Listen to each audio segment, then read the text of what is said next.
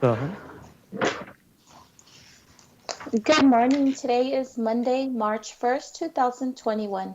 Commissioners Court is meeting in regular open session.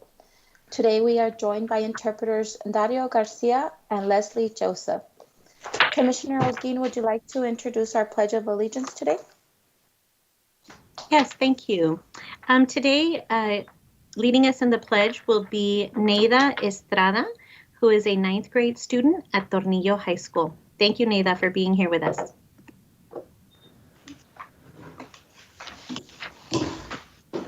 I pledge allegiance to the flag of the United States of America and to the republic for which it stands, one nation, under God, indivisible, with liberty and justice for all.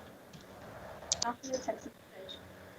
Honor the Texas Pledge, I pledge allegiance to Honor the Texas flag, I pledge allegiance to thee, Texas, one state, under God, one and indivisible. Thank you, Neida. Thank you for joining us. Have a great day, and you come from a great community, Tornillo, so thank you. Go ahead, Jessica. We now have an invocation by Friar Mario Serrano.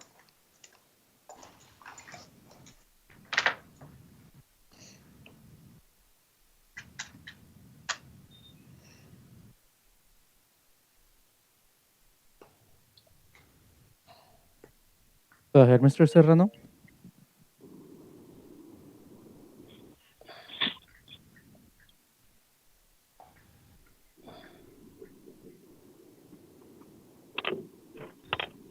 Jessica, you mentioned the title, or did you say Mr. Mario Serrano? Friar Mario Serrano. Friar Mario, okay. Go Thank you, ahead, Friar. Do I go ahead? Yes, please. Thank you, Friar. Yeah, I got disconnected there for a bit. So, okay. Oh, Holy One, leader of whose hearts are create in us leaders who our hearts are large enough to match the breaths of our own souls, and give us souls strong enough to follow the desire to carry out the common good and to seek your wisdom. In seeking the common good, let us seek more than development of ourselves. Through development, we hope for more than security for ourselves. Through security, we need more than satisfaction for our own desires and wants. So many things we do desire for all humanity. Give us the heart to choose good for all who work for the common good, to bring safety to the whole world. Give us leaders who lead this nation to virtue without seeking to impose our kind of virtue on the virtue of others. Give us insight, enough of ourselves to strengthen and to grow within our leadership and democracy.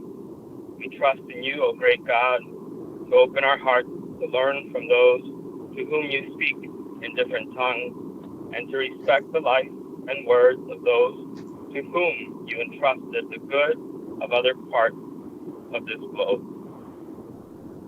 We ask you these things, great God, with minds open to your word and hearts that trust in your eternal care. Amen. Thank you, Friar Serrano. We really appreciate your time, and thank you for your words, and thank you for leading us off in this important week that's coming up for us. Thank you. Yes, thank you. Sorry for only being there vocally. Thank you. We always appreciate. Thank you. God bless. Bye-bye. Thank you. Okay. Item number 4 is the consent agenda composed of items 4A through 4W. Are there any items on the consent that members of the court would like to pull for further discussion? Commissioners?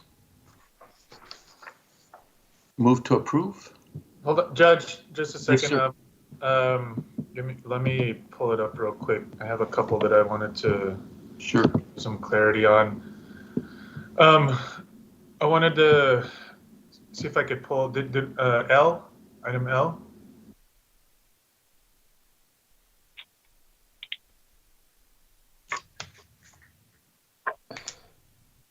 And I think that was it for me. Okay, thank you, Commissioner. Move to approve, and we'll wait for item L. Second.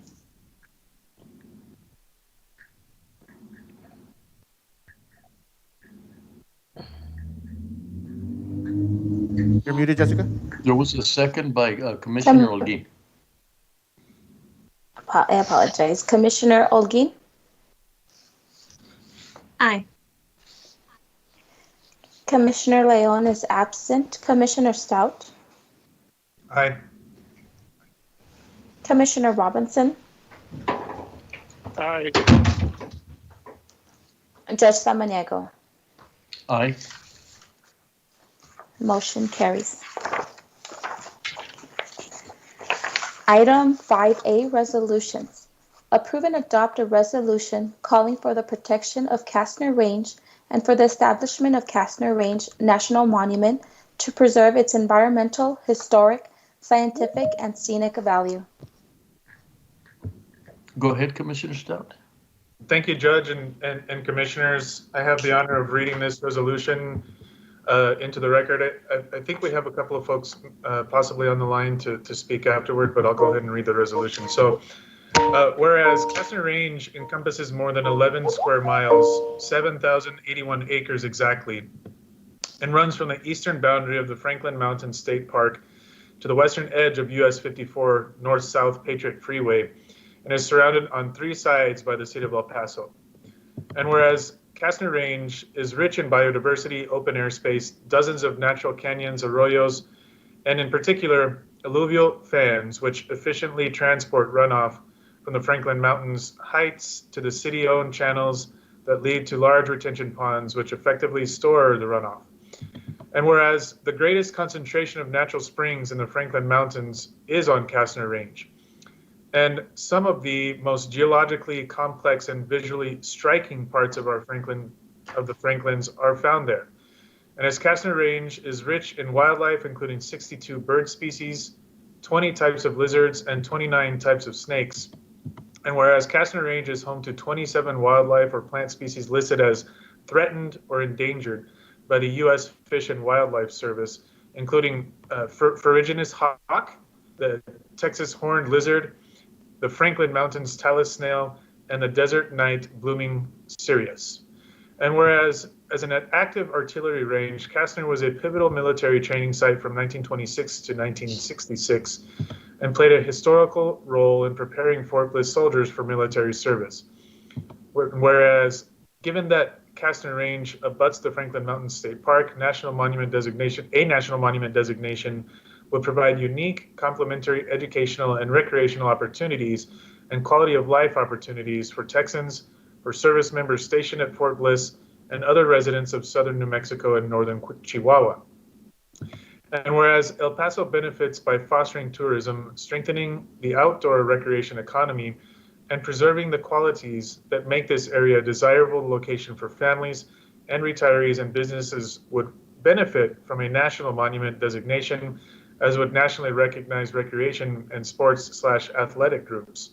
And whereas a Castner Range National Monument would protect historic sites, including petroglyphs and pictographs dating back 14,000 years to the Paleo-Indian, Archaic, and Historic Indian eras. And whereas the people and governments of the El Paso area have repeatedly and consistently demonstrated their support for preservation of Castner Range as a natural open space. Now, therefore, be it resolved by the El Paso County Judge and Commissioners Court that we are proud to call for the establishment of a Castner Range National Monument in order to preserve this highly important area within our region of environmental, historic, scientific, and scenic value for current and future generations, and that the County Commissioners Court requests that the President of the United States use his authority under the 1906 Antiquities Act to establish a Castner Range National Monument, signed this first day of March 2021.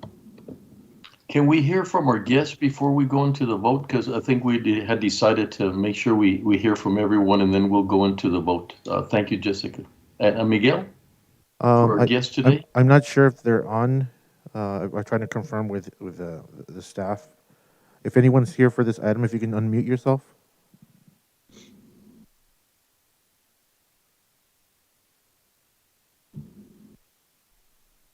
I don't believe we have anybody on for this item. Okay, thank you.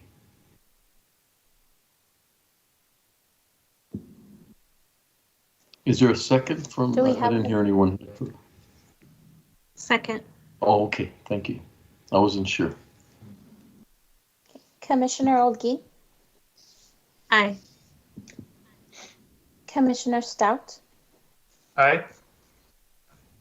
Commissioner Robinson, Aye. Judge Samaniego. Aye. Motion carries. Jessica, can I go over some items just to, we're going to go ahead and go into the executive session. After this, I was just waiting for the resolution to take place, and Jose has a lot of things that he needs to do in specifically to the particular item. And also just want to be able to, wanted to say this at the front end, but our community continues to be extremely moved by the death of our federal judge, Phil Martinez, and just a pouring out of individuals, and you know how difficult it was, especially that Phil was a great friend of Enrique Moreno, and Enrique Moreno will be, you know, as proposed, that he'll be our namesake on our courthouse, and so very proud of that. But the combination of the two has brought another compound impact on our community as we're going through. You know, we've gone through August 3rd, and you know we've gone through the pandemic situation. You know, a lot of confusion on the vaccine because you know lack of supply, and so we have a community that's really hurting out there in a lot of different ways. And so just wanted once again we were able to do that, to have a moment of peace of silence on Saturday. But I still think it deserves that just because we want our community to know that it's heartfelt for everyone and that we're in alignment with that, what they've gone through. So not only for Phil and for his family and his condolences, but also for our community. Just a moment of silence of regaining strength. We have a lot of stuff. We have things coming at us. We got the vaccine, trying to figure that out. We got potential variations of that might happen later on, and so we just want to reach out to the community. So this a moment of silence is really on the behalf of commissioners and myself to the rest of the community of going through such a difficult time, and then having this as a compound impact. So if you please indulge me and that we have a moment of silence. Thank you.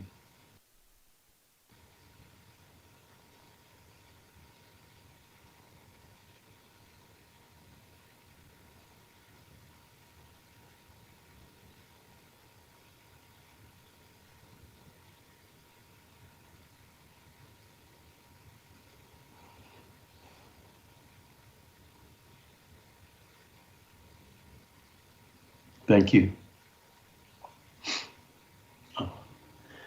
Okay, Jessica, Would you like- we'll would- move forward Yes, to the Judge. executive session, please. Would you like to take up all the items in executive?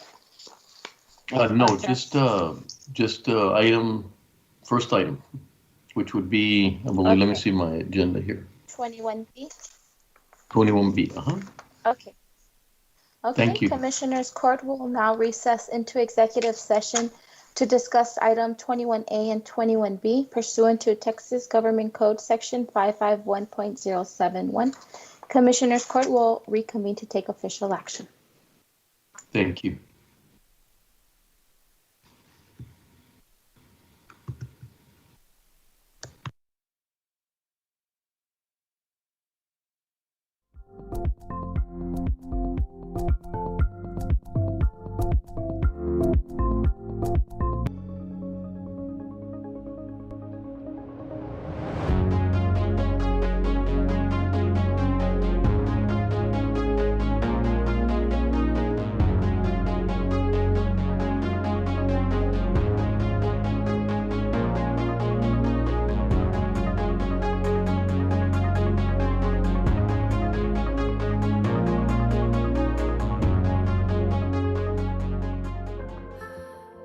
El Paso goes by many names. Sun City, 915. We are known for history, culture, food, and art.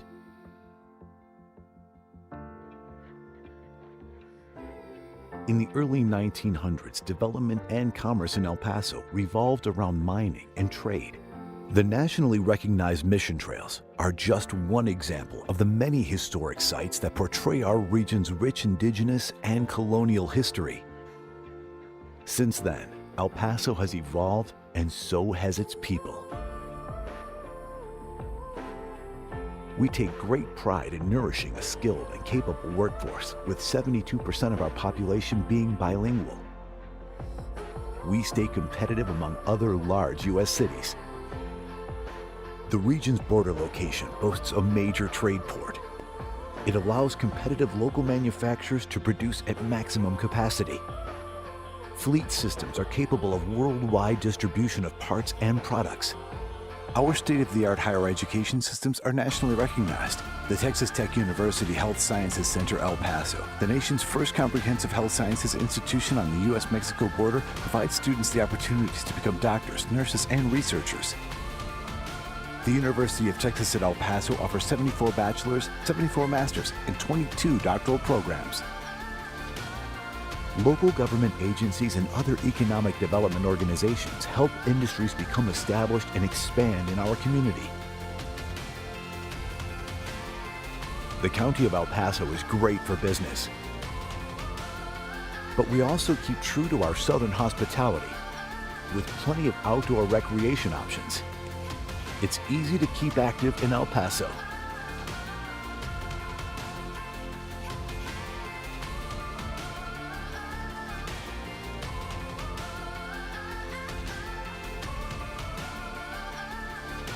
We are constantly looking for new industries interested in expansion. We want to offer our help and support in the process.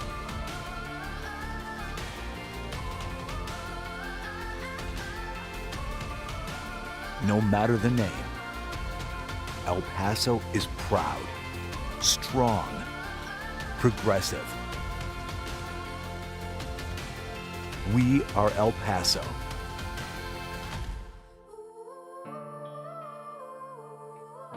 Come see what we can do together.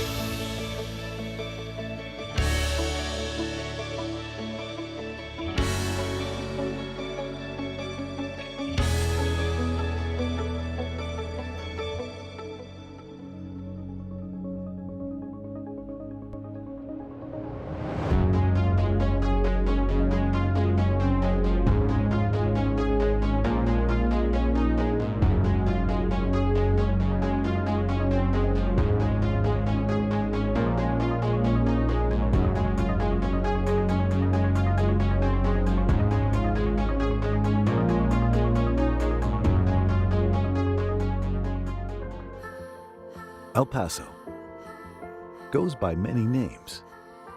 Sun City, 915. We are known for history, culture, food, and art.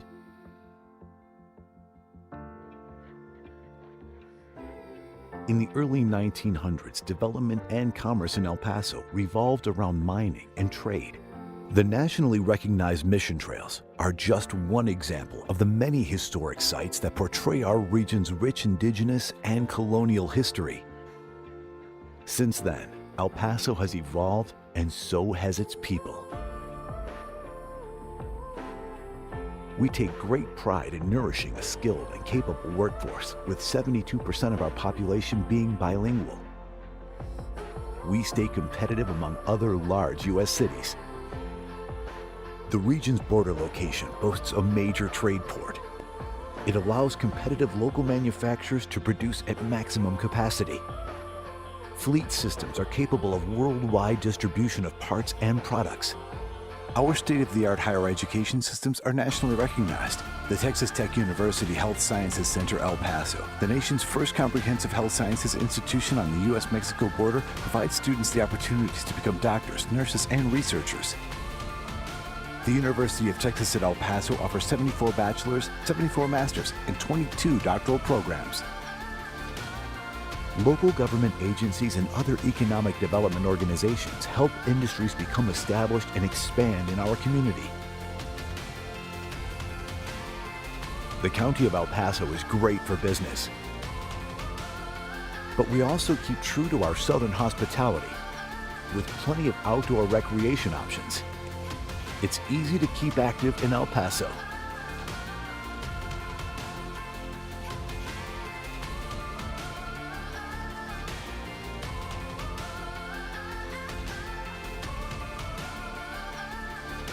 We are constantly looking for new industries interested in expansion. We want to offer our help and support in the process.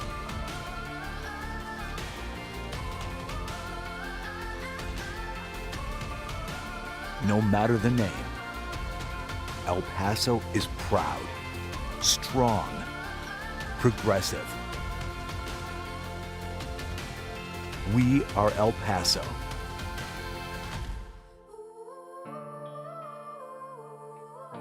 Come see what we can do together.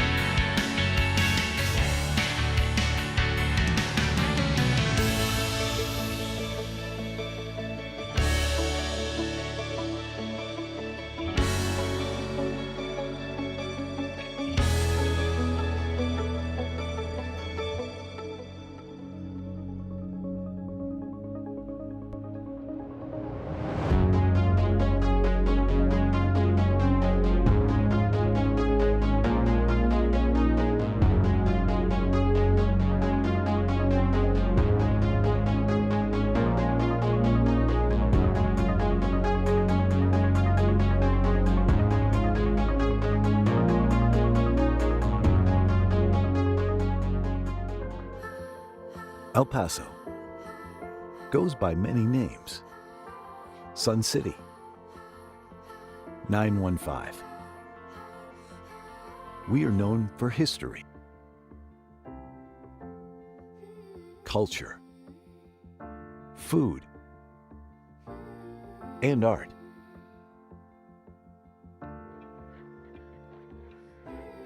In the early 1900s, development and commerce in El Paso revolved around mining and trade. The nationally recognized mission trails are just one example of the many historic sites that portray our region's rich indigenous and colonial history.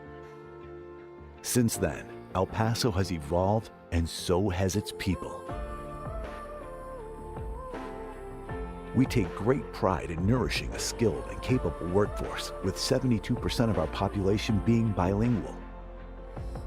We stay competitive among other large U.S. cities. The region's border location boasts a major trade port. It allows competitive local manufacturers to produce at maximum capacity. Fleet systems are capable of worldwide distribution of parts and products. Our state-of-the-art higher education systems are nationally recognized. The Texas Tech University Health Sciences Center El Paso, the nation's first comprehensive health sciences institution on the U.S.-Mexico border, provides students the opportunities to become doctors, nurses, and researchers. The University of Texas at El Paso offers 74 bachelor's, 74 master's, and 22 doctoral programs. Local government agencies and other economic development organizations help industries become established and expand in our community. The County of El Paso is great for business, but we also keep true to our southern hospitality with plenty of outdoor recreation options. It's easy to keep active in El Paso.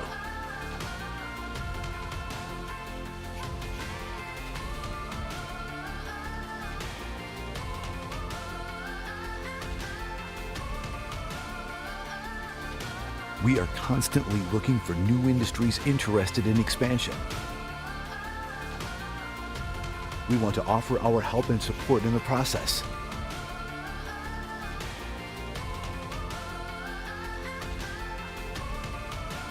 No matter the name, El Paso is proud, strong, progressive. We are El Paso.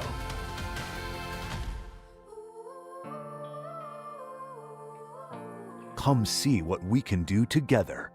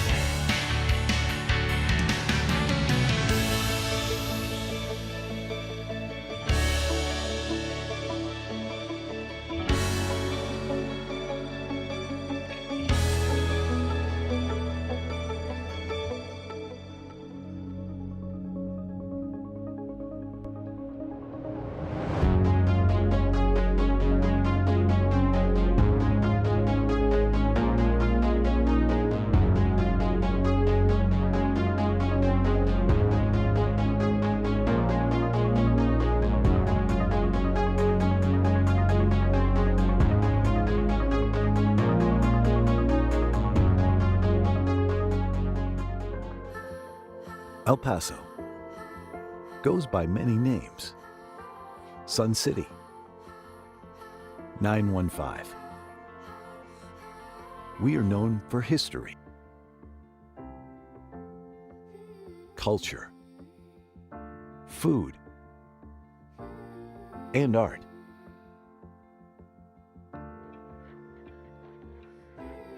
In the early 1900s, development and commerce in El Paso revolved around mining and trade. The nationally recognized mission trails are just one example of the many historic sites that portray our region's rich indigenous and colonial history. Since then, El Paso has evolved, and so has its people.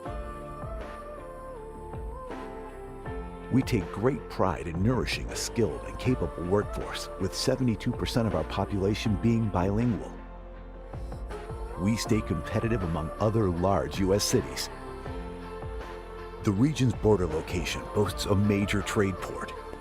It allows competitive local manufacturers to produce at maximum capacity. Fleet systems are capable of worldwide distribution of parts and products. Our state-of-the-art higher education systems are nationally recognized. The Texas Tech University Health Sciences Center El Paso, the nation's first comprehensive health sciences institution on the U.S.-Mexico border, provides students the opportunities to become doctors, nurses, and researchers. The University of Texas at El Paso offers 74 bachelor's, 74 master's, and 22 doctoral programs.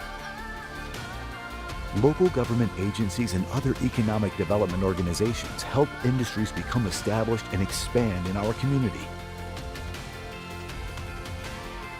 The County of El Paso is great for business, but we also keep true to our southern hospitality with plenty of outdoor recreation options. It's easy to keep active in El Paso.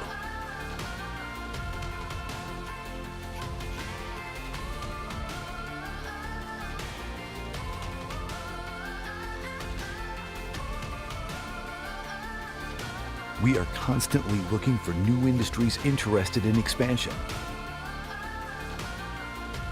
We want to offer our help and support in the process.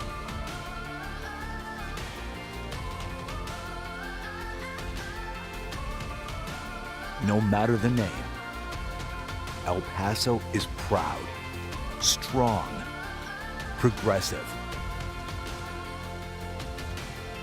We are El Paso.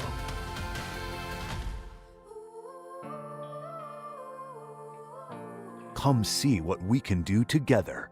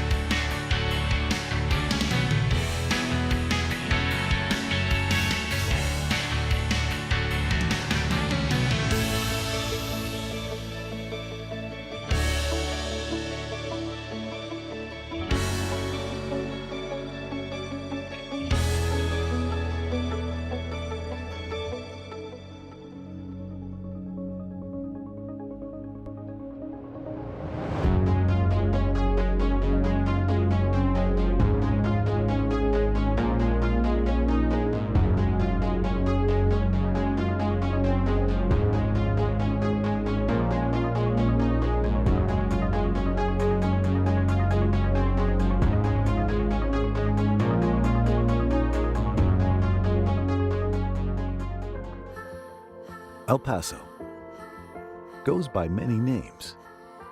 Sun City, 915. We are known for history,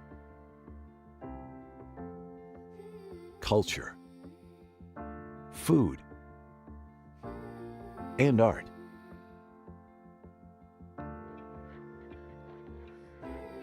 In the early 1900s, development and commerce in El Paso revolved around mining and trade.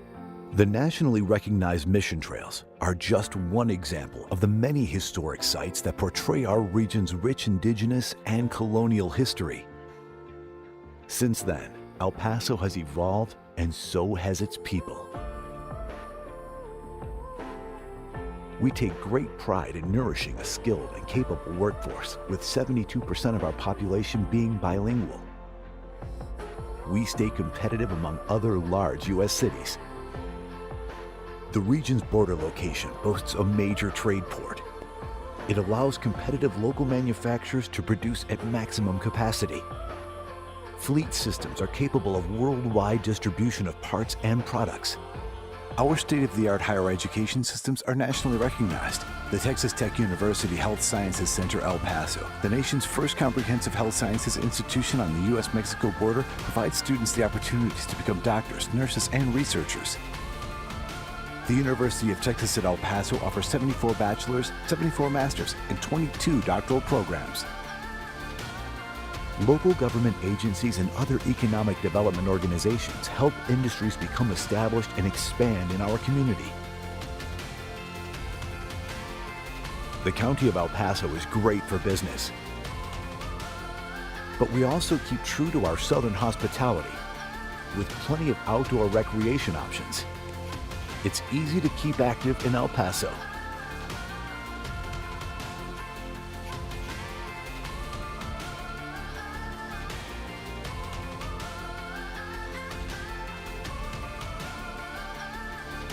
We are constantly looking for new industries interested in expansion. We want to offer our help and support in the process.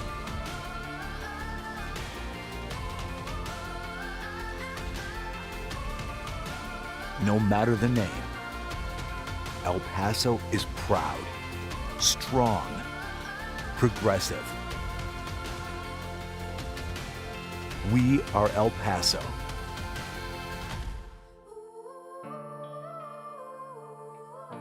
Come see what we can do together.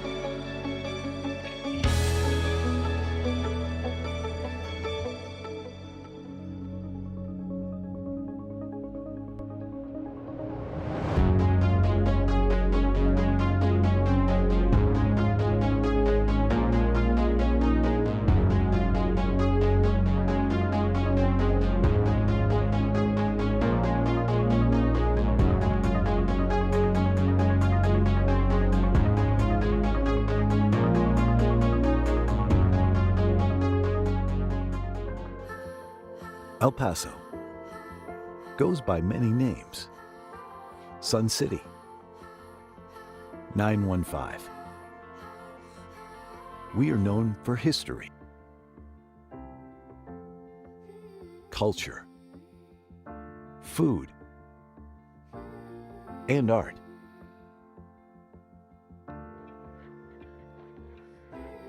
In the early 1900s, development and commerce in El Paso revolved around mining and trade. The nationally recognized mission trails are just one example of the many historic sites that portray our region's rich indigenous and colonial history.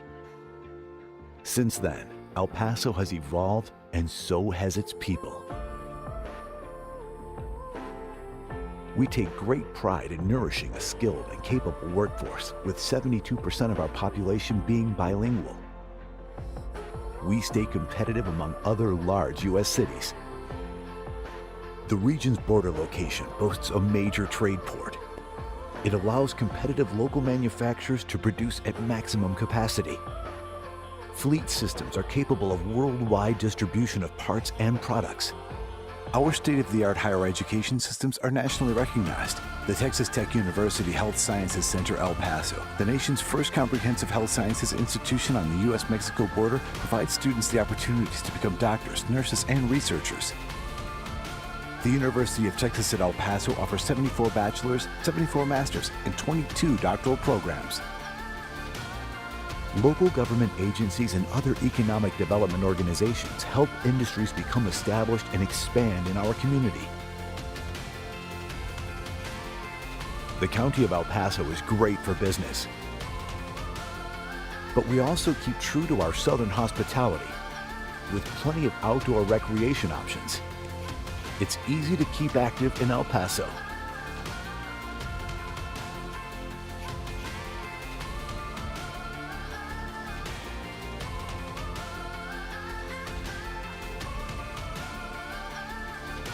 We are constantly looking for new industries interested in expansion. We want to offer our help and support in the process.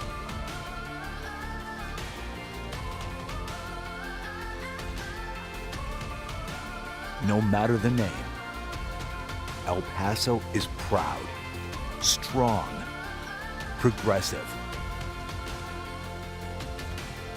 We are El Paso.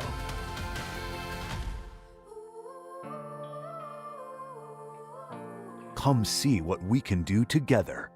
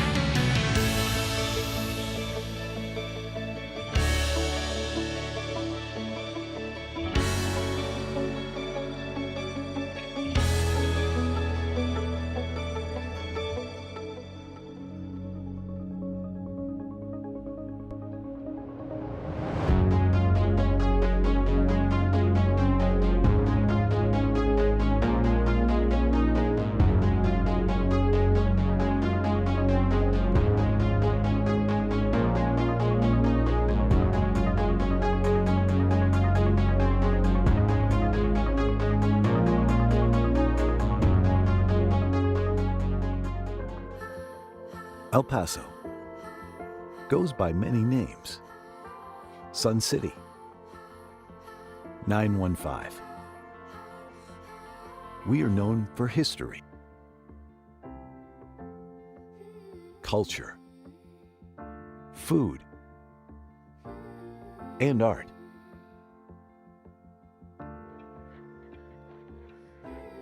In the early 1900s, development and commerce in El Paso revolved around mining and trade. The nationally recognized mission trails are just one example of the many historic sites that portray our region's rich indigenous and colonial history. Since then, El Paso has evolved, and so has its people. We take great pride in nourishing a skilled and capable workforce, with 72% of our population being bilingual. We stay competitive among other large U.S. cities. The region's border location boasts a major trade port. It allows competitive local manufacturers to produce at maximum capacity. Fleet systems are capable of worldwide distribution of parts and products. Our state-of-the-art higher education systems are nationally recognized. The Texas Tech University Health Sciences Center El Paso, the nation's first comprehensive health sciences institution on the U.S.-Mexico border, provides students the opportunities to become doctors, nurses, and researchers. The University of Texas at El Paso offers 74 bachelor's, 74 master's, and 22 doctoral programs. Local government agencies and other economic development organizations help industries become established and expand in our community. The County of El Paso is great for business, but we also keep true to our southern hospitality with plenty of outdoor recreation options. It's easy to keep active in El Paso.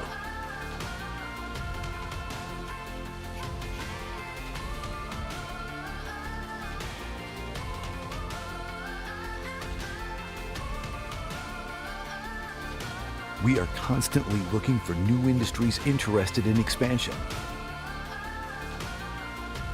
We want to offer our help and support in the process.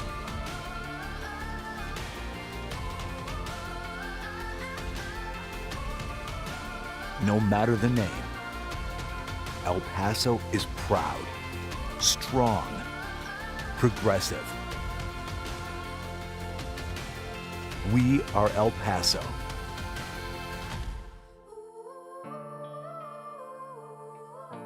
Come see what we can do together.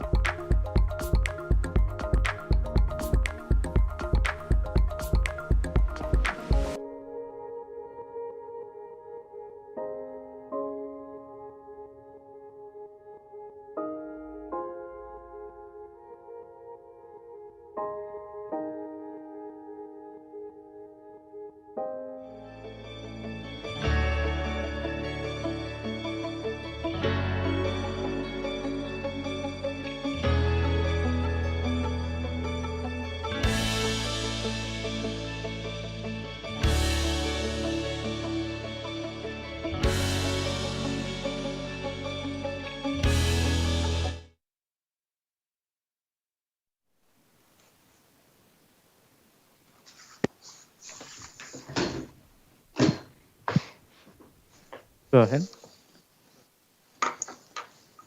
Commissioners Court has reconvened into a regular open session. For item number 22, discuss and take appropriate action regarding the El Paso County federal nomination package for the Downtown Historic District. Well, as most of you know, we did have our public meeting on Saturday, and we have met with other individuals. So we were able to discuss that with Commissioners Court on executive session. We had to talk about the different options, and it is the consensus of the court to continue moving forward with the nomination package at this time, so there will be no action. Okay, no action for item number 22. Judge, would you like to go back to the regular order of the agenda? Please, whatever, we've got our lunch coming up, so whatever fits in more appropriately. So I think I know we have our Chief Rodriguez and Chief Agustino there, so if you don't mind getting to them first. So that would be on that item, and then we would be able to move accordingly. Well, I'm sorry, no, I apologize. I just saw Judge Morales. Yes, we have Judge Ruben Morales here for a council update. He has court after lunch, so I don't know if he could take his item now.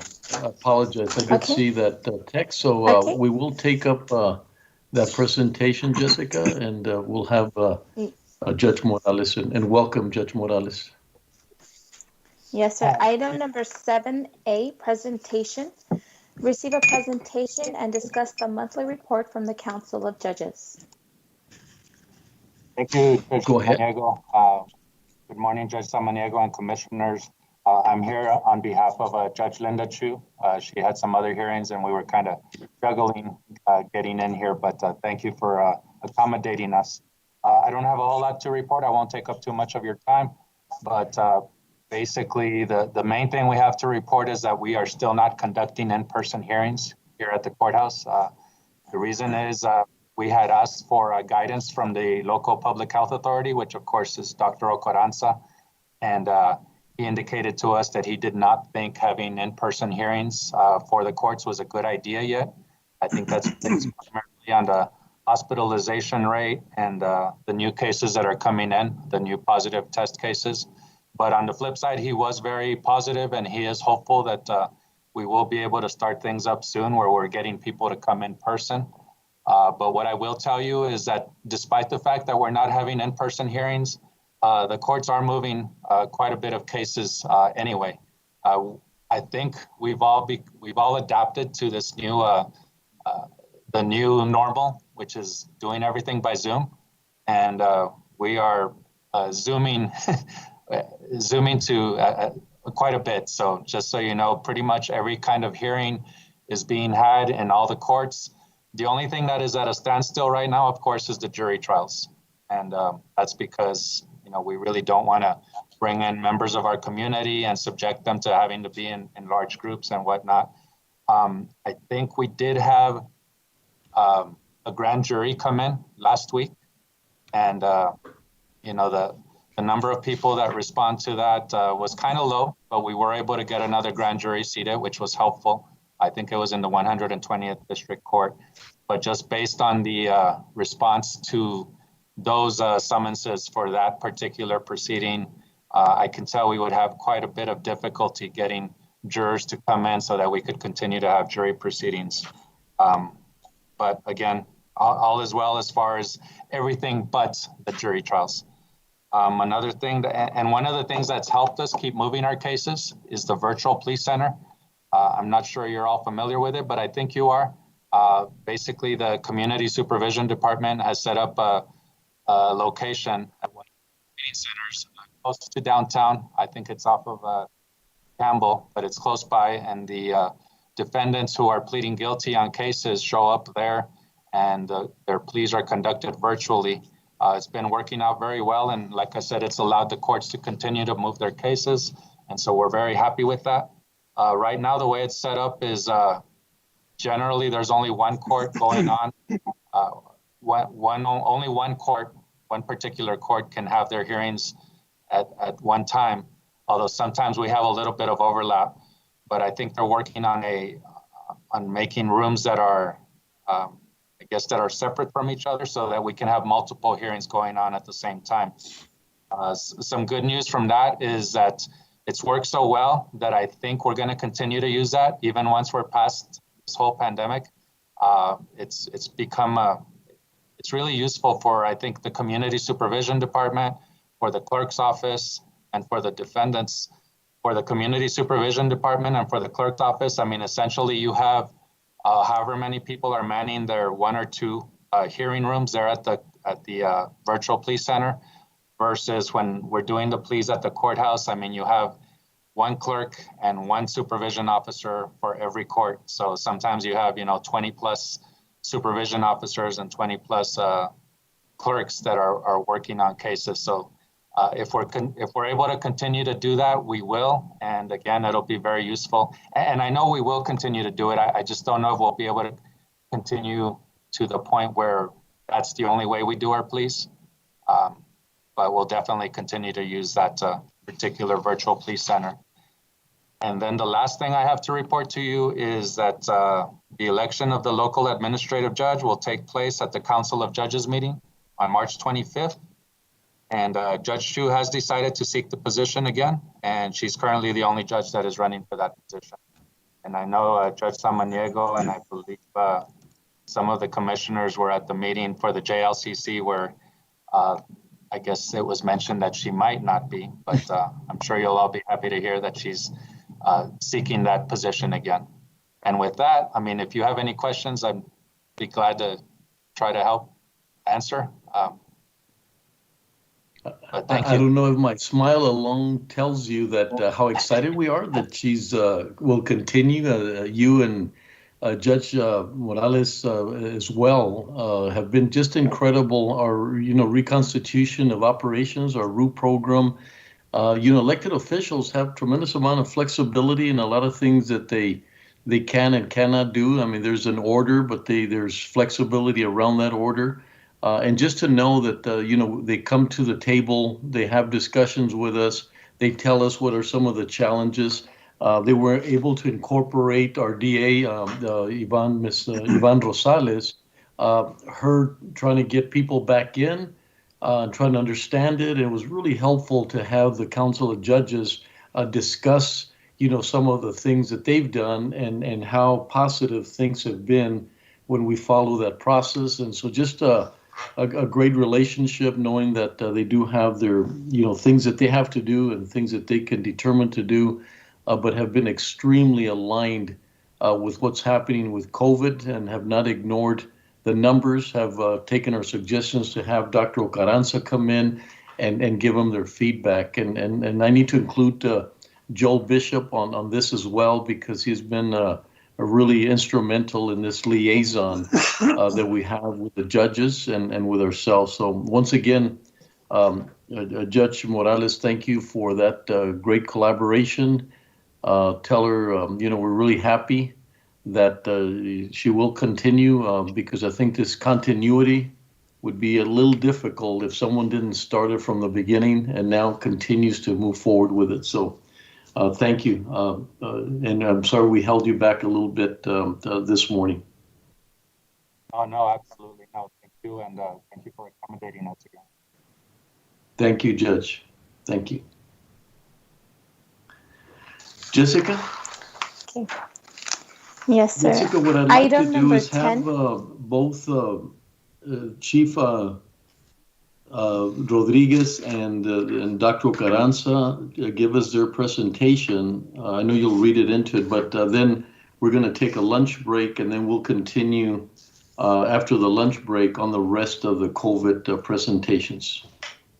Judge, we also have one brief item, number 8, with a couple of executives from Project Amistad. I think Jose could get that through that very quickly. Whether we do it now or maybe right after this, it's up to you. Well, no, whatever. I just don't like people waiting, so I'd like to let's accommodate them, go into the 2 presentations, and then we'll go to lunch at that point. So would love to hear from Project Amistad. And Judge, I'm sorry, did we say whether we had anyone signed up for public comment? Because I don't think, have we addressed that already? I thought we did, Jessica? No, item number 6 is public comment. We do not have anybody signed up for item number 6, so there will be no action for. Okay, thank you for getting it on the public comment. record. We will have Commissioner Holguin. Thank you. we will have some for item 8. 2 persons for item 8. Okay, go ahead, Jessica. Okay. We'll continue. Yes, sir. Item number 8, County Administration. Approve and authorize the county judge to sign the first amendment to the transportation agreement with Project Amistad to provide general on-demand, non-medical emergency transportation for individuals in the community to reduce the transmission of COVID-19. Funding in an amount not to exceed $45,000 is available in G-COVID 2020 emergency allocations. Further authorize the transfer of funds from G-COVID 2020 emergency allocations to G-COVID 2020 transport, contract number 2021-0154. And we do have a couple of guests signed up to speak on this comment, on this item. Excellent. Joel, go ahead. Good morning. Jose Landeros will be presenting on this item. Jose? Good morning, Okay, Judge Jose. Commissioner Jose Landeros, with the Director of Planning and Development. The item is to authorize an amendment to the existing arrangement and agreement we have with Project Amistad.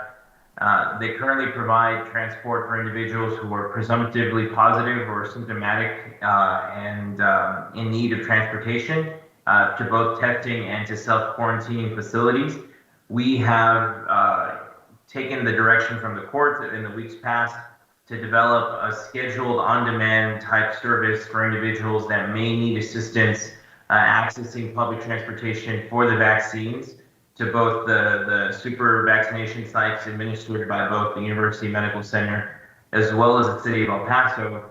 In addition, because of the change in the processing of migrant protocols here on the U.S.-Mexico border, we also feel that this contract could be used to help provide a lot of the critical transportation needs that will be necessary in support of nonprofits who are managing and providing respite to these individuals here in the community. So this contract amendment actually captures both of those uses. It does require the county to, in most cases, provide a minimum of 24-hour notice.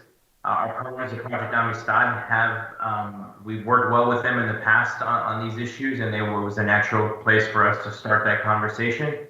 The county attorney's office has reviewed this and actually turned this contract amendment around in a very short amount of time. So our thanks to them for working so diligently. But they've also indicated, because of the fact that this helps to mitigate the spread of the virus, it is CARES Act eligible, and that is the intended funding source for this project. I do believe that Ms.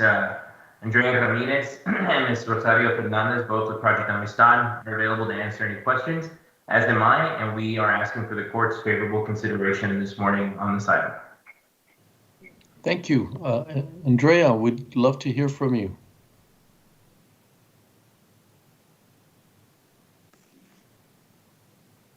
Good morning, Judge. This is Rosario Fernandez. I think Andrea was maybe trying to log in. But yes, this is something that we've been working with Mr. Jose Landeros. We're very optimistic that if the county approves this amendment, that we would be able to provide this much needed services to the community. We have the capacity, our infrastructure is in place. All of our drivers have been properly trained on how to don and doff with personal protective equipment. Nonetheless, we are ready to provide the service and very eager to collaborate with the county on this. Thank you, Rosario. And I just want to make the comment that we've had a great partnership with your organization. I know on the specific things where you've jumped in over and above what you had to do, and took care of some situations with refugees and COVID situations. And I got to see from Andrea how you take care and the cleanliness and the hygiene of the vehicles and how you prepare the drivers. And so I'm very impressed at everything that you've done over and above a lot of times. So I'm sure that the court feels a similar way, that it's been a great partnership. So just wanted to comment that. I don't know if Andrea was able to get on the line. I don't want to keep her out of this presentation, but Rosario, thank you so much for being available. Thank you, Judge. Andrea? I don't think that she's on, Judge. Okay. Well, I think I already spoke for her, so in a sense, because I do have we have a great relationship, and she's always open to a call and being able to say, hey, can you do this? And tries to do it the best possible. One of the things, Jose, I'm very glad, because I don't think in the backup, it wasn't very specific on this demand. Really makes me feel a lot better, because it didn't explain a little bit on the vaccine component. And that's, I think, we're moving forward. We really want to make sure that we could get individuals to take the vaccine. When we reach out to them, we identify them, and they're a situation they can't get to the vaccine. If we don't have that component, it's going to be really difficult and challenging for us. We can identify all we want, but if we can't get that person to the right place, or the mobile units to align properly. So this on demand, I think, is going to be very helpful. That it does cover the vaccine. I know they did a lot for the testing component of that, taking people to get tested, and now the vaccine, and obviously the refugees. I think those are the three sort of pillars that we need: the refugee assistance or migrant assistance, the vaccine assistance, and the continued on the testing, because I think testing is going to be a big component. Although individuals are thinking, while getting the vaccine, maybe the testing isn't that important, but it definitely is. And we're going to find, as Dr. Fauci is saying, that testing will have to continue for us to identify not only this variation, or there's any changes in the variation. That testing will be able to begin to tell us if we're having that challenge in our community. So are you comfortable, Rosario, with those three kinds of demands on you? Yes, we reviewed it and we're very comfortable. Okay, thank you, Rosario. Okay, Jose, back to you. Great, and Judge, just to speak to your point, with the consolidation of resources in terms of vaccination registration between the city and the county, working on coordinating transportation for individuals who is necessary, I think is going to be a much more streamlined process, where it can just be a question that is asked of the registrant at the time that they're pursuing their information, or even the information that's pushed out to them in terms of email and text message and phone call. So we'll be coordinating closely with the city's Department of Public Health to ensure that people who need the vaccine or who need transportation for that service can be notified, and then that way that helps accommodate the scheduling needs of the Amistad, to make sure that the program is as successful as it can be. Okay, thank you. Thank you. There was a motion by Commissioner Stout. Second? Judge, did you want to hear public comment on this item? Oh, I'm sorry. I apologize. I thought you meant we just had two guests. Yeah, go ahead, please. The first person that we have signed up is Nicolas Natividad. Go ahead, Natividad. Good morning. Judge Samaniego and Commissioners, my name is Dr. Nicholas. Hello? Can you hear me? Go ahead. Okay. My name is Dr. Nicholas Natividad. I'm a professor of criminal justice in New Mexico State University, board member of Hope Water Institute, and a member of the Frontera Welcome Coalition. As we've seen last Friday, our community once again began providing hospitality to asylum seekers for the first time in 2 years. In that time, the migrant protection protocols, more commonly known as the Remain in Mexico policy, forced asylum-seeking families and individuals to navigate a punitive immigration system from situations of insecurity in northern Mexico. While our community has a rich history of providing hospitality, its reception is unique due to the added complexities of COVID pandemic, as well as how the nature of the program and how it's winding down. Since the vast majority of these families will not be in government custody, the agencies, as we all know, have historically provided transportation from the port of entry to Annunciation House, but that support is no longer there. So this is why I'm actually calling in, because of the deepened partnership between the county and Project Amistad is essential, especially right now. Our community has deep wisdom and expertise in both hospitality and COVID mitigation. We just need additional resources to ensure the safe, orderly, and humane welcome we wish all to see. So I ask that you continue with your humanitarian support and approve this contract amendment. Thank you. Thank you, Dr. Natividad. Thank you. It's always a pleasure to have you and have your insights. I am looking into a situation that on this past weekend, we were getting non-MPP individuals coming in. So we have to be very concerned that previous, what happened previous was getting more than we thought we were going to get. And so transportation obviously is going to be extremely important as we move forward. So thank you for your comments. Go ahead, Miguel. Our next the next person individual we have signed up is Melissa Lopez. Go ahead, Melissa. Good morning, Judge Samaniego and commissioners. This is Melissa Lopez. I am the Executive Director of Diocesan Migrant and Refugee Services, and also a member of the Frontera Welcome Commission. I'm calling to ask you to vote in support of this amendment. I had the privilege of being both in Juarez and then on the bridge to receive the first 25 refugees who had previously been forced to wait in Mexico under the Remain in Mexico policy, and having transportation readily available that was safe, especially given the attention that's been placed on them in the last few days, because of the excitement for the program was really, really important. The drivers for Project Amistad really helped us ensure the safety of those individuals. And so, with COVID and just the attention and all of the suffering that these refugees have already been through, we feel like it's really critical that Project Amistad continue to provide this much needed service. And so again, I would ask for your support of this amendment. Thank you. Thank you.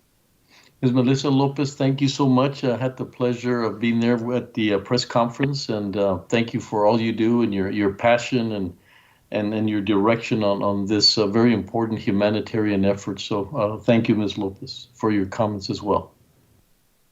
Thank you so much, Judge. That is all the public Go comments ahead. we had. That's all the public comment we had, Judge. Okay, and we have I think we have a motion for Commissioner Stout and a second from Commissioner Holguin. Okay. Commissioner Holguin. Aye. Commissioner Stout. Aye. Commissioner Robinson. Aye. Judge Samaniego. Aye. Motion carries. Thank you, Judge, Commissioners. Thank you, Jose. Thank you, Joel. Okay. We'll go ahead and move on to item number 10. Discuss and take appropriate action regarding El Paso County's preparation and response for COVID-19. Judge and Commissioners, we also have Jacob Centron on the line, along with Dr. Ocaranza and Chief Rodriguez. So we can take whichever one you would like first. Maybe we want to start with Chief or Dr. O and Chief Rodriguez. Yeah. Okay. Not that Jacob can just wait, but we just flipped a coin and it sort of came out that way, so nobody gets upset. Go ahead, Dr. Ocaranza, and then we have the chief, and then we'll have Jacob Centron. Thank you very much, Judge, Commissioners. Thank you for giving us the opportunity to give an update on the COVID-19. And we've been working very closely, as Judge Morales said, with all the courts, even on the rural areas as well. We provided the support that they really needed. It is encouraging to see a declining trend on the positive cases, and those have continued. The cases in the month of February, to give an example, have declined about 32% from February 1st to February 24th. And our positivity rate now is at 5%. We continue to see a low demand for testing, but as you mentioned, Judge and Dr. Fauci, the testing should continue because people cannot let the guard down, and we need to continue staying in isolation or quarantine, especially those that are exhibiting symptoms. We are doing very good, but we cannot take that as a winning battle. We still have the virus among ourselves, and we need to continue protecting those that haven't received the vaccine and that are still considered susceptible, especially those that are most vulnerable. The hospitalizations continue to see a downward trend. And again, from February 1st to February 24th, we see a change of 13% on the hospitalizations. And I was very happy to see that we have today slightly less than 15% on the hospitalizations. So if we continue to see this trend, and for more than 7 days, we will see some of the restrictions are going to be eased according to the governor's orders. The asymptomatics continue to increase slowly, but increases. Now it's at 16%.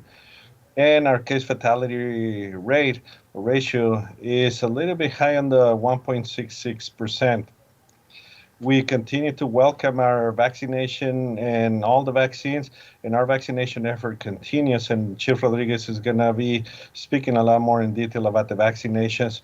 We still see some of the variants going around the country, but if we continue our vaccination efforts, we're not going to be as susceptible to have those variants to be spreading around our community and our country as well. It was with great pleasure to see how the new vaccine from Johnson & Johnson was approved, given emergency use authorization by the FDA, and also approval by the ACIP, which is the Advisory Committee on Immunization Practices, which is another of the regulatory organisms from the CDC that discusses the safety, the efficacy, and other benefits that some of the vaccine or the product that they're going to be recommending is going to be having the positive effects on the recommendations. So with that, I will hand it over to Chief Rodriguez, and I'll be happy to answer any questions if there's any questions. Thank you, Dr. Ocaranza. Appreciate all your help and the educational component that we get every time you're with us. Thank you. Go ahead, Chief Rodriguez. Thank you, Judge. Thank you, Dr. Ocaranza. And good morning, Judge and Commissioners. I'll be brief on my points. Just a quick overview on the vaccination front. All other operational areas continue as far as testing and compliance and fatality management and epidemiology. All those efforts are still ongoing. But to touch on the vaccination, so at this point, we have been allocated 226,000, a little over 226,000 vaccines to El Paso County for our most recent allocation for week 11.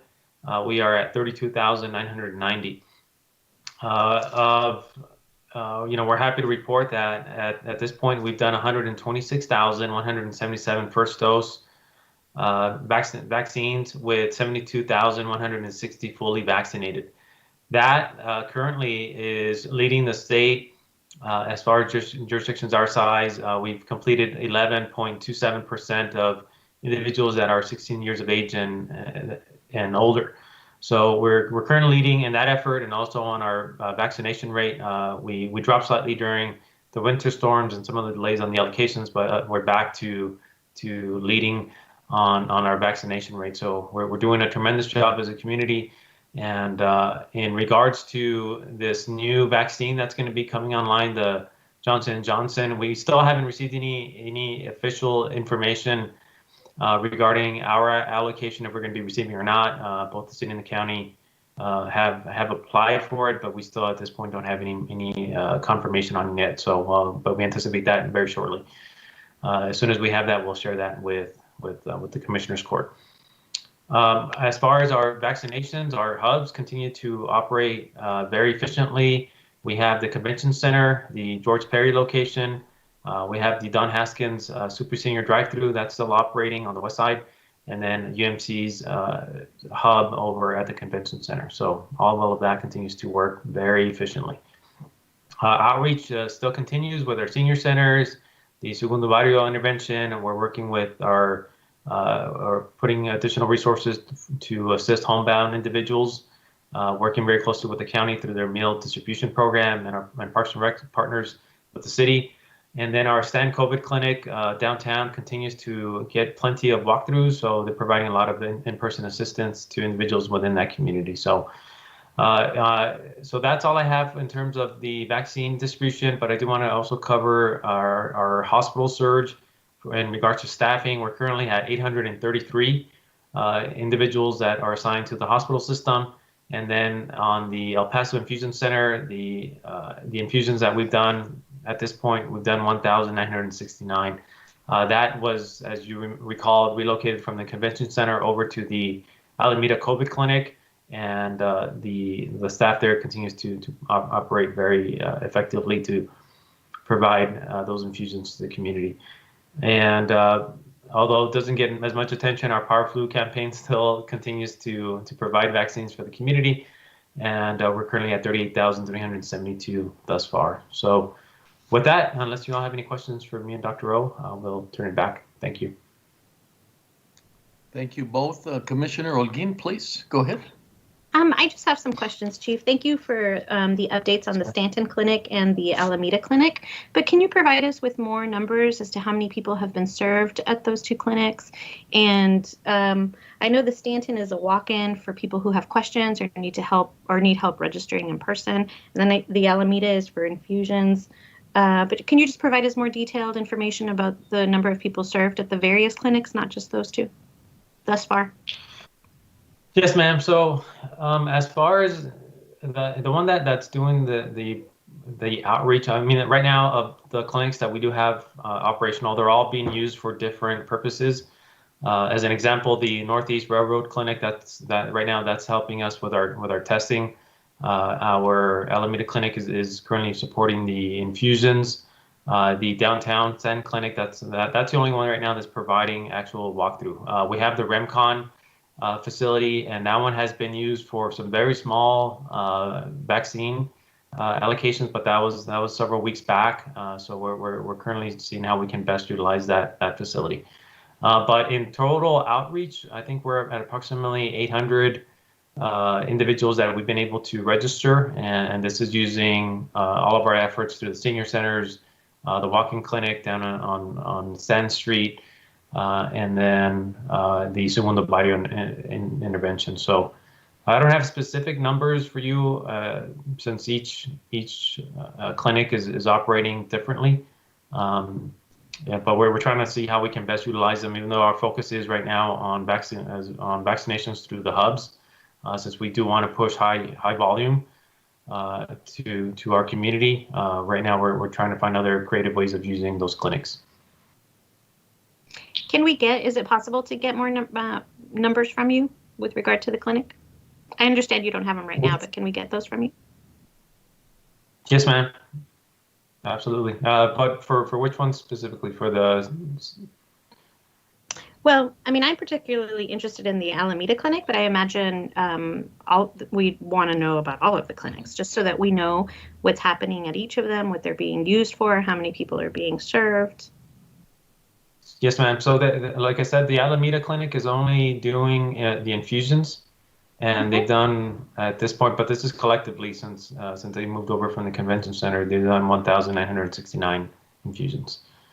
And then I'll get you key numbers on the Stand Clinic, since that's the only one that's open to the public at this point. And you said the Northeast Clinic was that was being used for testing, you said? Yes, ma'am. Yes, ma'am. That is we're doing all of our cluster testing and additional testing that comes in through our epidemiology for persons under investigation. So that's still covering a small portion of the testing that we're still doing from the city side. Okay. Yes, I mean, it would be very helpful to me if I could get a more detailed breakdown of just the number of people being served at each of the clinics and what each of the clinics are doing. I still hope that we can consider, or that you can consider, moving vaccinations. I know the hubs are important and high volume is important, but still I feel like these clinics are located in different parts of the county where we can address this issue that we constantly have, just about accessibility to people that live more, far removed from the hubs. So that's why I'm interested in just seeing how many people are being served with the clinics right now, and hopefully that can maybe in the future evolve into discussions about having vaccinations be done at all of the clinics. Yes, ma'am. Especially And that is the demand plan. increases in That these is the plan. clinics, That was then the we can original. support it. We're seeing that they're showing up and we're not reaching them. Yeah, you're right. I mean, it's a puzzle of so many components, and I think that's one of the key ones. Go ahead, Chief. I'm sorry, I didn't mean to interrupt you. No, absolutely. That was the original intent for the clinics, was for them to provide vaccines, but with this change of moving over to the hub, we have to shift our resources to address the high volume. So, but that we have every intent to as soon our allocations continue to increase, that we'll start utilizing those for vaccine. But yes, ma'am, we'll get you some numbers. Absolutely. Thank you. Thank you, Chief. Okay, Chief and Dr. Carranza, thank you very much for your presentations. Really appreciate that. Thank you. Go ahead, Jessica. We're gonna. Thank you, Judge. Sorry for the delay. Judge, would you like to go to Jacob Cintron? Yes, Okay. Welcome, That's for Jacob. this item as well. Yeah. You're muted. You're muted on your end, Jacob. If you want to unmute the phone.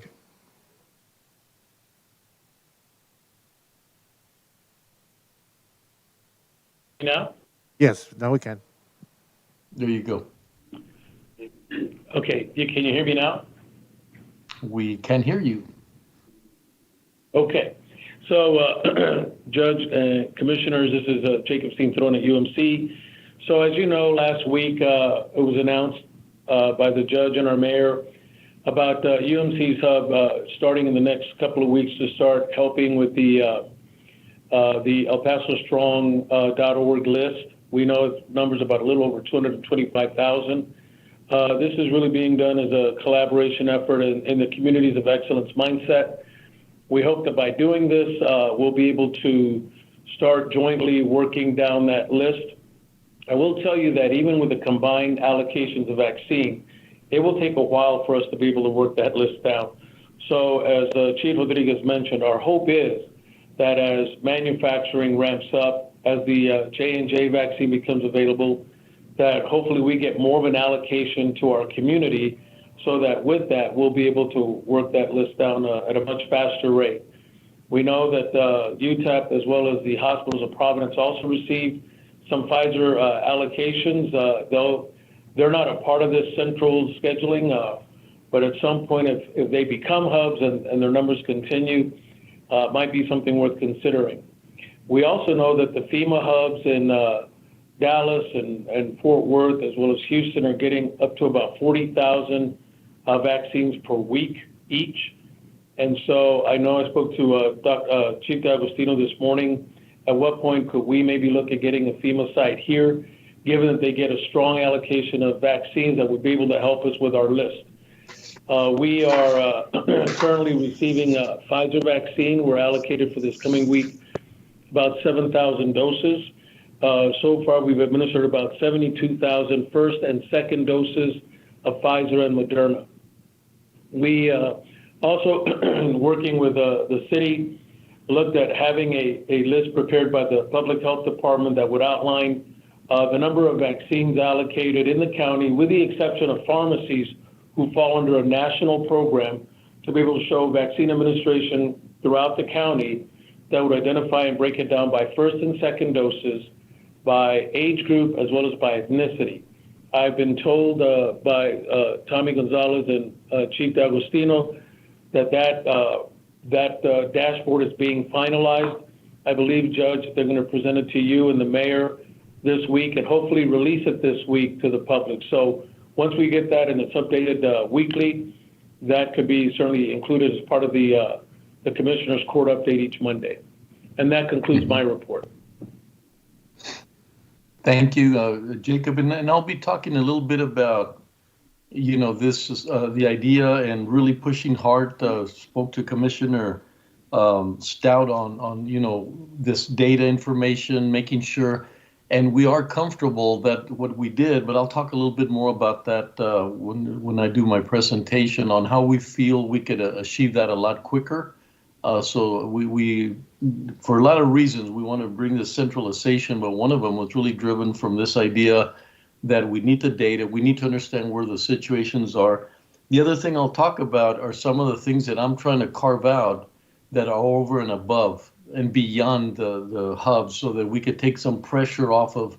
We found out, and I'll talk about it, the veterans are giving to their own veterans. If they go through the veteran system, that they can get their both first and second shots. And so we're beginning to see that there's opportunities to do a lot of over and above and take away from this core of what we thought was 200,000 is really much less than that, because people were registering at different places. And plus, once they got their shot, they didn't unregister from that. So we got a lot of, that's why we gave the 2-week notice that we have a lot to do between now and 2 weeks when we do this centralization between UMC and the city and work on this list. So a lot of work to do, but I think it's headed in the right direction. And Jacob, thank you for helping us sort of understand what do we need to do before we get there. And I know you still have you're going to have open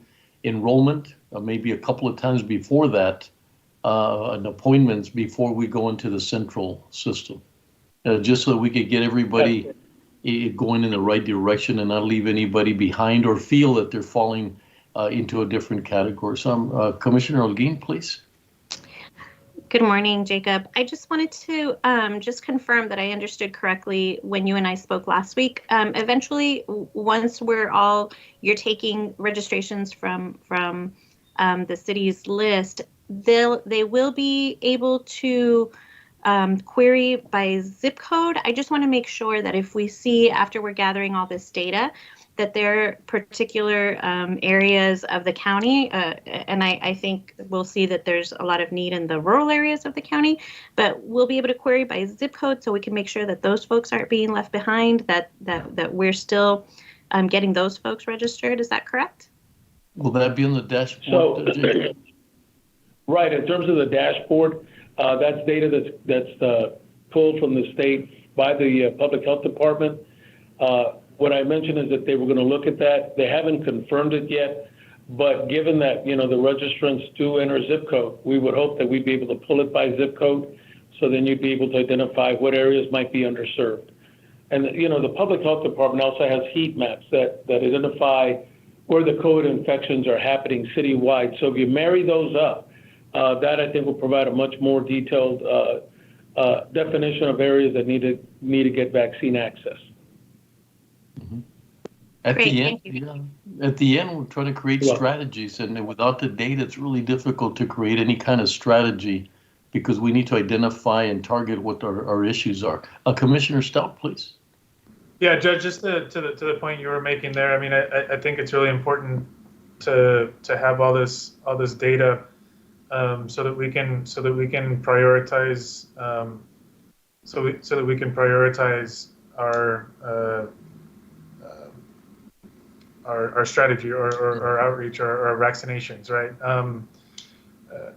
One question I have, and I don't know if Chief Rodriguez is still on or not, but so once UMC and the city, I guess, combine joint forces, are we going to the major point of access is still going to be through a web portal? Did we lose Chief Rodriguez? There you go. Thank you, Chief. I'm here. Hi, Commissioner. Just to make sure I understand your question correctly, so you're asking if the primary means of individuals to access the vaccination will be through our current website portal? Yes, sir. That's correct. So we're not going to see a significant change on the access point. We'll be utilizing the epvaccine.org website, or .com website, excuse me. And the registration process that we've had in place for some months now will remain, so that there won't be any other route that they'll have to chase down to access it. Okay, so Chief, I think that means you have to have access to broadband or internet to be able to sign up. Oh, sorry, Jacob. I'm sorry. Anyway, Go I ahead, think Jacob. the concern If really you gonna wanted be- to respond to that, go ahead, Jacob. I would say that if I understand Commissioner Stout's question, the concern is going to be for those that don't have access to a computer and that may need help in terms of being able to register for the vaccine. Now, I know you have a large waiting list that will take some time for us to work down. And I know at UMC we were targeting, like super seniors. We were also allowing call-ins. And so perhaps part of the thing that we need to look at is, the beauty of your process, Chief Rodriguez, is we're able to, as I understand it, if we wanted to pull a slice of those that are in your list that are over the age of 80, over the age of 75, we could actually pull that, and that's very beneficial in your system. The thing that we probably need to look at is how do we address individuals that are may not have family members that can access them and get them registered online, to be able to use some of the methods, be it a call-in method that they could register themselves. Yes, sir. And we've had that process in place, and thank you for clarifying that, Jacob. So we currently have our hotline. So if individuals have any issues with registering via the internet, they can call our 212-6843 hotline number, and someone can help assist them with the registration.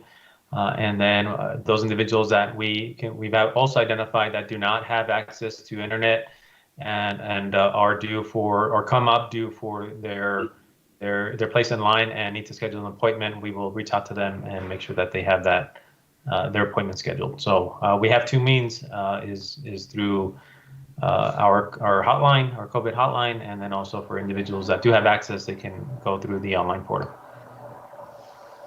Okay, and then Thank you. Go ahead, Jacob. Did you have something else that you wanted to add? No, I'm just hoping I think that's what you were leading to. No, that was it. Thank you. Okay. Yeah, so that's good. I think we need to really let the public know that there is that phone number that they can call in and utilize that to be able to access registration for the vaccine. And I'd advocate for doing along the lines of what Jacob was talking about. We've had conversations about it in the past. Utilizing the data that we have, overlaying that with where we have higher instances of COVID outbreaks and higher levels of COVID transmission, and then really taking the limited amount of vaccine that we have and prioritizing it for the most vulnerable populations, whether it's the folks that are over 6, start with the folks that are the most vulnerable, 80, and then go down to 70, and then go down to 60, and knock those out first. Because I keep hearing anecdotes, and and we saw a news report the other day of a completely healthy 22-year-old young woman that was getting her second vaccine, and to be able to, I think, keep some of that from happening. I think it's important for us to take that data and use a data-driven strategy to knock out the most vulnerable populations first, and then go down the line. It's hard. I know we want to do things as efficiently as possible, and we've been great at doing that, but we can't, in my opinion, sacrifice the equity for having it making sure things that we're number one in the state for efficiency. And I think that there's ways that we can still continue to be very, very competitive when we look at other communities in the state and keep up with that efficiency. If we have the data there, we just pull the data and say, hey, you know what, we're going to give, or UMC is going to be receiving 6,000 vaccines. Let's take those 6,000 vaccines and and put them in the arms of the folks that are 80 and above, and then we knock it out that way. I mean, I would definitely advocate for that, just to make sure that equity is not sacrificed. Exactly. Thank you, Commissioner.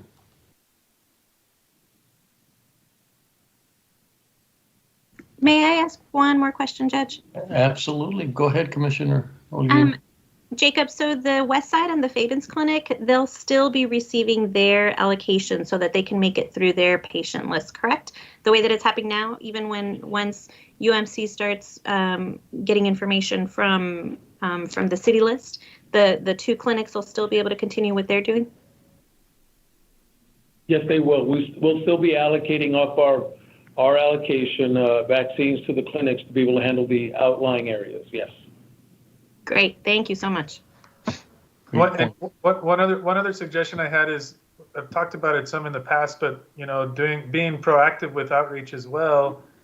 I mean, I know that we're working with the Paso del Norte Health Foundation and the promotoras are putting out information, but maybe we can use a texting system where we can target those areas that have been underserved, target those areas where you have large COVID outbreak, but not a lot of folks that have been vaccinated yet, and do some geofencing and send out text messages to those areas and say, listen, you may not be aware that there's a vaccine, you may not be aware that you're eligible at this point in time.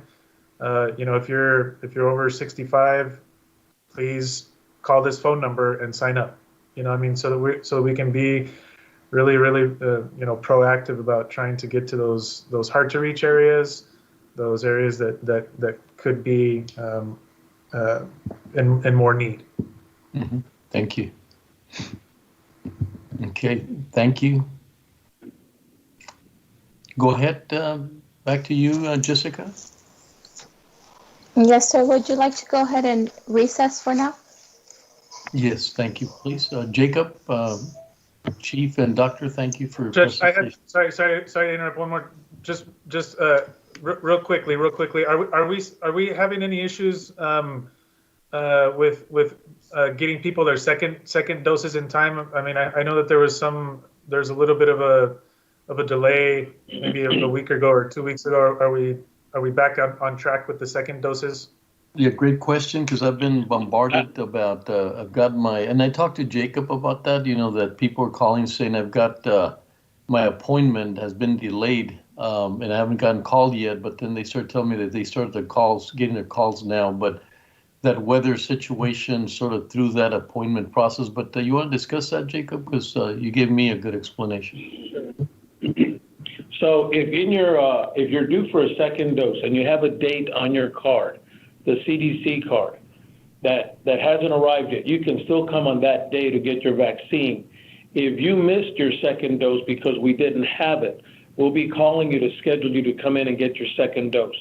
So last week, we received enough the second dose, so we're wrapping those up over the next few days. We are getting additional second dose vaccines for this coming week as well. So that issue, at least as of this week, has been resolved.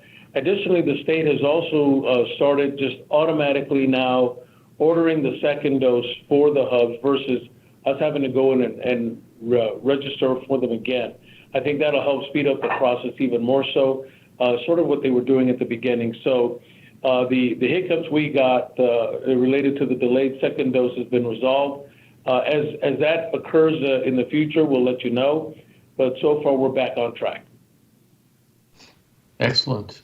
And if I can comment on the city side, same thing. With the exception is for those individuals that have a date on their card, we are requesting them to not show up to the George Perry location for their second dose.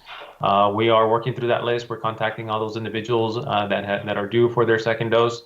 So if they have not received a phone call from us, they can contact the 212-6843 hotline number, and somebody can assist them on scheduling their second dose appointment. So we're making every attempt to contact everyone, but if anybody has not been contacted and they're already due for their second dose, they can contact the 212-6843 number, and someone will help schedule their appointment.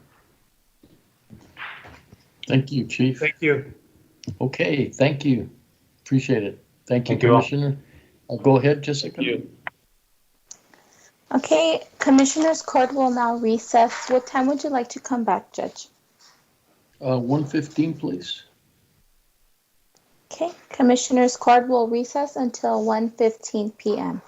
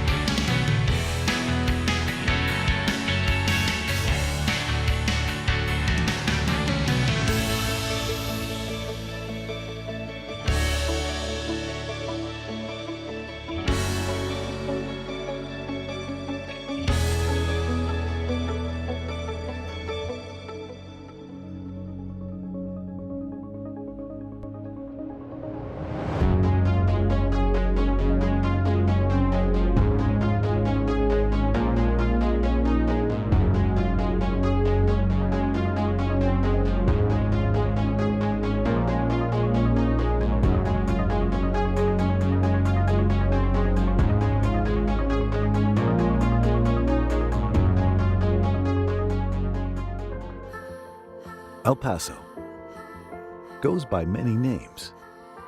Sun City, 915. We are known for history, culture, food, and art.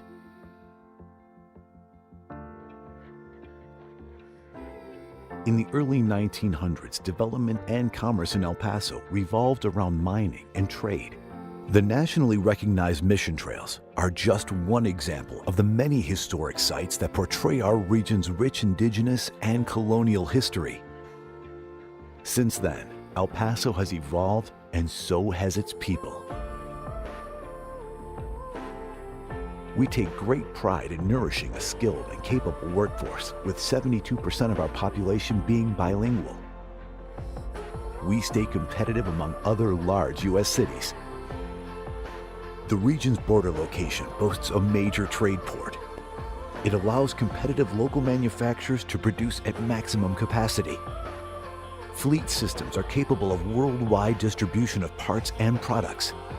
Our state-of-the-art higher education systems are nationally recognized. The Texas Tech University Health Sciences Center El Paso, the nation's first comprehensive health sciences institution on the U.S.-Mexico border, provides students the opportunities to become doctors, nurses, and researchers. The University of Texas at El Paso offers 74 bachelor's, 74 master's, and 22 doctoral programs. Local government agencies and other economic development organizations help industries become established and expand in our community.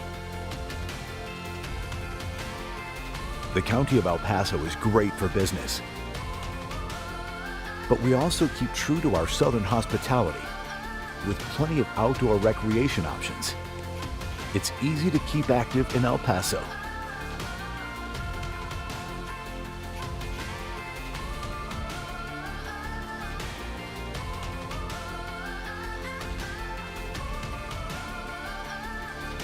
We are constantly looking for new industries interested in expansion. We want to offer our help and support in the process.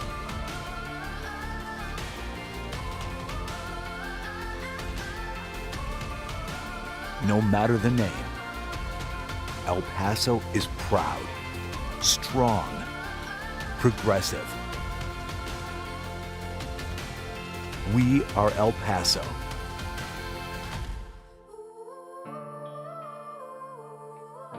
Come see what we can do together.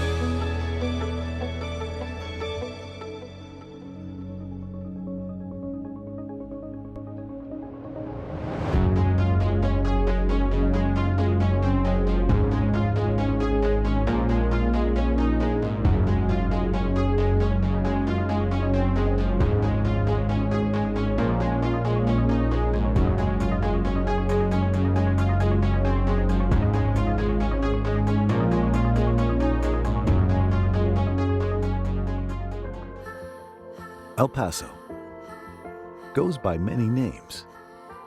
Sun City, 915. We are known for history,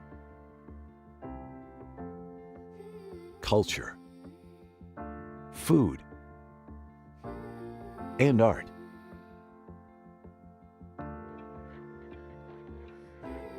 In the early 1900s, development and commerce in El Paso revolved around mining and trade. The nationally recognized mission trails are just one example of the many historic sites that portray our region's rich indigenous and colonial history. Since then, El Paso has evolved, and so has its people. We take great pride in nourishing a skilled and capable workforce, with 72% of our population being bilingual. We stay competitive among other large U.S. cities. The region's border location boasts a major trade port. It allows competitive local manufacturers to produce at maximum capacity. Fleet systems are capable of worldwide distribution of parts and products. Our state-of-the-art higher education systems are nationally recognized. The Texas Tech University Health Sciences Center El Paso, the nation's first comprehensive health sciences institution on the U.S.-Mexico border, provides students the opportunities to become doctors, nurses, and researchers. The University of Texas at El Paso offers 74 bachelor's, 74 master's, and 22 doctoral programs.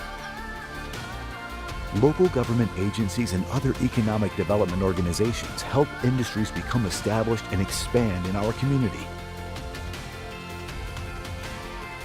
The County of El Paso is great for business, but we also keep true to our southern hospitality with plenty of outdoor recreation options. It's easy to keep active in El Paso.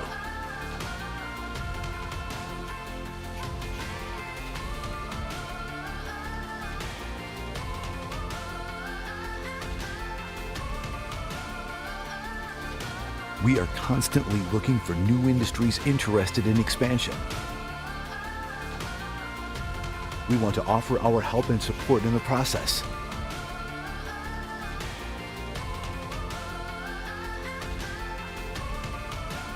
No matter the name, El Paso is proud, strong, progressive. We are El Paso.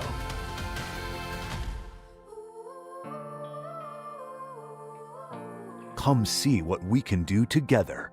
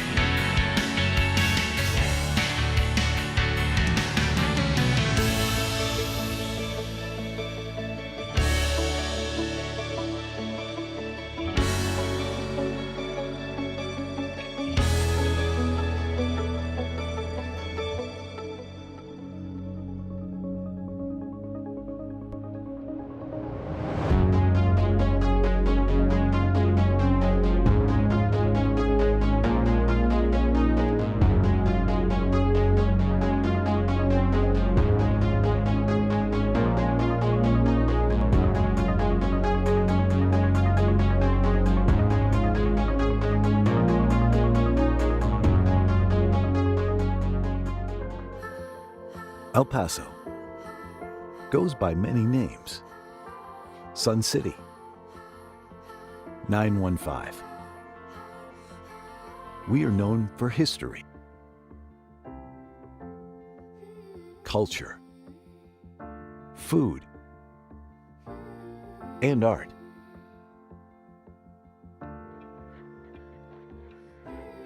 In the early 1900s, development and commerce in El Paso revolved around mining and trade. The nationally recognized mission trails are just one example of the many historic sites that portray our region's rich indigenous and colonial history. Since then, El Paso has evolved, and so has its people. We take great pride in nourishing a skilled and capable workforce, with 72% of our population being bilingual. We stay competitive among other large U.S. cities. The region's border location boasts a major trade port. It allows competitive local manufacturers to produce at maximum capacity.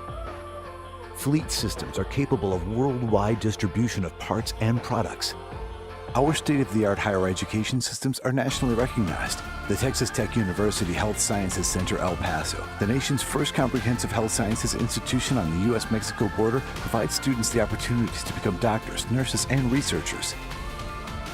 The University of Texas at El Paso offers 74 bachelor's, 74 master's, and 22 doctoral programs.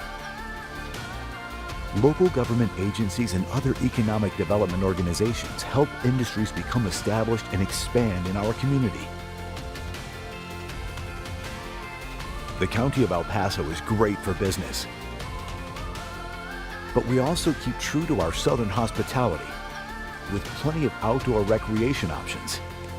It's easy to keep active in El Paso.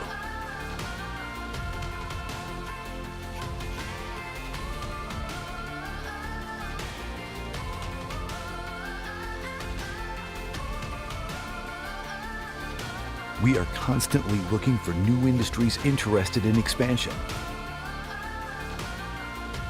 We want to offer our help and support in the process.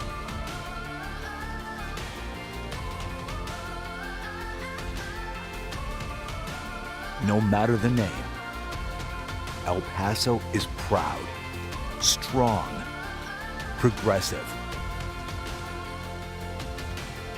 We are El Paso.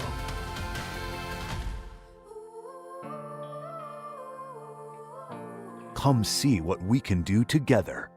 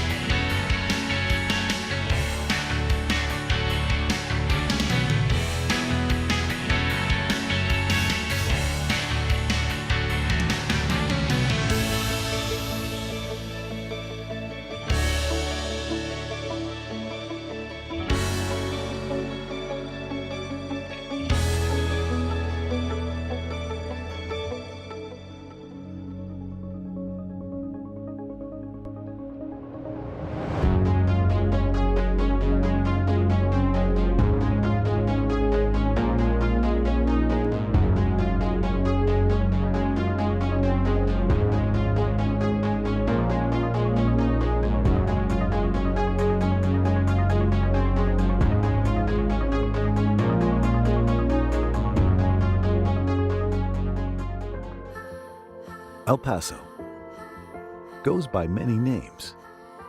Sun City, 915. We are known for history,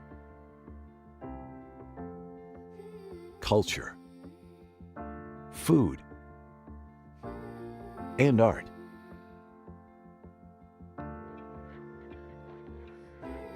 In the early 1900s, development and commerce in El Paso revolved around mining and trade. The nationally recognized mission trails are just one example of the many historic sites that portray our region's rich indigenous and colonial history. Since then, El Paso has evolved, and so has its people. We take great pride in nourishing a skilled and capable workforce, with 72% of our population being bilingual. We stay competitive among other large U.S. cities. The region's border location boasts a major trade port. It allows competitive local manufacturers to produce at maximum capacity. Fleet systems are capable of worldwide distribution of parts and products. Our state-of-the-art higher education systems are nationally recognized. The Texas Tech University Health Sciences Center El Paso, the nation's first comprehensive health sciences institution on the U.S.-Mexico border, provides students the opportunities to become doctors, nurses, and researchers. The University of Texas at El Paso offers 74 bachelor's, 74 master's, and 22 doctoral programs. Local government agencies and other economic development organizations help industries become established and expand in our community. The County of El Paso is great for business, but we also keep true to our southern hospitality with plenty of outdoor recreation options. It's easy to keep active in El Paso.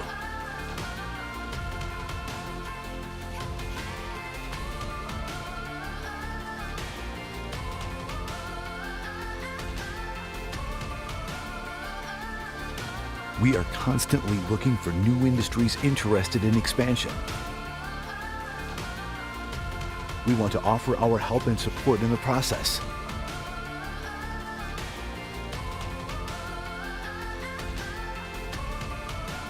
No matter the name, El Paso is proud, strong, progressive. We are El Paso.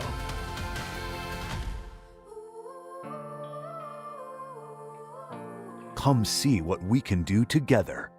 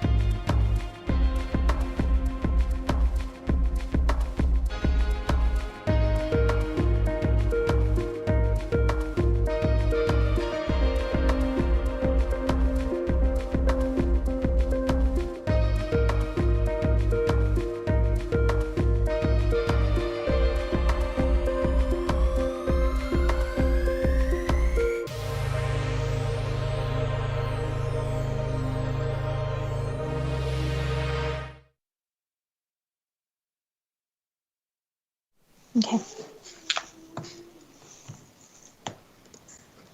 Go ahead. Commissioners Court has reconvened into regular open session. Would you go ahead and, would you like to go ahead and start off back up with item number 10, Judge? No, Jessica, I've got, I want to accommodate Jose. He's got some commitment, and so I'd like to accommodate him so he could get going on that. And it's item number 13 first, and then we'll go to the individual, see if anybody has anything COVID related on that item, and then we'll go back to the regular session. Yes, sir. Item number 13 from Economic Development. Discuss and take appropriation action regarding the development of a micro enterprise technical assistance program to be managed by Project Vida as part of the county's financial assistance for safety, technology, and economic resilience program.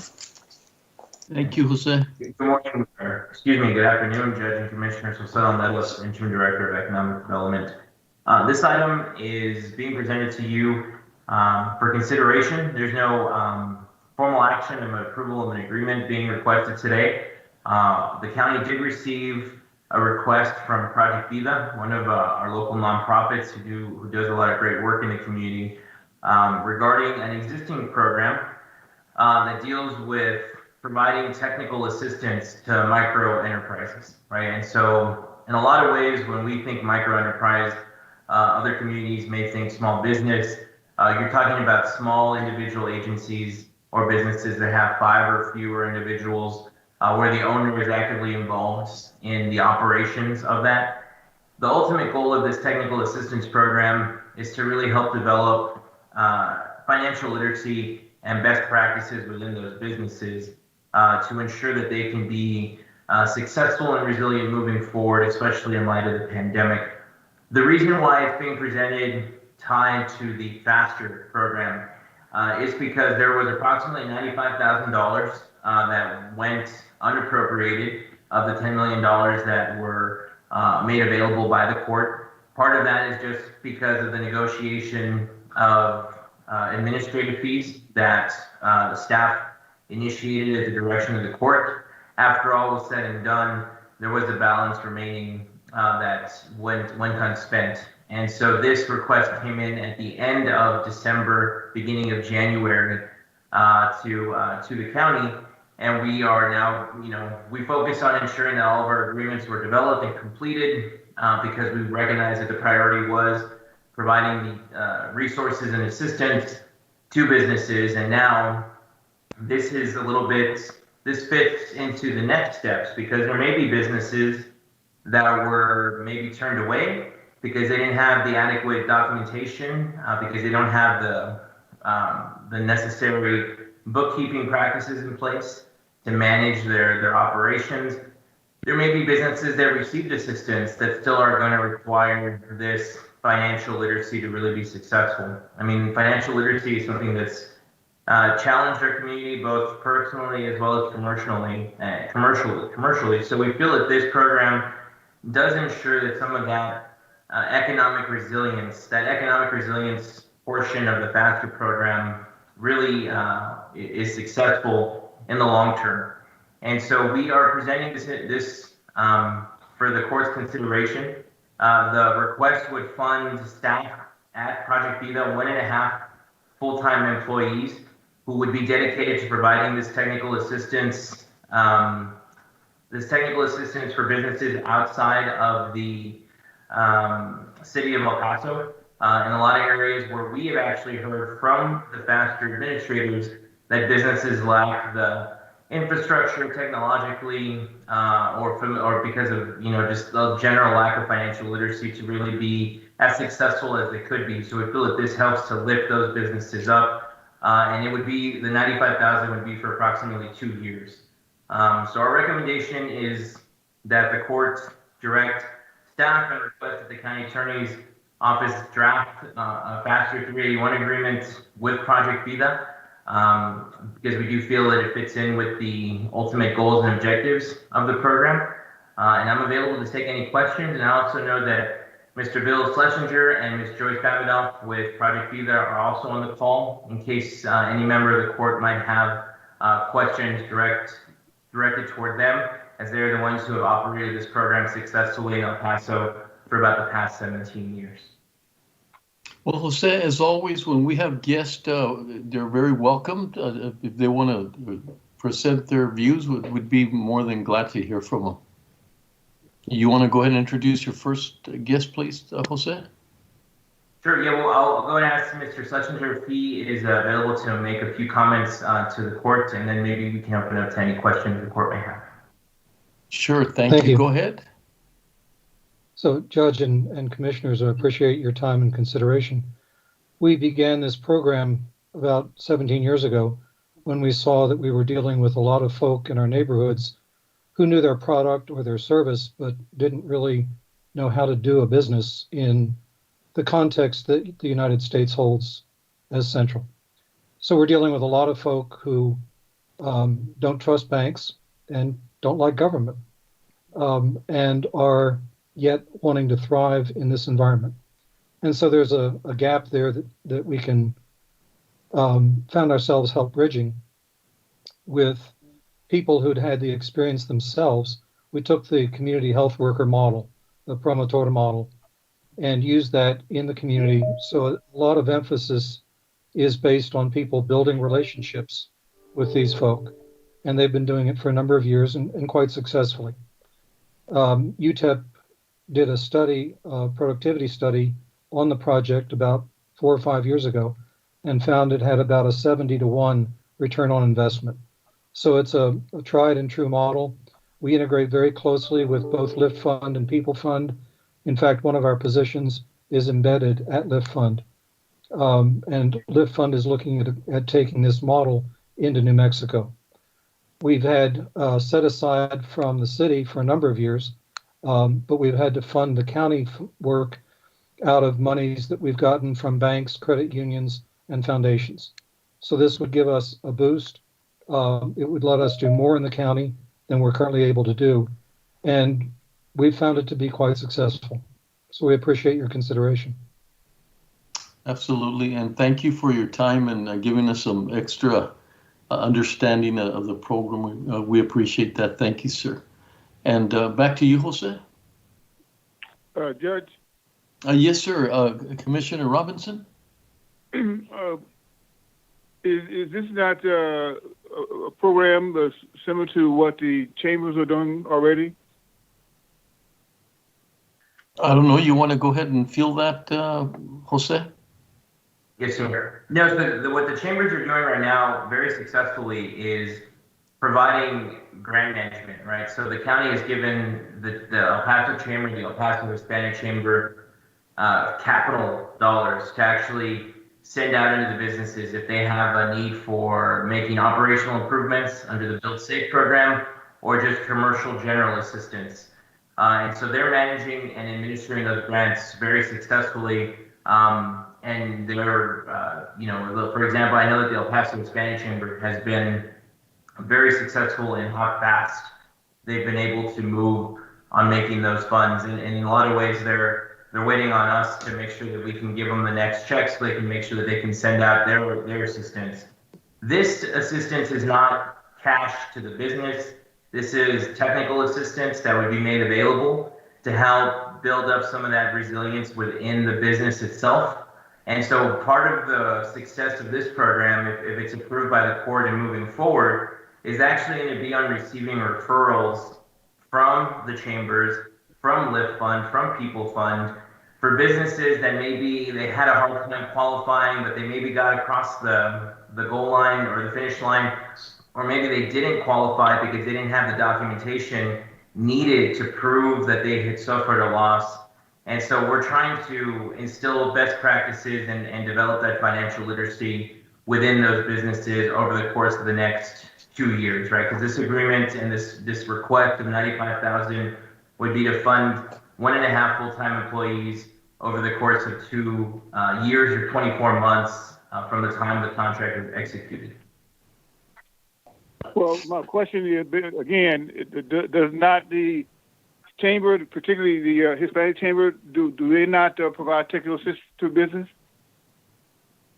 So let me speak briefly to this because we've worked with the Hispanic Chamber, as you know, Commissioner, for many years. We deal with a different population. Most of the folk that we're dealing with are monolingual Spanish speakers.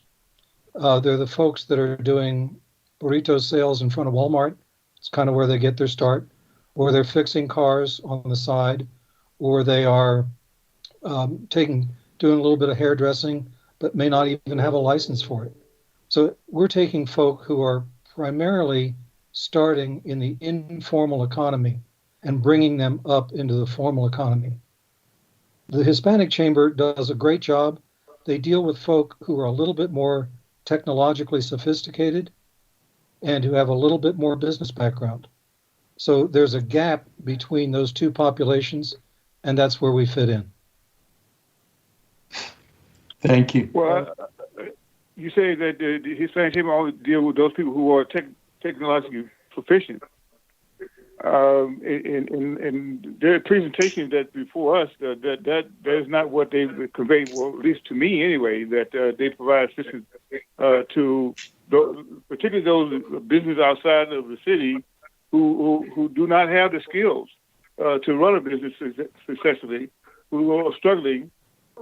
So, Judge, I would say, from my view, that we, instead of reinventing the wheel, I would say that those dollars would be better spent to put back into to the work that the chambers are doing, both the Hispanic and the Greater Chamber. Thank you for your comment. Let me hear from Commissioner Holguin, please. Thank you, Judge. I certainly think that this is a very important project and it does meet a lot of needs that are out there. But I do have some of the same concerns that Commissioner Robinson has. We know that right now businesses are in dire need of any economic assistance that we can give to them. And that's why we set aside this $10 million so that we could try to put that money directly in the hands of businesses. $95,000 could potentially help 10 additional small businesses with a grant to continue operating. I checked. I know Jose doesn't have a report for us. I think he's going to get us one very soon about the distributions that have already been made under the FASTER program. But I checked the Hispanic Chamber's website and I also checked the Chamber's website. And they both say that they're no longer accepting applications because they've run out of funds. So that's my concern. I feel like this money, we set it aside to go straight into the hands of businesses who need it right now. They need a lifeline right now. So I would be inclined to do what Commissioner Robinson is suggesting, and maybe since this money was never appropriated, go ahead and appropriate it to maybe the Hispanic Chamber, who does, they've also made those same representations to me that they do work with more of the Spanish-speaking, less technologically savvy business owners, but be able to, so that we can expand the number of businesses that have access to this grant money, and then try to find additional funding to help, Project Vida with their efforts. But right now, I feel like the best good we could do is try to get funds into as many small businesses as possible. Thank you, Commissioner. Jose, is there anything that you could add to discern the differences between Project Vida and the Hispanic Chamber that it would further show us that there's a difference or a bigger difference so that we can feel more comfortable that is a market that we're not touching? Or, because I tend to agree, if we're duplicating, we have that money available for, reach their hands kind of situation like Commissioner Holguin said. Anything you can add to that to help us with that discernment? Sure. No,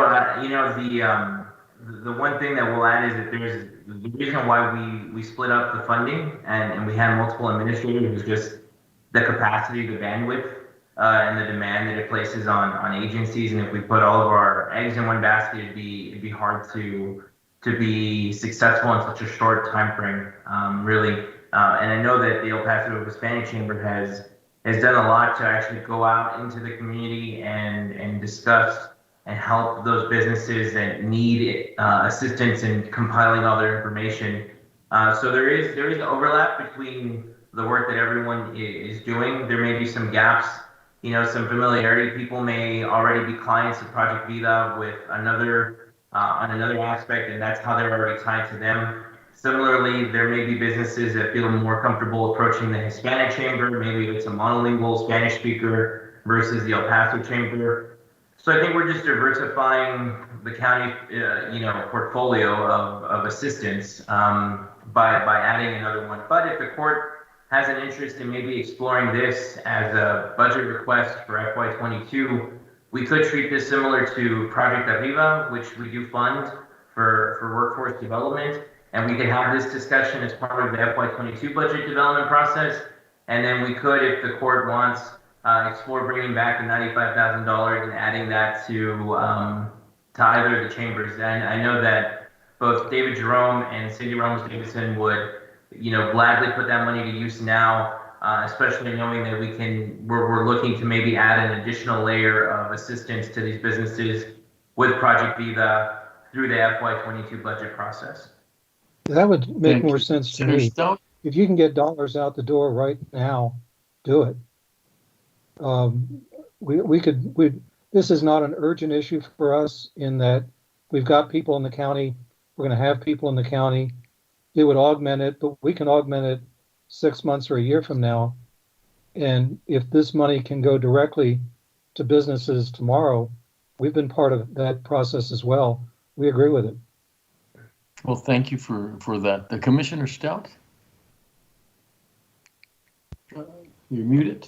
Yeah, okay. Oh, there you go. No, I'm not.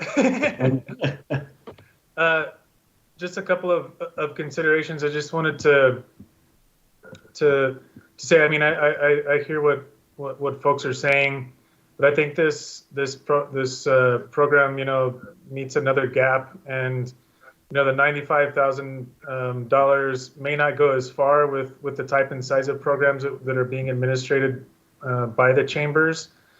I thought, according to staff, that this would allow support for around 40 or 45 businesses. So, I mean, I just want to say that it is, it does meet another gap in supporting businesses. And as Jose said, it's we're diversifying our approach. And it's doing this over a little bit longer of a term, but for this relatively small investment, I still think we should maybe do this and have a budget request in 2022 where we expand upon this a little bit. But I mean, this is a type of program that's going to help teach skills that will carry over the life of businesses instead of just a one-time shot in the arm. And I think that there's something to be said about that. And then also, there may be relationships that Project Vida has with this sector that we're talking about that would be serviced by this program that maybe the chambers don't, because they're really, it's micro enterprise, right? Not huge enterprises, and even quote unquote small businesses that we typically think about that have up to 50 employees. So it's a different target, because we're out there with our clinics and with our work in the schools, and so we do have relationships with people that are more organic than a chamber might have going in cold. So that's true. Thank you. And I agree that it's a very important program. But I guess my concern is that the problem is that we have a lot of businesses right now that need that shot in the arm right now. On last Thursday, I went to the city council meeting in Clint, and the FASTER program was one of the programs that I spoke to about, just because I wanted to make sure that small businesses in the rural part of the county were applying.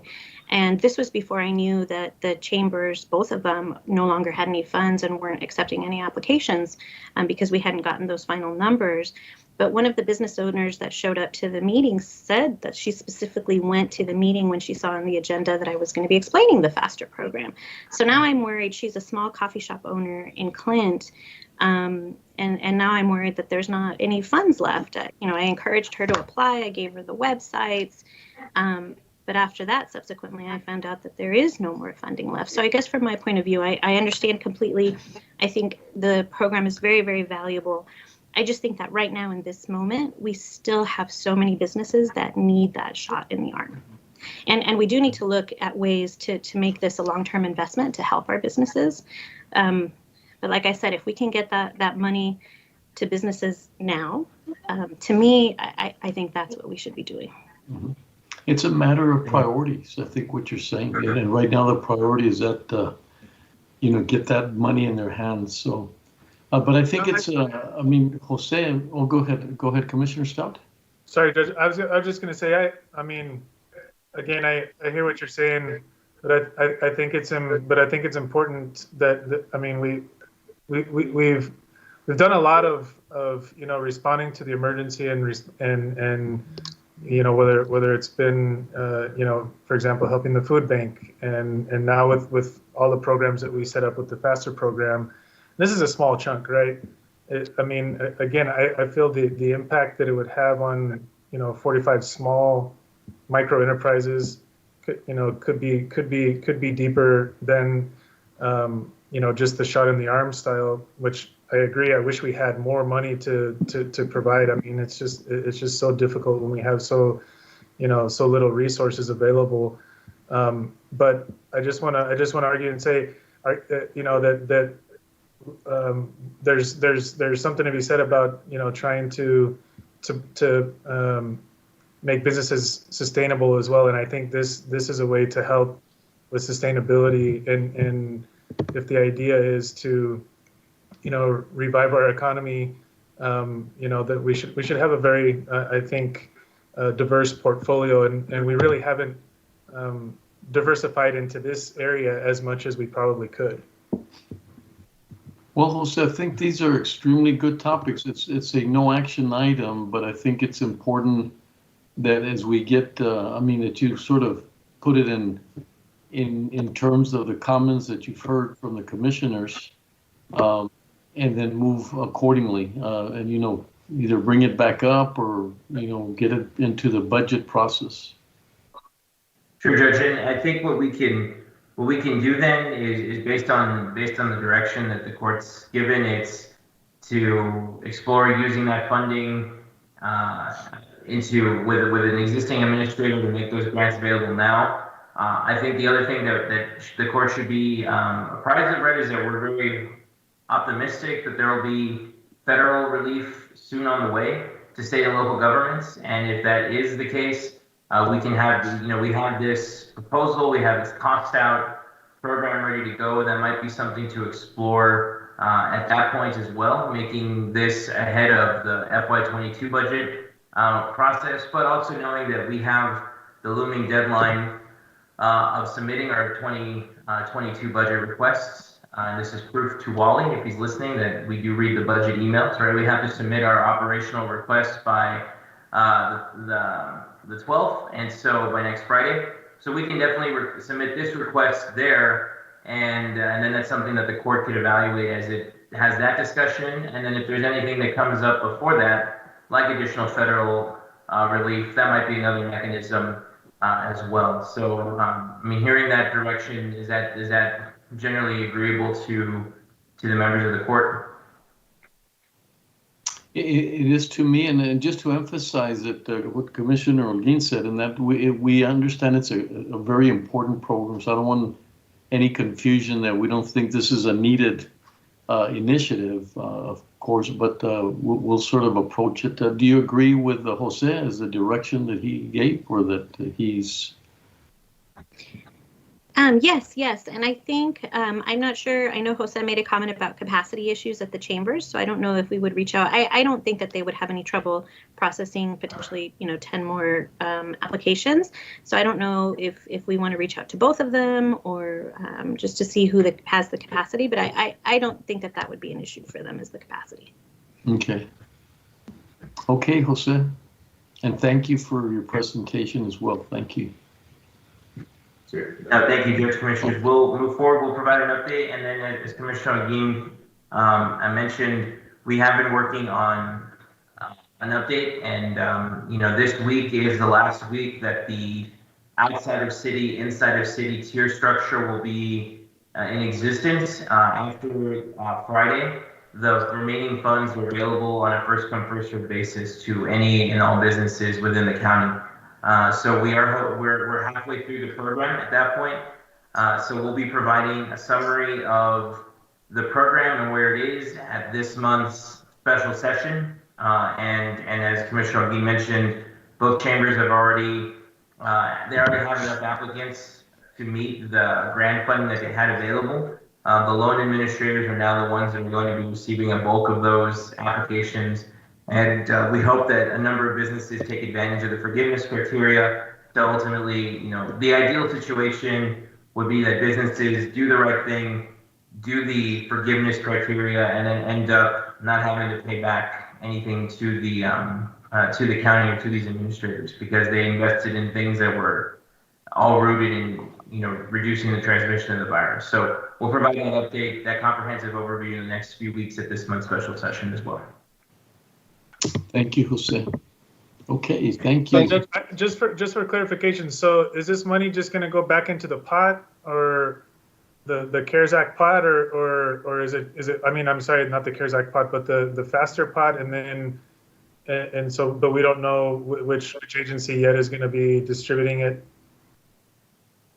I know that for the court's information, we are bringing back a few contract amendments with the grant administrators, because those agreements went out the door first, and then there was an issue regarding the assistance being given to individuals who owe the county money that's actually not statutorily allowed.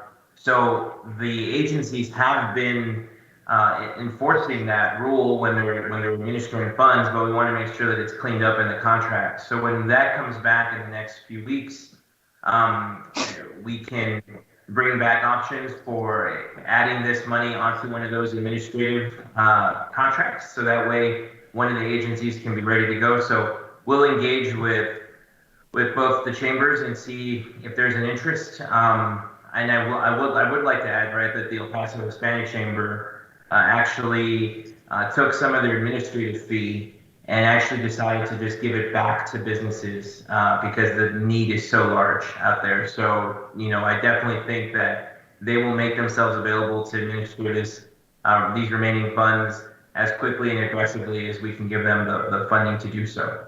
So we'll reach out, discuss options, and then we'll present those maybe at next week's meeting if the contract amendments are ready to go at that point.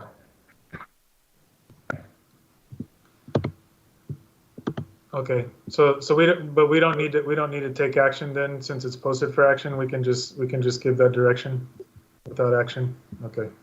Yes, sir. I think so. Yeah, we're good with we wanted the court to have options on how I wanted to proceed, but I think with the general concurrence and direction we have our marching orders, and we'll come back with more information in the next few weeks.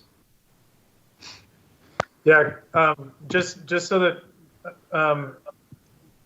can this option still be on the table when you bring it back in the future? Because if we're not taking action, I just want to make sure that it's clear that this still may be an option. I mean, I understand that you have a consensus. You have a couple of members of court that want to look at the other option, but I still think that we should continue along the way we're along down the road that we are going right now, or that was posted on the agenda for today.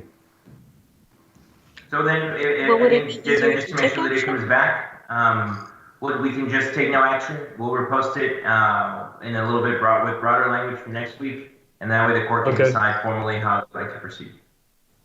Okay. Yes, sir. Okay. Thank you. Thank you. Have a good evening. Thank you. Jessica?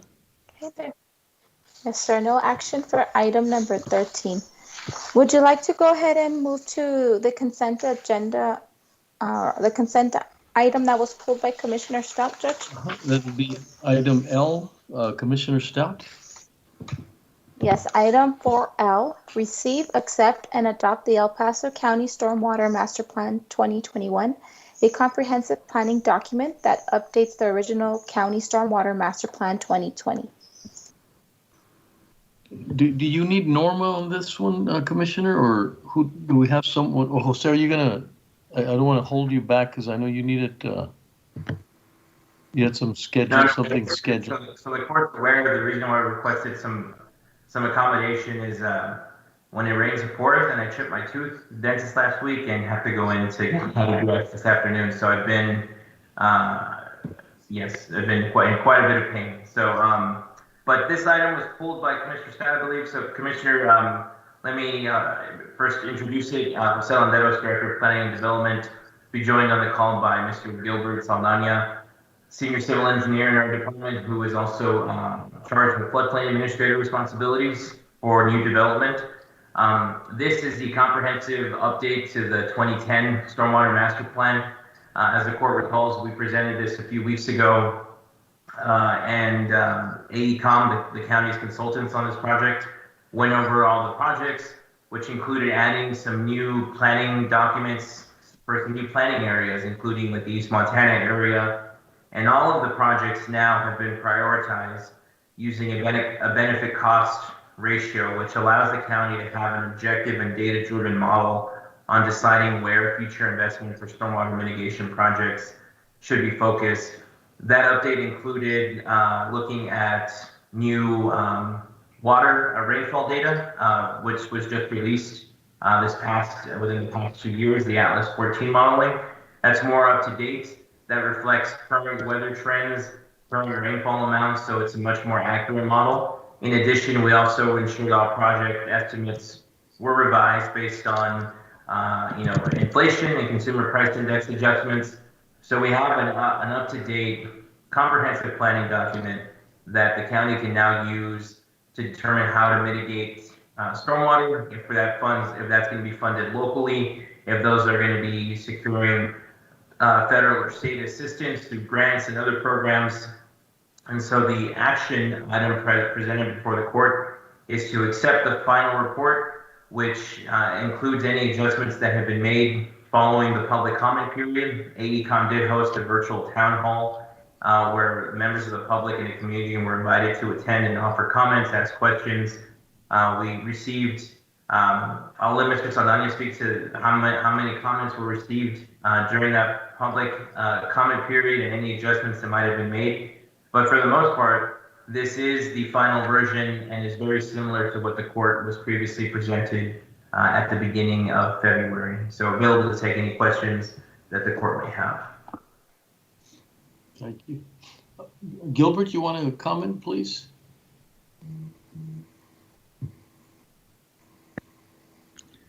Yes, good afternoon, Judge, Commissioners. Gilbert Saldana with Planning and Development.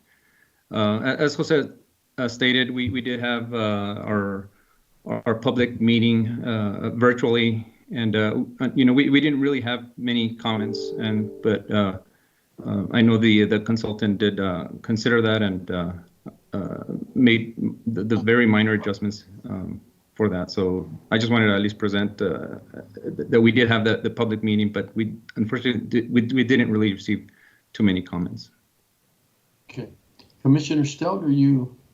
Yeah, I mean that's kind of what I wanted to get into, just so the public knows. I mean, these are some significant projects that are going to be encumbering significant amounts of funding going into the future, and there's going to be some pretty significant structural impact to our long-term debt if we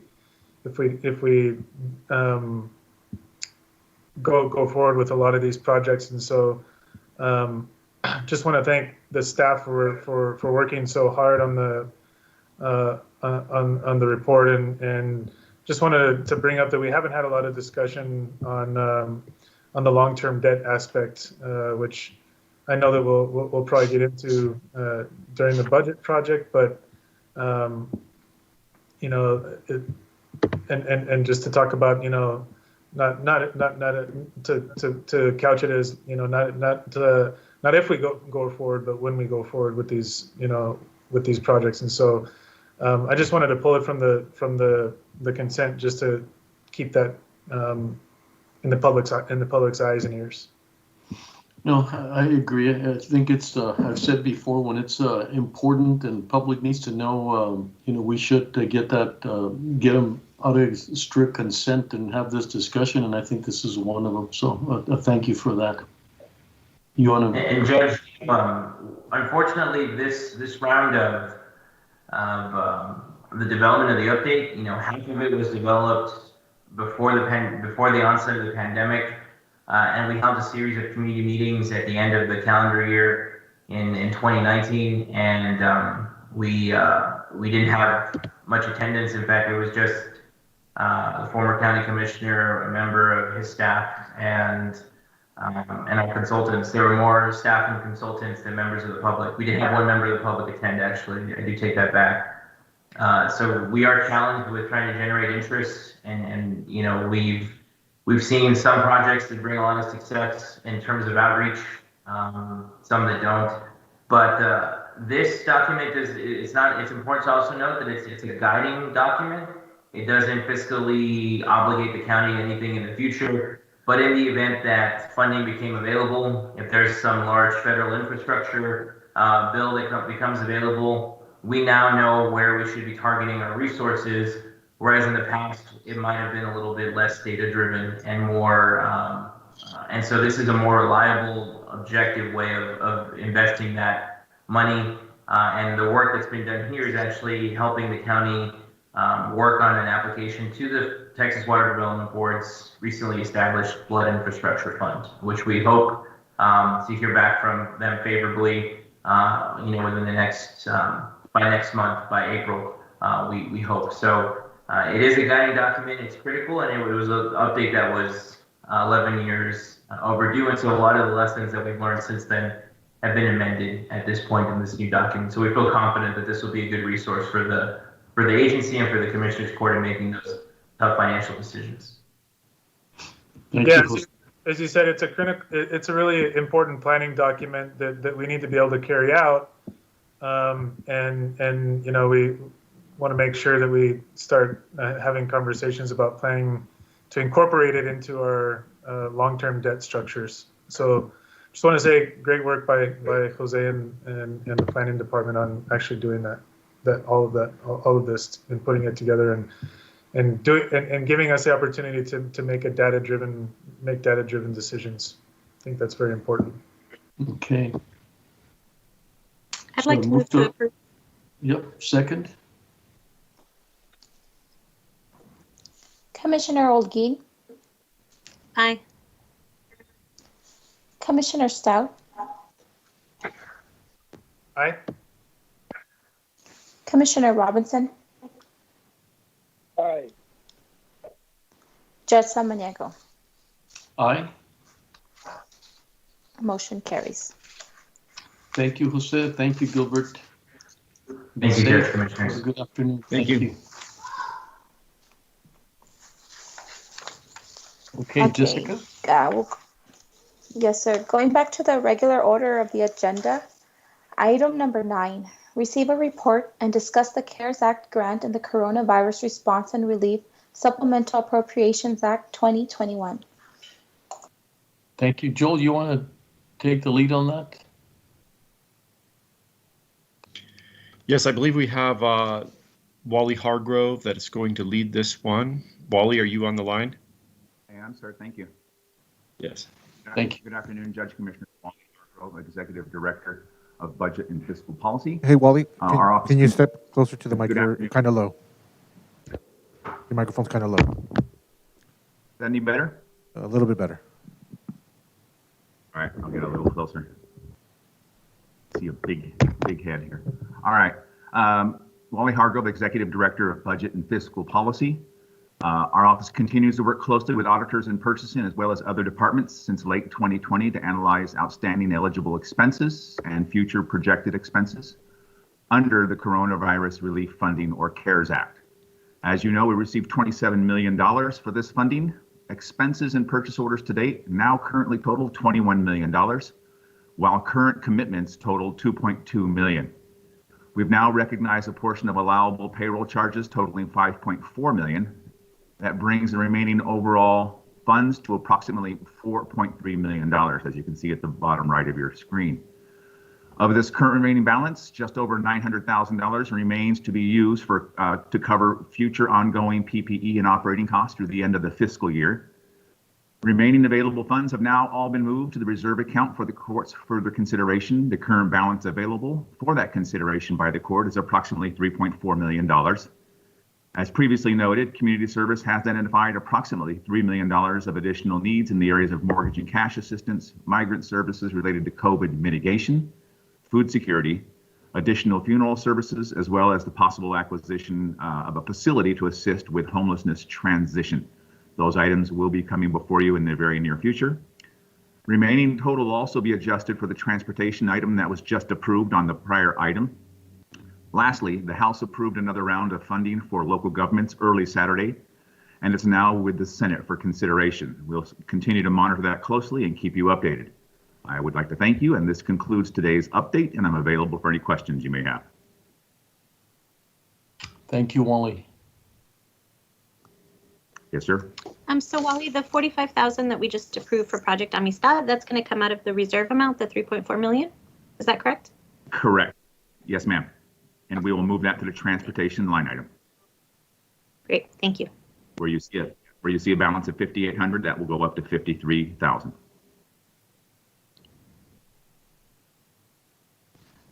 Don't need any action, Judge. This is just your weekly update. Okay, thank you. Yes, Jessica? Sir. Yes, there will be Good no afternoon. action Thank for you. item number 9. Okay, back to item number 10. Discuss and take appropriate action regarding El Paso County's preparation and response for COVID-19. Joel? At this time, Judge and Commissioners, do you all have any updates that you would like to share? Maybe we could start with you, Judge, from your office. Any updates? Sure. Actually, we spoke about most of them, but the important one obviously is getting together with the city. I had a tremendous amount of individuals, a lot of confusion. We were worried. Commissioner Stout had brought up the issue of, we're not getting the right information as to data. So followed up on that as well. But also, we knew that that this confusion was creating, individuals to go back and forth. They go from one system to the other, and that was really, it was really hard on the systems for people to be, going into the UMC process, and then when they didn't get called, they go back, and then for some reason felt that they had to register again, and that was really difficult. So I'm still working on all the glitches and everything that we need to do, but I want to just make sure that everybody understands it's not like from one day to the other. It's going to take us 2 weeks. They had actually requested a month, but we pushed pretty hard. The mayor and myself, him on the city part, UMC also wanting a little bit more time. But we felt that we really need to get ready. We're expecting, this is the promise, that we're going to get more volume. And I don't want to be in a situation going from one system to the other and going through that process, and then we get the supply that's a little larger than we've been getting. And so very important. Which is also very important that we consider that, working closely with Commissioner Garcia, making every effort possible to be able to submit that proposal, and met again with the mobile units that are going to be donated by Desert Imaging. And so what we really want to do is be able to carve out and prove to Commissioner Garcia that besides the hubs, that we're able to get more of supply, because we're focusing on a different target. And she knows very well that the more we do, and as I said earlier this morning, I found out that the veterans are also very active in giving the vaccines to their veterans of our community. So that's another big chunk that we don't have to deal with the hubs. if we can focus strictly on the rural areas, the more vulnerable, we can also take another big chunk out of those hubs. And so the idea is, how do we show them that the hubs do very well? But as Commissioner Holguin said, there's so many other little areas that are needed. For example, our clinics need to still continue to function. Our mobile units need to continue to function. And we need to reach as many as we can. We also had, we've requested volunteers. Both the mayor and myself are going to try to do everything possible to figure out, because we might have, first we didn't have enough. We didn't have the supply. So that really put a really difficult situation on every one of us, because if you don't have the supply, it's hard to keep that momentum going. But then, we weren't able to reach. I mean, how do we reach? We've talked about it to the whole commissioners court that we still need to, they're not able, sometimes they can't use the phone, sometimes they can't use their computers, sometimes it's an individual that's by themselves. And so trying our best, we did know that we can connect through our meals program, a great way to reach out for them. We also know that there's about 80,000 individuals are registered for the discount of being, not a discount, but the being an exempt in their taxes with a property. And so we know that 65 plus whoever they're living with might be, 85. So we're close to 160,000 individuals who are over the age of 65. So we're trying to find this connectivity. Also, the Council of Governments is also very active in their age of a portion of the aging, department, trying to get to individuals that they know about. So we're trying not to reinvent the wheel, because there's a lot of individuals trying to figure out where are these most vulnerable. So it'll take us about 2 weeks to really get a sense of how do we get to that population, and then be able to address it quickly. And if you notice, we did have one of our, in our SWOT analysis, one of our weaknesses, I'll read it to you, is not having a centralized appointment system between all registered agents. And I think this, approach, this initiative will begin to do that. There is concern, that when you hear the number 200,000, and once again, I'll reiterate, that a lot of those have already gotten their first and second. A lot of them are registered with 5, 6, 7 individuals or different agencies. So we're going to sort of get to that list a little bit better. During this 2 weeks, they're going to try to filter out who's already taken the vaccine, who's been registered that already took it somewhere else. And I think we're going to have a lot better numbers. So we're going to be presenting, not this week, but the following week, the mayor and I will do another press conference to talk about where are we at this point, and then what are the things that we're able to do, some of the challenges that we might have, and be able to communicate some of the potential glitches that can happen. Just by looking at the process, we're going to find out some more challenges. The most interesting thing I feel that the community wants, and I know commissioners want as well, is that dashboard, and for that dashboard to be accurate. Commissioner Garcia did tell me directly that because they didn't request certain information at the beginning, it's not going to be the most accurate because it's difficult. I mean, how can you go back to someone who's had the first or second dose, but we didn't take the proper information that was not mandated or requested at the beginning of the process? So no matter what we do, it's not going to be completely accurate because we won't be able to get some of that information that we were not asking or requiring at the beginning of the process. But as she says, the more we get, the more accurate it becomes, because the percentage of those that participated that did not provide the information is going to get less. And as you know, some of them is just a matter, when I was told that we were reaching 2% of our Hispanic population here in El Paso, we knew that was not accurate. A lot of that information we can get, it's just that it hadn't been provided with the Amtrak. So we have, great things happening. I think we're positioned for 50,000. You know, I've sat down with Jacob, and he's talked to the private hospitals, the city, and those that have registered to get the dosage are very, very comfortable that we are able to do 50,000. That's the Coliseum and George Perry and all the others that are registered together. That would really place us as one of the most progressive communities, maybe not even just in Texas, but throughout the country, to be able to do 50,000. So a lot of work to provide the capacity, and a lot of work to prove to them that we're able to increase the capacity. As I said over and over, no county, no city or county is going to get, more supply, knowing that they can't handle it. The worst thing that could happen for any community is to create inventory.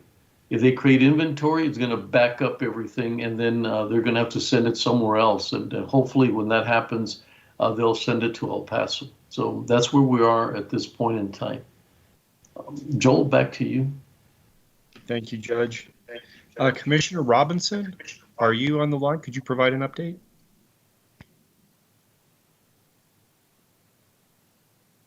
No, I don't have none at this time.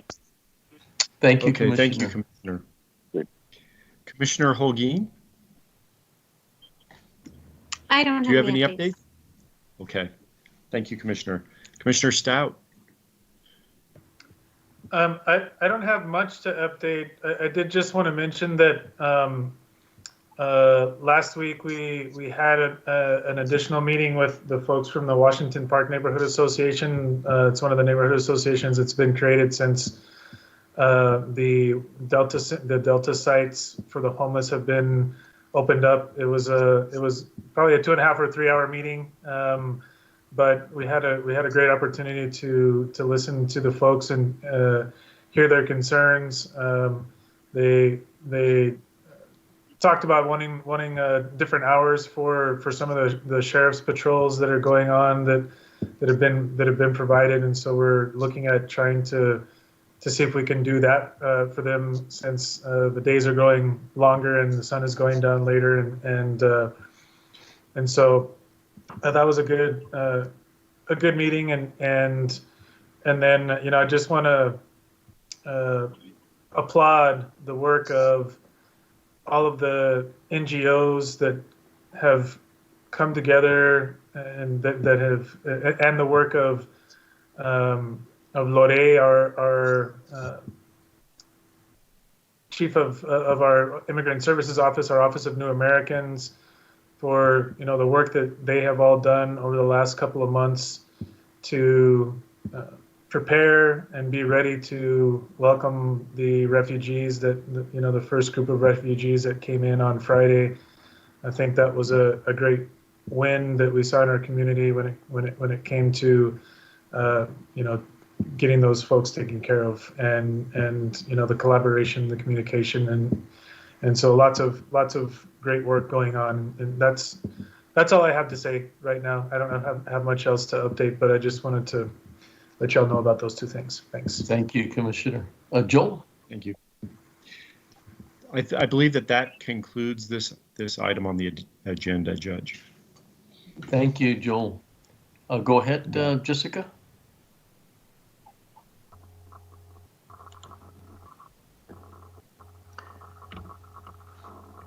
Item number 11 from County Administration. Discuss and take appropriate action regarding the 87th Texas Legislative Session to include presenting information for the court's consideration, removing or including bills on the county's state legislative agenda, and supporting or opposing filed legislation, and take any action necessary on aforementioned items. Hello, Judge and Commissioners. This is Daniel Collins, the Governmental Affairs Manager. I actually have now a few items for you. First off, staff is asking for the court's approval of an amendment to our state legislative agenda to amend the action agenda item number 3 in support of House Bill 1564 by Representative Mary Gonzalez and its companion, Senate Bill 856, filed just Friday by Senator Blanco. If you could put up the first slide for me, Alexis. coming up. Just a second, please. Sure. While I speak, I'm just putting up the synopsis language that'll appear on the amended action agenda. It's a little longish, so I've spread it out over 2 slides. I just figured y'all could scan along as I speak underneath it. So the bill attempts to finally solve the decades-long. Yeah, you can go to that thing. Thank you, Alexis. The bill attempts to finally solve the decades-long intractable problem of so-called fractionalized lots, which are small lots which can't be profitably developed because individual owners, if they're engaged with the property at all, generally can't afford to put in the infrastructure required to comply with model subdivision rules. These lots are stymieing development growth in the far east section of El Paso County. House Bill 1564 would establish an administrative and judicial process for the county to identify lots that have been abandoned, undeveloped, and unoccupied for more than 25 years, and to turn such lots over to a court-appointed receiver. Such receiver, and to be clear, that's a judicial court, not the commissioner's court. So turn it over to a court-appointed receiver.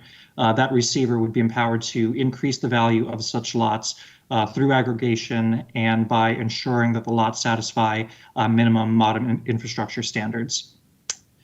I think we could probably switch to the next slide, Alexis, just to let them continue scanning along. The end goal is that these lots will be turned over to the private market for future development. This proposal would ensure lot owners are provided due process and ample notice prior to a finding of abandonment. Owners who can be found, of course, would also be paid the proceeds from the increased value of the lots once they are aggregated and sold. Representative Gonzalez filed House Bill 1564 at the request of the Horizon Communities Improvement Association, or HCIA. That's a property owners association represented by local law firm Kemp Smith LLP. The bill has been drafted, however, in consultation with our Planning and Development Department and the County Attorney's Office, and our contract lobbyists as well, all of whom have substantial experience with this issue and all of whom approve of the bill as filed. Nevertheless, it's likely that the bill will undergo some small modifications should it advance to a committee hearing, just as almost any bill would.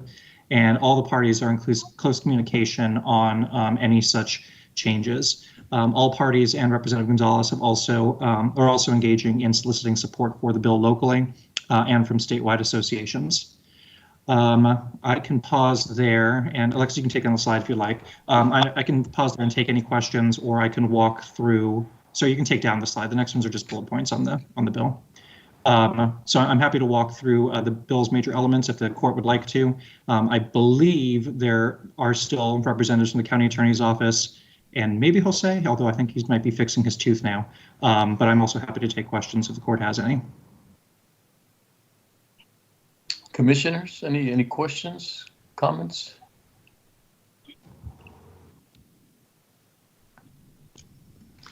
So the change would be to support both of the bills filed by Representative Gonzalez, HB 452 and HB 1564?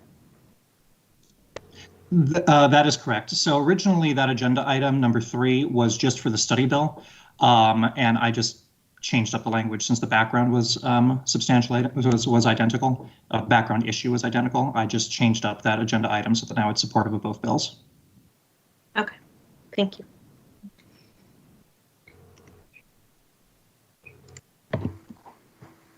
Are there any other questions? We need a motion. So I'll move to approve this supporting with both. Permission. Or sorry, with permission, Commissioner, and I apologize. I have 2 more items that I wanted to go through. Maybe we could probably do them all in one motion. Okay. Yeah, if that's okay. I thought you might want to take them each individually. That's fine. Go ahead, Dan. And I guess I guess I should defer. If you'd like to do them individually, we certainly could. I just figured you'd want to do them all as ones. What do you Doesn't think? matter. We can proceed if that's fine. Okay. Go ahead, Daniel.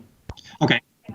And I apologize. These next 2 I didn't include in your backup only because we kind of came to conclusions on them as staff sort of late last week after I'd already submitted backup on the amended agenda item 3. But staff is also recommending that we strike 2 items from our action agenda.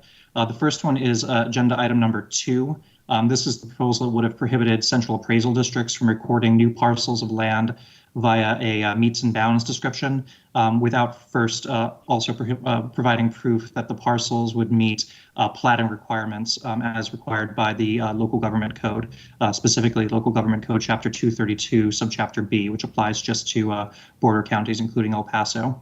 We're recommending to pull this item just because, as a practical matter, it's kind of run out of time to be filed. The deadline to get this bill draft request in, as the court knows, was last Wednesday. And while we technically met that deadline, because we'd had put in a draft request for it several months ago, staff concluded that the concept essentially still needs a little bit more thought before a bill can be produced. And it doesn't seem likely that that will be accomplished before the March 12th filing deadline, which is a week from Friday. As background, the intent of this bill was to prevent landowners from selling parcels of land that don't comply with platting requirements that are enforced by the county. Some sellers want to evade the expense of compliance by selling lands using instead a meets and bounds description that's just filed with the central appraisal district, rather than a full lot and block, which goes to our county clerks. In some cases, owners may sell a parcel to a buyer who might not realize that their property is out of compliance and thus unable to be developed. So that was the issue that we were trying to get at. Our county attorney's office has been in contact with Ledge Council on drafting the bill, and that conversation raised some really good logistical questions, in part about how the bill would be enforced and whether prohibiting the filing of certain land subdivisions would negatively impact tax collection. We think we can ultimately answer these questions, but it would benefit from taking more time to thoughtfully consider them and to pull our central appraisal district more meaningfully into that conversation. And again, we think just at this point that the clock is kind of against us. Accordingly, we'd like to take that time during the interim and revisit the legislation in the 2023 legislative session. I can pause there for questions, and I do have one other item that I wanted to strike, but if I can pause here in case there are questions on this one. Commissioners, any questions, comments? If not, you can continue, Daniel. Thank you. Okay. The other item that we're recommending striking is number 19. So this one would reduce the local match requirement for the Spaceport Trust Fund, which is currently set at a 75% match. The background in this bill is as it looks to further develop the testing and workforce capacity at the Fabens Airport, the county has plans to take advantage of this Spaceport Development Fund. But again, we thought that the 75% match requirement would be onerous. We still do think that. However, our reasons for wanting to strike the bill are also kind of practical. We received feedback from several sources that pursuing this bill, especially now in the midst of a COVID-19 induced budget deficit, might be just fruitless, that it might not go anywhere. Further, in consultation with our economic development staff, they advised me that they're working on making a number of investments in the airport now, as the Commissioner's Court well knows, that might make a stronger case for the bill. Accordingly, we'd like to strike the item from the agenda now and also revisit it in 2023 when we think we can make a stronger case for why we'd be attractive recipients for those fund dollars in the future. Again, I can pause there in case there are questions. Thank you. No questions? Okay, Thank you. so go ahead. If there are no questions, again, I was recommending that if the court agrees with these proposed changes, I think I would just need a motion to adopt the 2021 El Paso County State Legislative Action Agenda as presented today, including striking action agenda items numbers 2 and 19. So moved. Second. Commissioner Olgi, Aye. Commissioner Stout, Aye. Commissioner Robinson, Aye. Judge Samaniego. Aye. Motion carries. And if you'll bear with me, Judge and Commissioners, I did have just a couple more items to flag for you. I apologize. I don't usually like to have my updates be this long, but I'd also like to just solicit some help from the Commissioners Court regarding one of our other agenda items. Specifically, this is agenda item number 16 to allow county commissioners to complete their continuing education hours online in addition to in-person classroom sessions. This bill was filed as House Bill 192 by Representative Ortega and by Senate Bill 230 by Senator Kelly-Seliger, a Panhandle area Republican. As I think I included in my backup way back when this bill was formally added to our agenda last year, the County Judges and Commissioners Association opposed the proposal as filed. They didn't use those words, but they do oppose the bill as filed. They successfully got the governor to waive the requirements for classroom education during this pandemic, as the Commissioners Court probably knows. But this waiver still requires that online courses be quote unquote interactive. That is that a passive video, for example, won't count towards your education hours. The TCJCA, again, the Texas Judges and Commissioners Association, reportedly opposes virtual distance learning because they think that the participants' retention of material is less than it would be in an in-person setting. So county staff and our bill sponsors are not quite convinced of that view, but it is their persistent view. And we've also said, for what it's worth, that we, at least on a staff level, would be fine with amending the bill to also require that the courses be interactive, just in the same way that they are under the governor's current waiver. Notably, though, they're also an organization, I should say, that certifies education courses and puts on education courses themselves. Last night, the organization TCJCA, their general counsel circulated a survey on their email listserv to evaluate the preferences of their members. Some of y'all, if you get those emails, might have received it. They ask, and bear with me, I'll go through each of the questions. They ask, should classroom hours instead of virtual hours be reinstated? Yes or no? If virtual hours are allowed, should virtual learning be limited to a portion of the 16 hours? Yes or no? If virtual hours are limited, what would be a reasonable time limit for these hours? And on this one, they offer some options, either 12, 8, or 4 hours that can be reserved for online. If virtual hours are authorized, should commissioners be required to complete classroom hours in the first year, yes or no? And then finally, they ask if the judge or commissioners is serving in their first, second, or third or more term of office.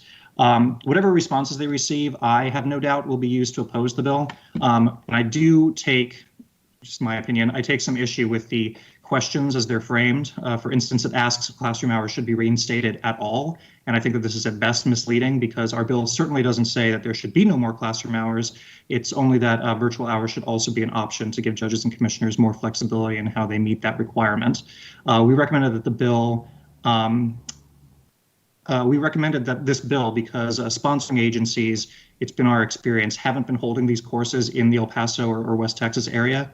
And thus we are required to expend funds and commissioners are required to expend time in order to travel to complete these hours. That was the underlying reason for the bill.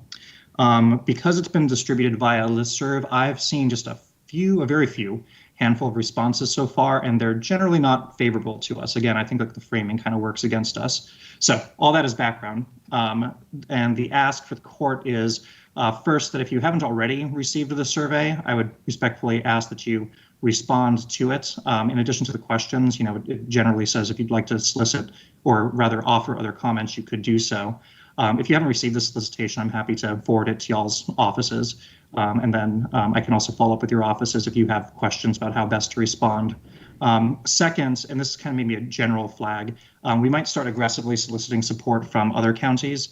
One venue I was thinking was that thanks to Commissioner Stout's efforts, this item and most of our legislative agenda has already been incorporated into the Texas Conference of Urban Counties legislative agenda. The CUC, as you know, represents Texas's largest counties. As our CUC rep, Commissioner Stout might be a good messenger for trying to get more support for this bill amongst at least the larger counties that CUC represents. And now I'm just trying to figure out where might be a good place for he or for other members of the court to make that pitch. There is a policy meeting this Wednesday afternoon, and then the CC is also having their, I think they call it a policy and education conference, which is also online. And that's happening Wednesday through Friday. And there might be an opportunity, but it wouldn't be until next Friday during a Commissioners Court roundtable, where, again, we might be able to make some sort of pitch. I'll pause there. I just wanted to give you background, maybe solicit feedback or other recommendations for how we might counter what I take to be sort of formidable opposition to this bill as filed. Commissioner Stout, were you planning to be at that meeting? Yeah. I'll be at the. I'm on the policy committee, so I'll be at the policy committee meeting, and then I think there's a regular meeting, and then I will be at the conference that they have as well. I also I'm a member of the board itself, and so I can also bring it up during the board meetings. We have board meetings every Monday morning at 7 a.m. Our time, where just the board of directors of the organization talks about these things. So I can bring it up there as well. Excellent. So does that satisfy sort of what you're requesting, Daniel? Yes, I think following this meeting, at minimum, like I said, I can forward to each of your attention the email that I kind of laid out in case you haven't already received it. And unless there are questions now, I'm happy to talk with you all individually on what a response might be. And I can certainly work with Commissioner Stout on what might be a good way to pitch support for the bill to his CUC counterparts. Absolutely. Well, thank you for that, Daniel. Okay. If there are no other questions, I'm sorry, just three more very quick things. I wanted to also flag just two hearings that are coming up that'll be of interest to the Commissioners Court. Tomorrow, House Appropriations, their subcommittee on Articles 6, 7, and 8 are meeting to hear preliminary budgets for several agencies, including the Texas Parks and Wildlife Department. It was flagged for me by my counterpart for the city of El Paso that this would be a good opportunity for us to, again, pledge support for, or rather state support for continued investments in the Weiler Tramway. To that end, I've written some formal testimony that I'll submit to the committee before they meet tomorrow at 9 a.m. Central Time. I've asked that this testimony be included in your backup online. If you go back and look at that, if you want to have a look, after I got some feedback from the Public Works Department. If you've been paying attention to our testimony we submitted during the interim, you'll see it's substantially similar to testimony we'd already given the committee in response to their request for information for their interim charges.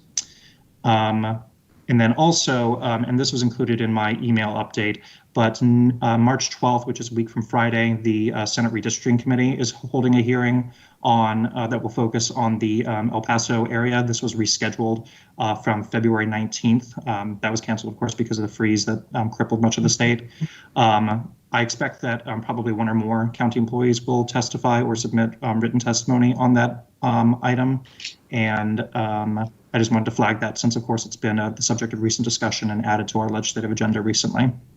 And then finally, this was also included in my Gov Affairs update, but you might have seen reporting that the governor said late last week that he was considering making an announcement, quote, pretty soon about changes to his orders in response to the COVID-19 pandemic. I just wanted to flag that just a few minutes ago, the governor announced that he's making an announcement tomorrow in Lubbock that gave basically no details on what the announcement was going to be, but was going to be with business owners and the Lubbock Chamber of Commerce. So I just wanted to flag that for you in case the two are related. They might not be.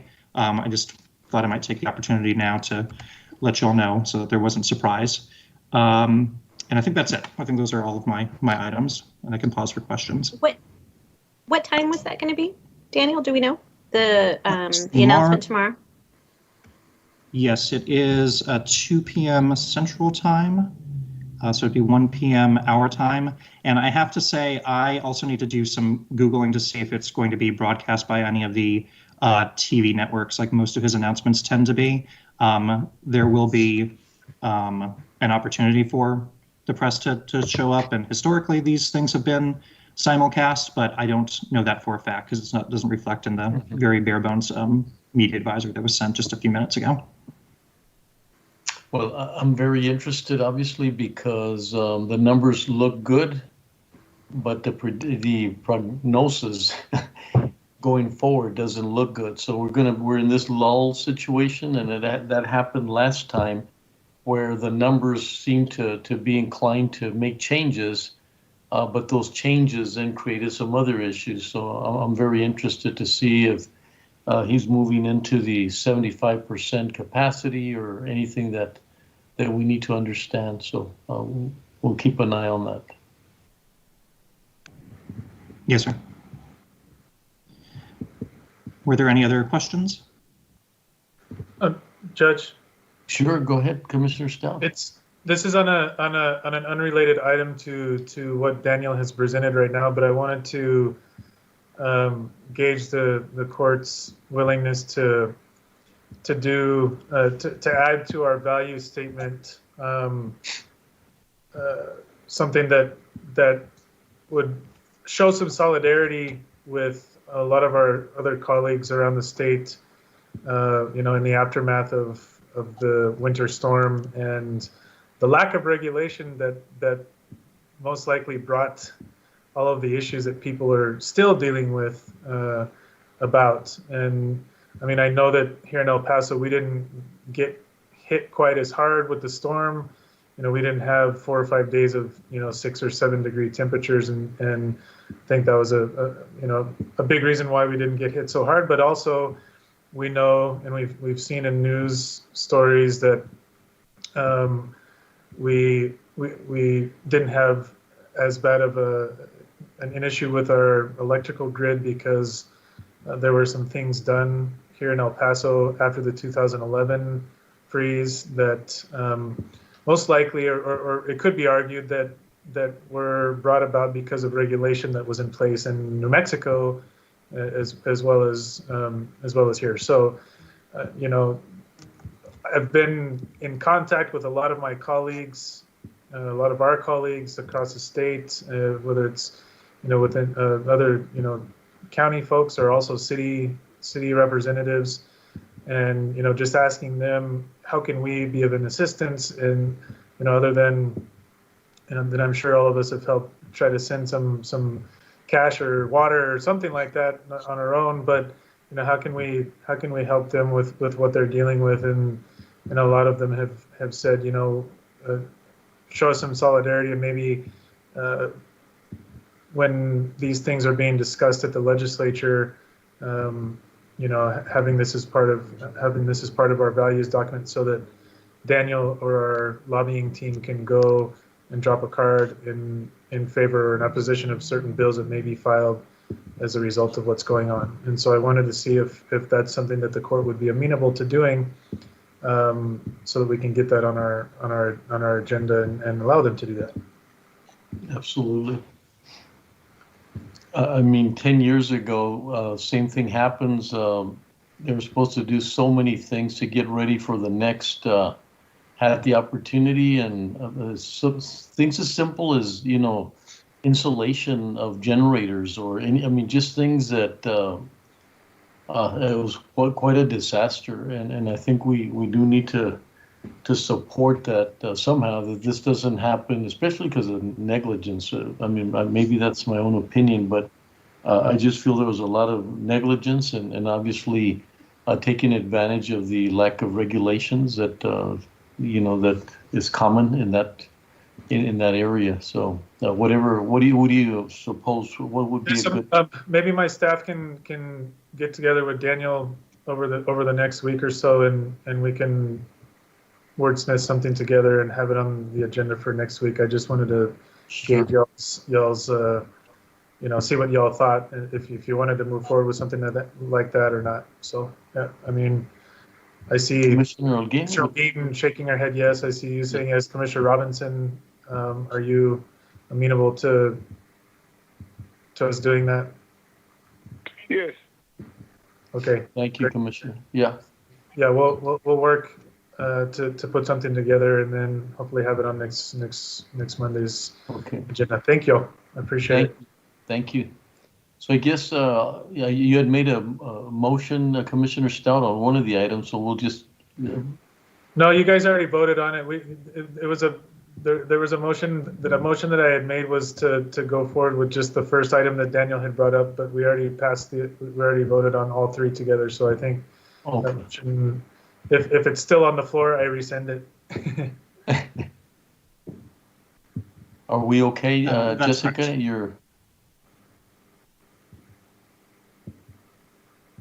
Okay.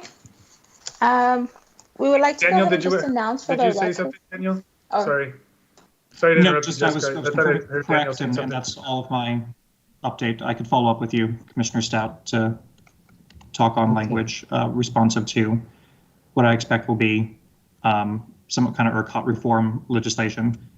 Just as a point of information, that has been identified as within the top 5 priorities for the Lieutenant Governor. So it'll probably be something that'll see some movement this session, and I can work with your staff on what exactly we might be supportive of. Thank you, Daniel. And Jessica, you did get the motion for all 3 items, right?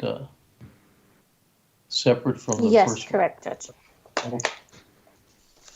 Thank you for all your work, Daniel. Appreciate it. Thank you, Daniel. Great job. Thank you, Judge and Commissioners. Thank you. Okay. Okay, Jessica. Yes, I would like to just announce for the record that for item number 10, there was no action. So item number 12, Auditor, discuss and approve revision to the El Paso County Fraud, Waste, and Abuse Policy. Opinion number 21-0158. Thank you. Good afternoon, Judge and Commissioners. This is Barbara Franco, First Assistant for the County Auditor. I have a short presentation on the revisions to the Fraud, Waste, and Abuse Policy for 2021. In the following slides, I'll go over the general overview and history of the policy, the changes that are recommended, and highlights of the policy itself. Next slide, please. The policy was originally adopted in 2010, with the most recent revision being in 2016.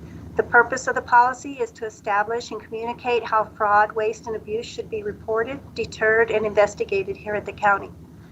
It has been a while since the policy has been reviewed and updated. Best practice is that it should be reviewed annually or at least biannually, and we'll put that on our calendar to make sure it gets done more frequently in the future. Next slide, please. The changes to the policy have been reviewed by the county attorney and county administration. We updated the portion of the policy to include the purpose portion of the policy to include the county's commitment to safeguarding public assets and the expectation of employees regarding the awareness of red flags for fraud. We deleted the references to the ethical hotline as it has been replaced with an internal compliments and complaints reporting mechanism. The new reporting is not anonymous. However, the auditor's office does recommend an anonymous hotline to be established in the future, as it has been well documented that most fraud is detected through anonymous reporting. A duty to report section was included to make responsibilities clear on what's expected of county officials and employees. Next slide, please. A confidential section was added to make it clear to anyone reporting fraud, waste, and abuse that the reporting will be handled with discretion, and it discusses how reports of fraud, waste, and abuse may be used. Investigation responsibilities have been added.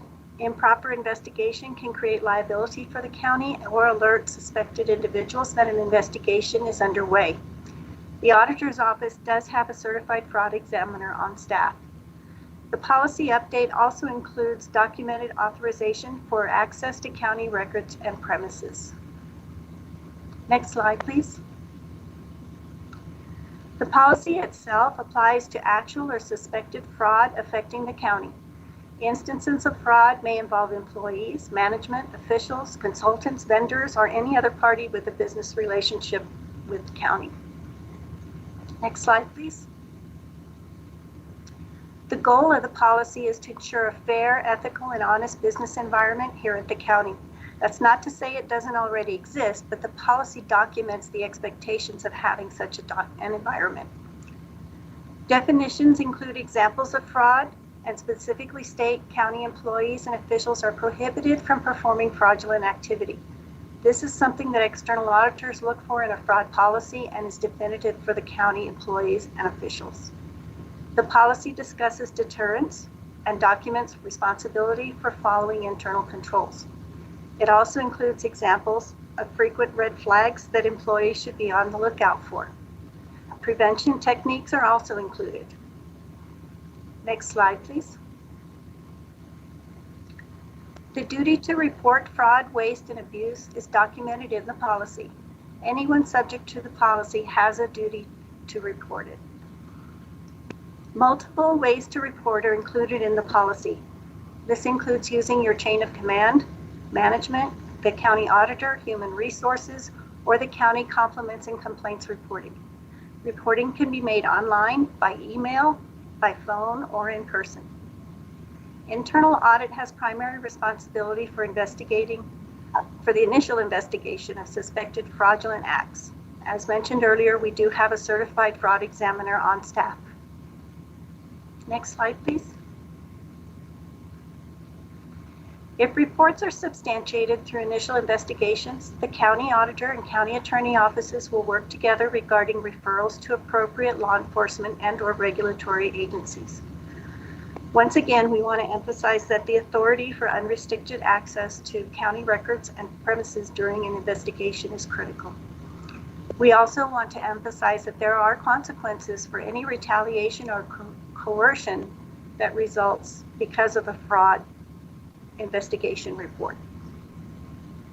Next slide, please.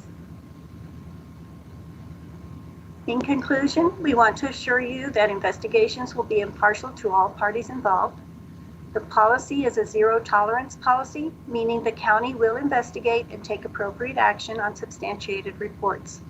And finally, we reiterate the county's commitment to safeguarding public assets, preventing fraud, waste, and abuse. Next slide, please. A clean copy and a red line version were provided in the backup to today's agenda item, and we recommend approval of the revised policy. I will be happy to answer any questions you may have regarding the policy or any of the changes. Thank you, Barbara. Extremely important topic. It's our responsibility to make sure we adhere to everything that you've said. So, commissioners, any questions, comments at this time? If not, move to approve. Second. Commissioner Holguin? Aye. Commissioner Stout?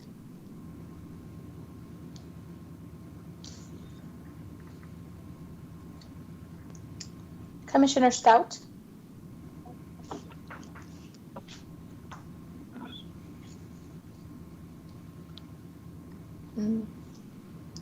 You can go ahead, Commissioner Commissioner Stout Robinson. is absent. Commissioner Robinson?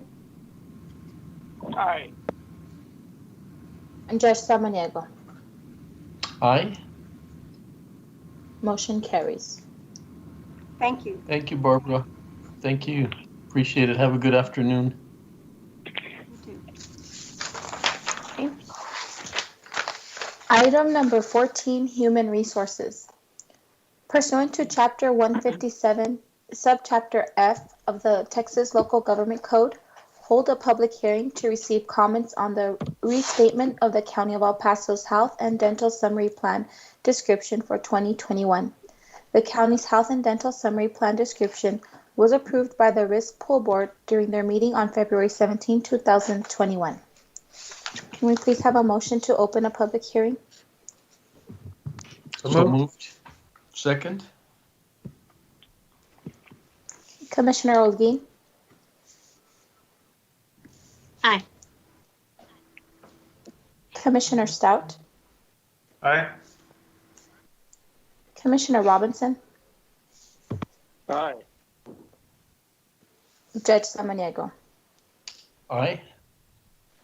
Motion carries. Thank you, Jessica. Good afternoon, Judge, Commissioners. This is Sam Trujillo with the Human Resources Department for the County of El Paso.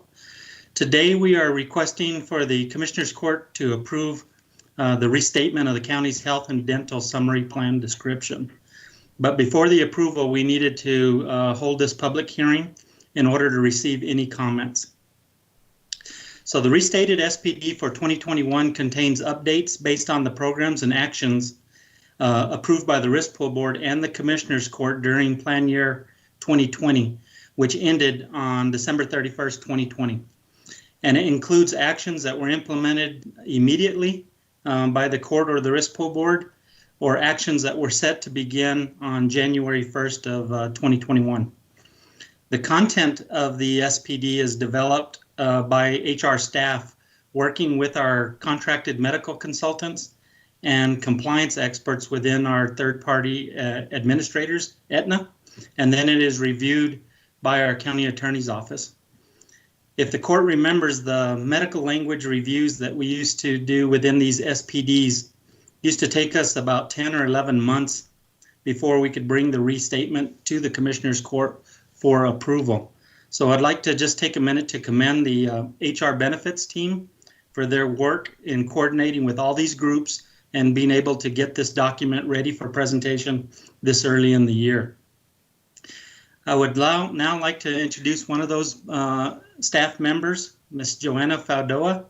She's one of the individuals who worked hard on this document and is prepared to highlight the significant changes to the court. Joanna, are you there? Yes, I'm here, Sam. Okay. Okay, thank you. Sam. And Good afternoon, Judge and Commissioners.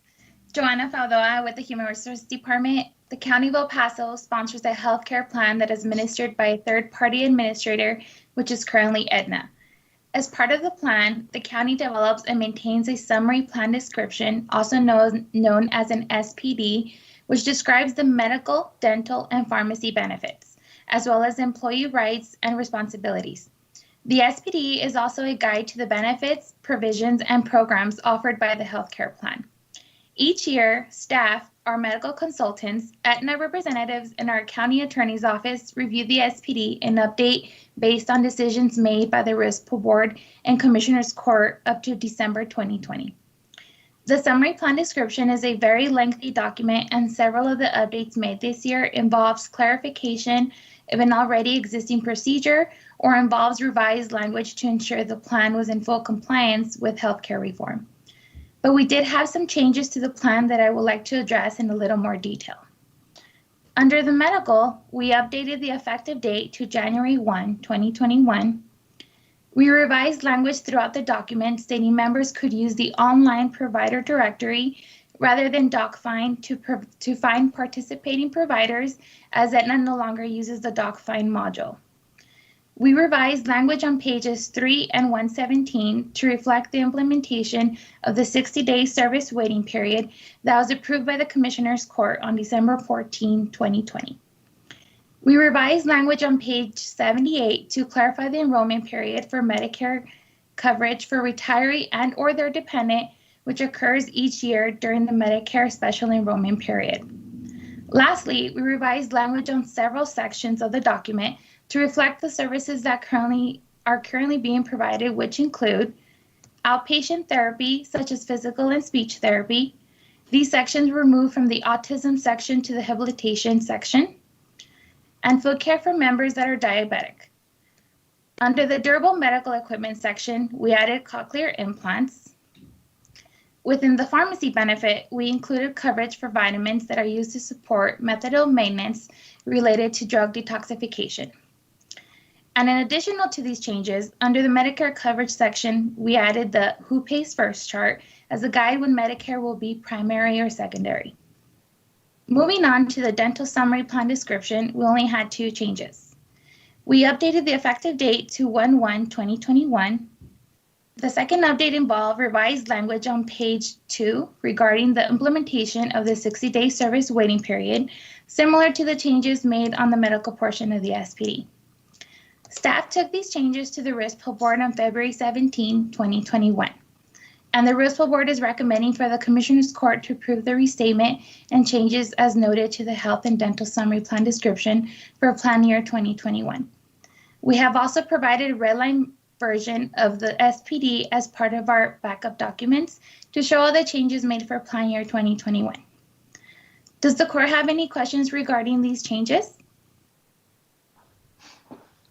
Commissioners, any questions?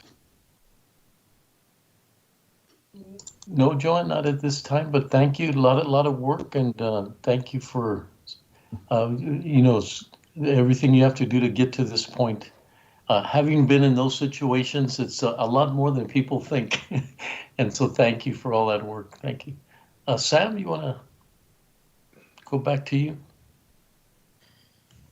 Sure, Judge. This is the public hearing portion of this agenda item. So if we don't have any comments from any more comments or questions from the court, or comments or questions from the public, then I think we can recommend moving out of the public hearing and moving into the regular agenda item. Okay, Yes, so could we please have a motion to close the public hearing? Yeah, move to close the public hearing. Second. Commissioner Olguin, Aye. Commissioner Stout, Aye. Commissioner Robinson, Aye. Judge Samaniego. Aye. Motion carries. Item number 15, approve the reinstatement of the County of El Paso's Health and Dental Summary Plan Description for 2021. The county's Health and Dental Summary Plan Description was approved by the Risk Pool Board during their meeting on February 17, 2021. Funding is available in IS Health Dental Claims, contract number 2021-0124. Judge, if the court doesn't have any questions, staff is recommending for the Commissioners Court to approve the restatement and changes to the Health and Dental Summary Plan Description as described during the public hearing for plan year 2021. Thank you. So moved. Second. Commissioner Olguin, Aye. Commissioner Stout, Aye. Commissioner Robinson, Aye. Judge Samaniego. Aye. Motion carries. Thank you. Thank you, Judge. Thank you, Joanne. Great job. Thank you, Sam. Have a good afternoon, both of Item you. number 16, Public Works. Approve and authorize the county judge to sign the public highway at grade crossing agreement with the Union Pacific Railroad related to the Tornillo Shared Use Path project. Funding in the amount of $4,600 is available in General Fund, EP CMP Professional Services General, contract number 2019-0975. Thank you. Go ahead, Sal. You're muted. You're muted. Sal, you're muted. Sal, you're muted. Sorry.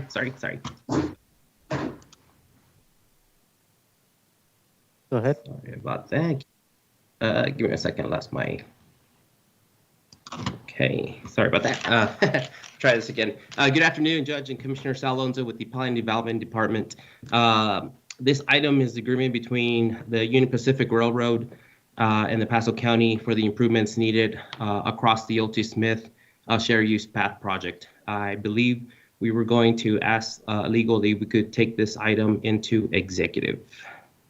So good afternoon, Judge and Commissioners. Erica Rosales Negaglione, Assistant County Attorney. If it's the will of the court, the motion could be to approve the discussion of this item number 16 into executive session pursuant to Texas Government Code 551.071 to discuss the county's legal rights and responsibilities. Again, the item has to do with authorizing the county judge to sign the public highway at grade crossing agreement with the Union Pacific Railroad related to the Tornillo Shared Use Path project.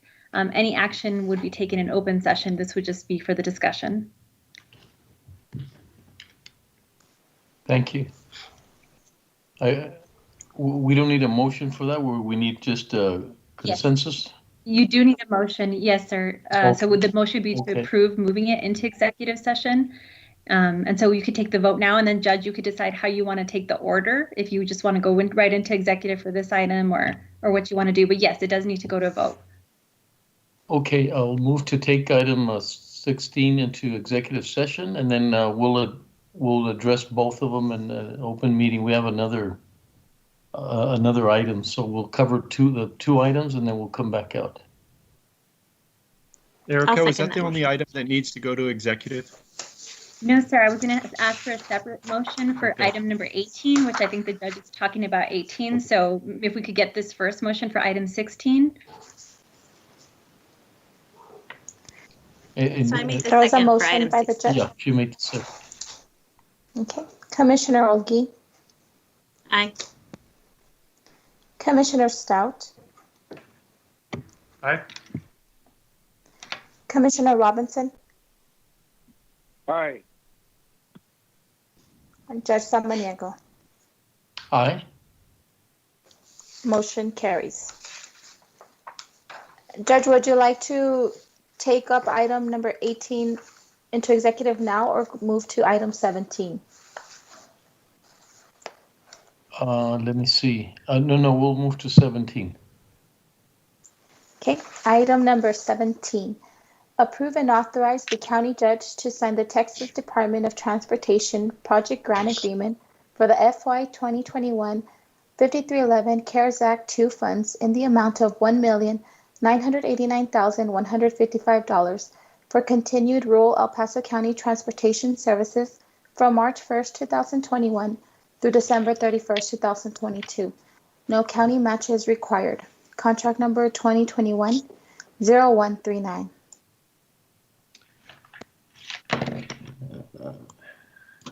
Good afternoon, Judge, Commissioner Sal Alonso with the Plan and Development Department. This item is, again, a project grant agreement between us and TxDOT for the 53 CARES Act funding Phase 2.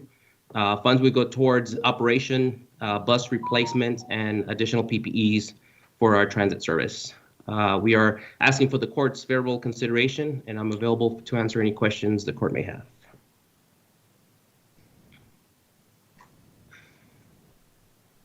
Move to approve. Second. Commissioner Olguin, Aye. Commissioner Stout, Aye.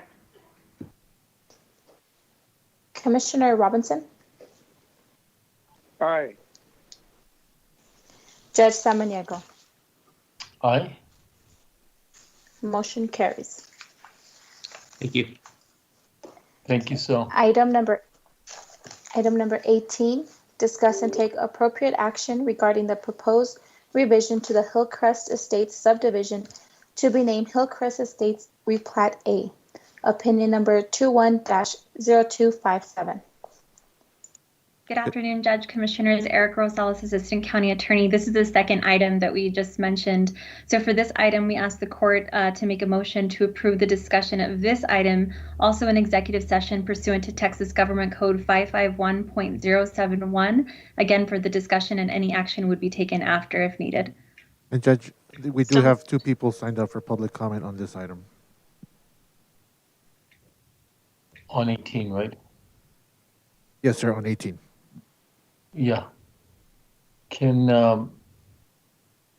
let's hear from them, and then we'll take it into executive session, but I'd like to hear before we go in there. The first person we have is Mr. Ben. Forgive me for mispronouncing your name, Seward? Ben Seward. Yep, that's fine.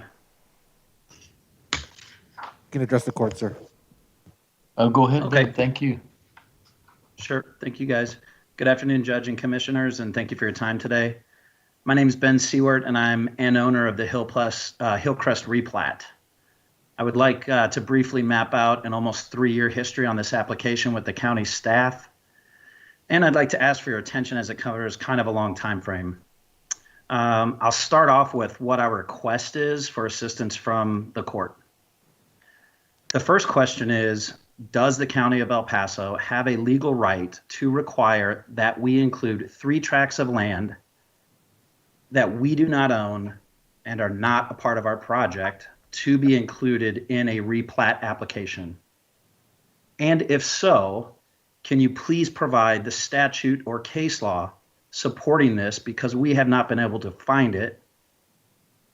The second is a request to compel the county staff working on our file to release all internal emails regarding our replat between March 20 and today to substantiate claims that the legal team requested topographical surveys and septic registration and certificates of 3 tracts that we do not own, that they are requiring us to include in our replat application.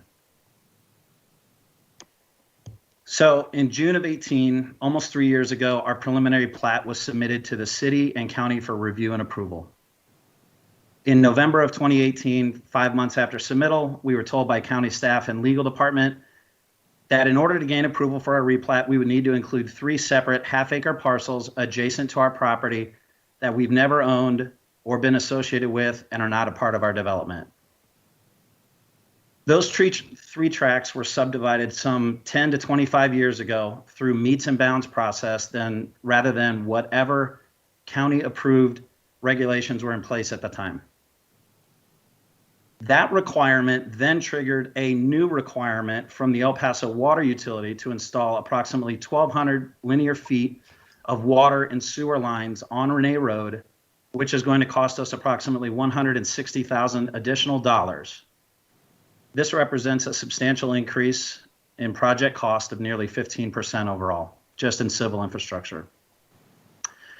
At the time that we were told we were required to do this, I asked if there was subdivision case law that allowed the county to demand that we include these lots that we do not own.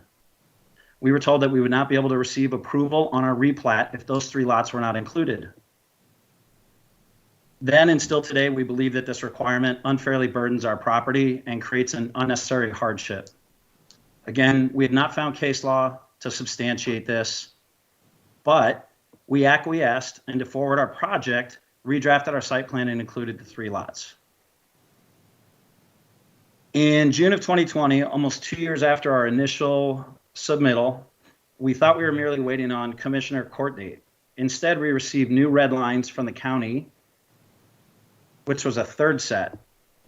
A new reviewer, Cynthia Martinez, now asserted that we need to supply topographical surveys on the 3 lots that we don't own in order to determine that the lots would meet setback and on-site ponding requirements.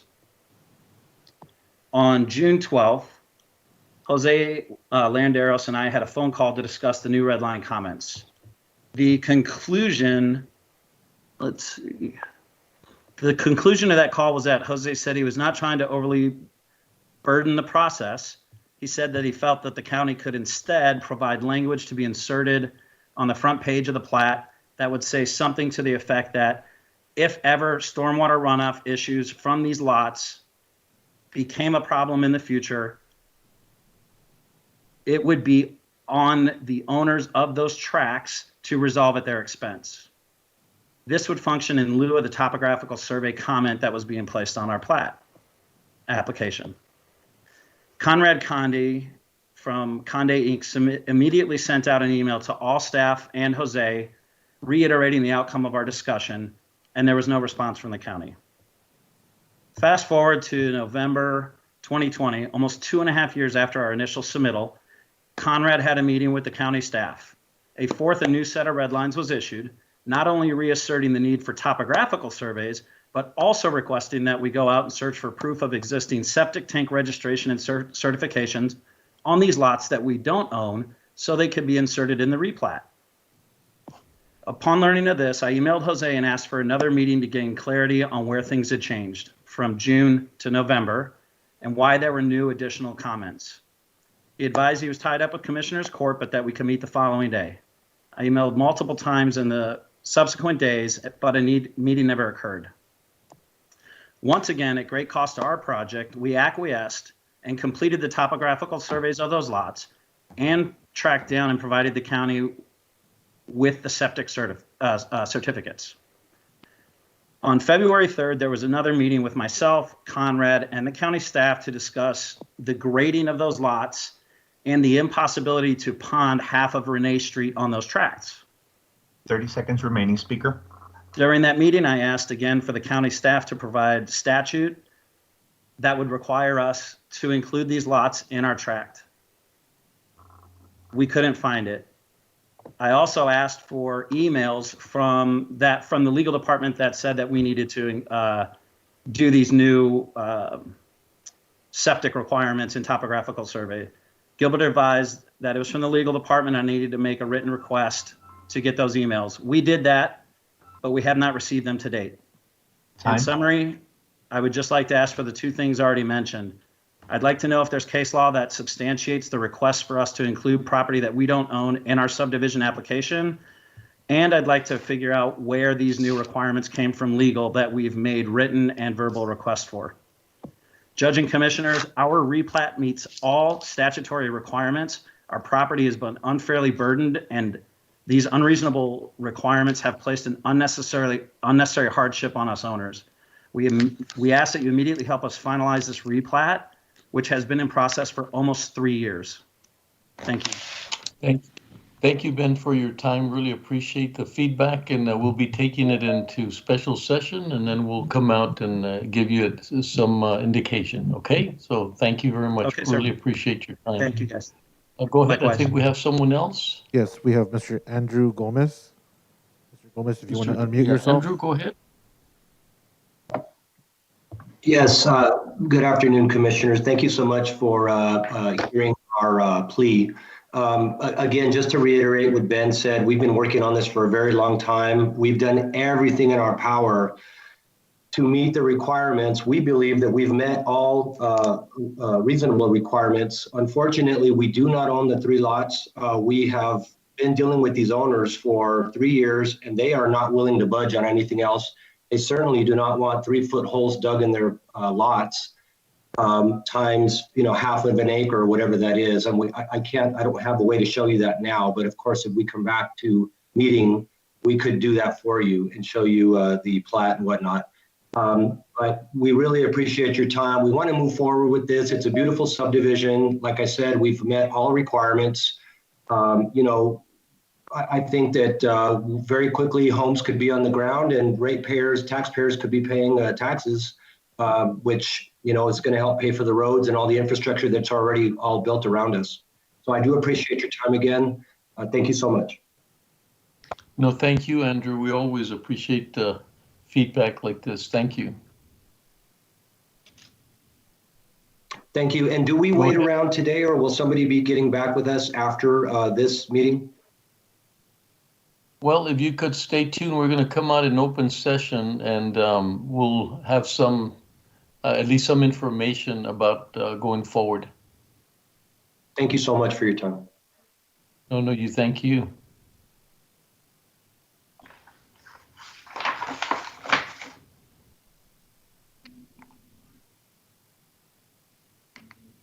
Do we have a motion and a second to move this item into executive? Okay. I move. Yep, second. Commissioner Olguin. Aye. Commissioner Stout. Aye. Commissioner Robinson. Aye. Judge Samaniego. Aye. Motion carries. Judge, we have 2 more items on the regular agenda. Would you like to take those up and then take the ones remaining in executive? Yes, please. Let's do everything up to executive, whatever we need to do, and then we'll go to executive session as the final phase. Yes, sir. Item number 19, grant applications. Approve the submission of county grant applications as listed and described. If awarded, all grant award agreements will be brought back to the Commissioners Court for final acceptance and approval. Approve and authorize the El Paso County Sheriff's Office Detention Bureau to apply for the U.S. Department of Justice BJA FY 2020 State Criminal Alien Assistance Program grant for reimbursement funding for the period of July 1st, 2018 to June 30th, 2019. The dollar amount for reimbursement will be determined by the grantor agency at a later date. No county match is required. Contract number 2021-0155.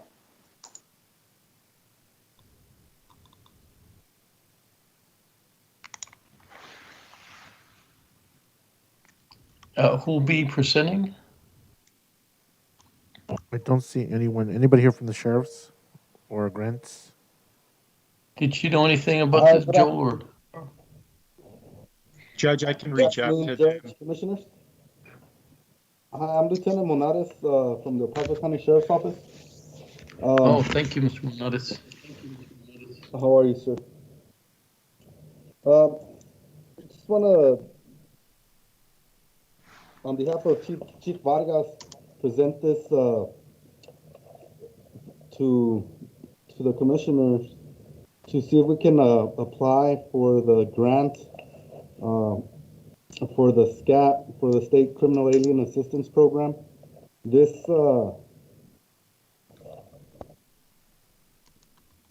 is the program that will assist us in recover correctional officers' salary costs for holding incarcerated undocumented criminal aliens that have at least one felony or 2 misdemeanor convictions for violations of state or local laws.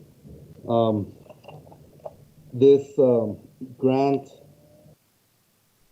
will get reimbursed for these prisoners that have at least four consecutive days in our custody. We would like for you to consider this so we can apply for this grant.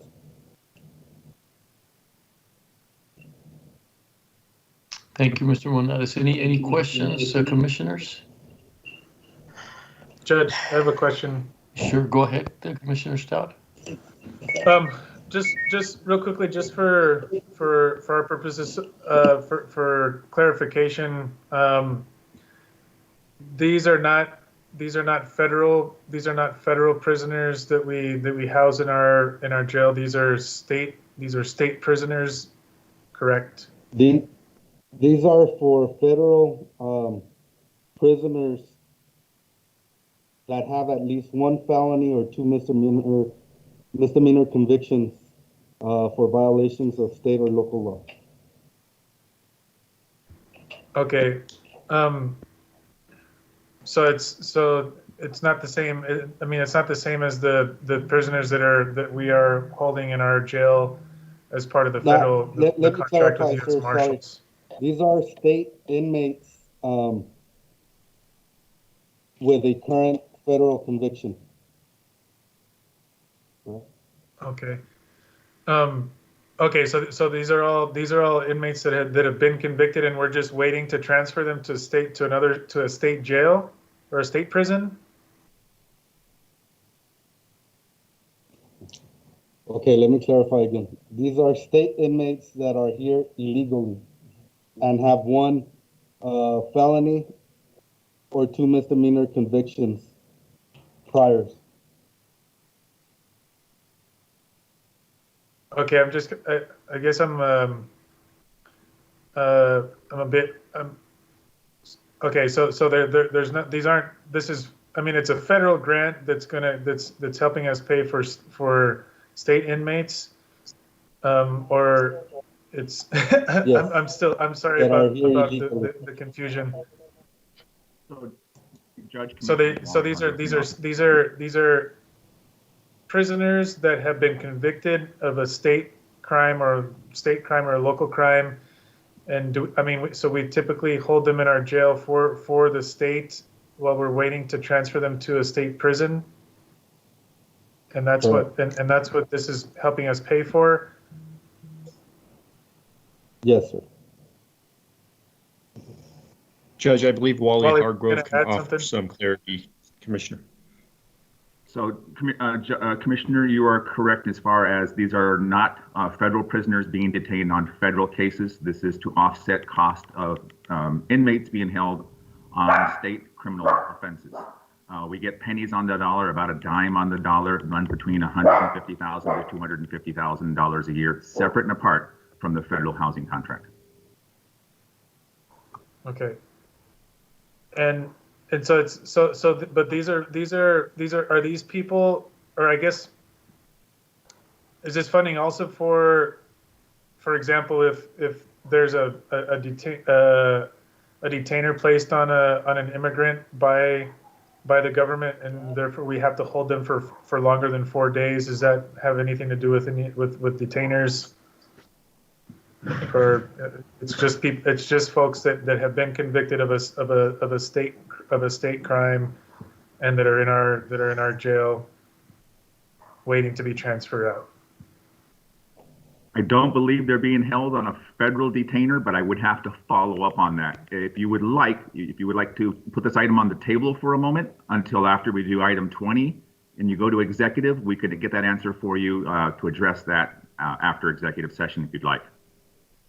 Yeah, I think so. I think we need some clarification and just, I mean, it looks like we know what we need to do, but I'm concerned that there might be some confusion. So I'd rather do that. Yeah, I just want to understand it a little bit better. I'm not, trying to say that we shouldn't accept the money from the federal government to help us pay for keeping folks in our jail. That but I want to understand whether this pertains to folks that we have detainers on as well. We'll get that answered for you and address it after executive session if you'd like. Thank you. Mr. Monades, well, if you don't mind, we'll come back on that item. Yes, sir. Okay, thank you. Okay. Okay, Jessica. Yes, sir. Item number 20, Budget and Finance. Approve and authorize the county judge to sign the third amendment to the Collection Services Agreement by and between the County of El Paso, Texas and Harris & Harris Ltd, extending collection services for El Paso County through May 31st, 2021. Contract number 2021-0143. Thank you. Good Go afternoon, ahead, Wally. Judge and Commissioners. Wally Hargrove from the Office of Budget and Fiscal Policy. Our office has been working with Purchasing Office as well as various county departments, which include the County Auditor, County Attorney, Information Technology, your Council of Judges, as well as the Council of Justices to develop and publish specifications for this service to the county. The RFP for these services was recently opened by Purchasing, and there was a large number of responses this year. The bid opening was delayed due to a large volume of questions received by Purchasing during the process from these prospective bidders. As of late last week, the Purchasing Department was still reviewing bid packets to ensure they are responsive, and this week, they will convene the review committee and provide them with an overview of the procedures as well as their packets, and the committee will begin their review process shortly thereafter. As noted in the highlights that have been sent to you over the last couple of months, it is necessary to extend the current agreement for services for a period not to exceed another 90 days. Our team will continue to work and proceed in as timely a fashion as possible. With that, I'm available for any questions and would ask for your favorable consideration. Thank you. So moved. Second. Commissioner Olguin. Aye. Commissioner Stout. Aye. Commissioner Robinson. Aye. Judge Samaniego. Aye. Motion carries.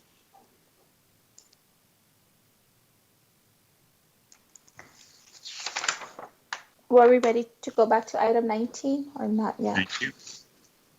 No, we'll do that after executive session. Okay. Yeah. This Once now we come brings back, us Jessica into will take that one. item number 21, executive session.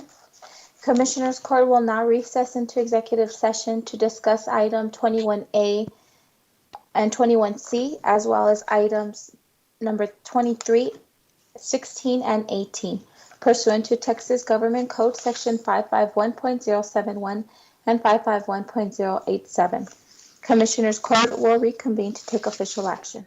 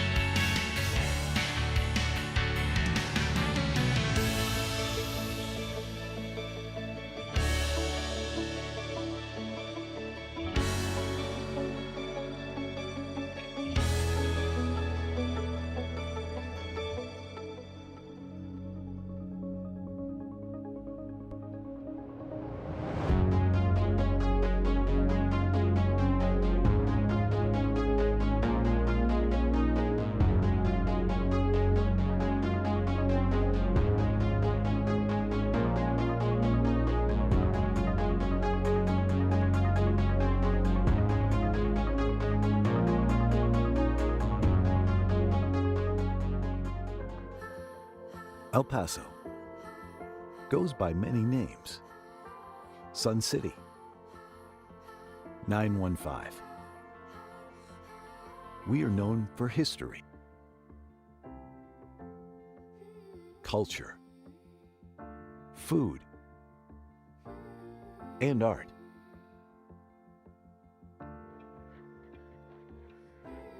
In the early 1900s, development and commerce in El Paso revolved around mining and trade. The nationally recognized mission trails are just one example of the many historic sites that portray our region's rich indigenous and colonial history. Since then, El Paso has evolved, and so has its people. We take great pride in nourishing a skilled and capable workforce, with 72% of our population being bilingual. We stay competitive among other large U.S. cities. The region's border location boasts a major trade port. It allows competitive local manufacturers to produce at maximum capacity. Fleet systems are capable of worldwide distribution of parts and products. Our state-of-the-art higher education systems are nationally recognized. The Texas Tech University Health Sciences Center El Paso, the nation's first comprehensive health sciences institution on the U.S.-Mexico border, provides students the opportunities to become doctors, nurses, and researchers. The University of Texas at El Paso offers 74 bachelor's, 74 master's, and 22 doctoral programs.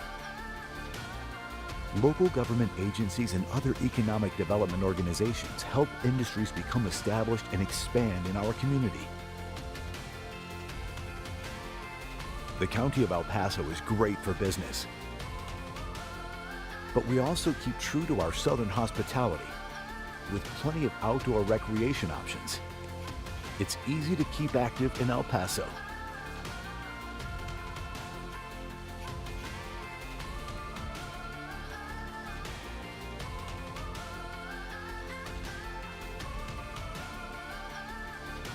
We are constantly looking for new industries interested in expansion. We want to offer our help and support in the process.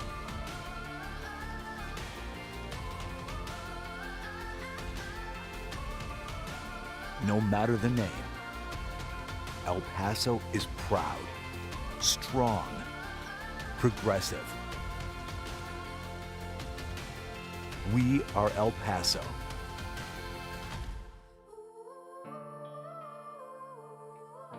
Come see what we can do together.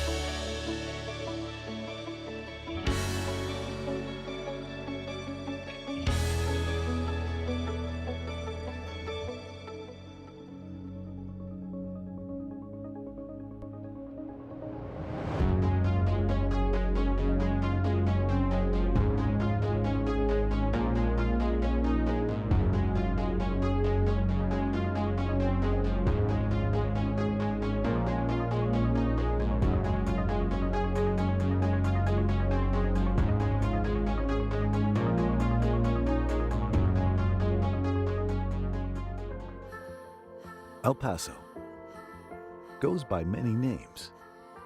Sun City, 915. We are known for history, culture, food, and art.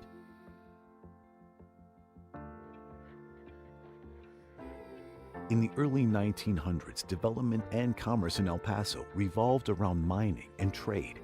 The nationally recognized mission trails are just one example of the many historic sites that portray our region's rich indigenous and colonial history. Since then, El Paso has evolved, and so has its people. We take great pride in nourishing a skilled and capable workforce, with 72% of our population being bilingual. We stay competitive among other large U.S. cities. The region's border location boasts a major trade port. It allows competitive local manufacturers to produce at maximum capacity. Fleet systems are capable of worldwide distribution of parts and products. Our state-of-the-art higher education systems are nationally recognized. The Texas Tech University Health Sciences Center El Paso, the nation's first comprehensive health sciences institution on the U.S.-Mexico border, provides students the opportunities to become doctors, nurses, and researchers. The University of Texas at El Paso offers 74 bachelor's, 74 master's, and 22 doctoral programs. Local government agencies and other economic development organizations help industries become established and expand in our community. The County of El Paso is great for business, but we also keep true to our southern hospitality with plenty of outdoor recreation options. It's easy to keep active in El Paso.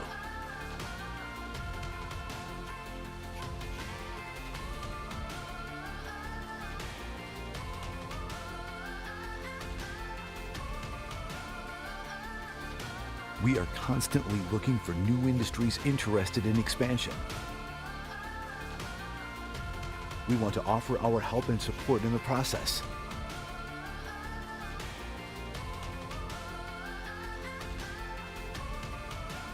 No matter the name, El Paso is proud, strong, progressive. We are El Paso.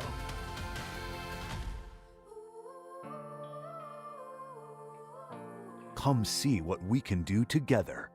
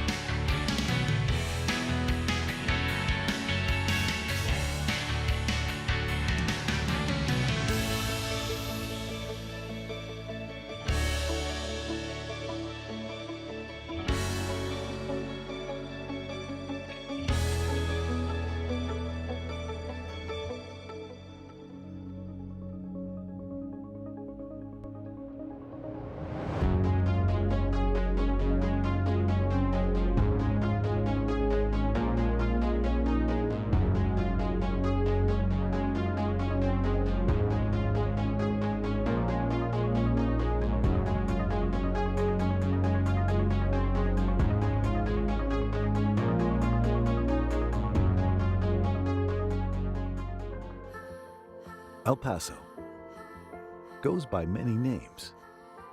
Sun City, 915. We are known for history, culture, food, and art.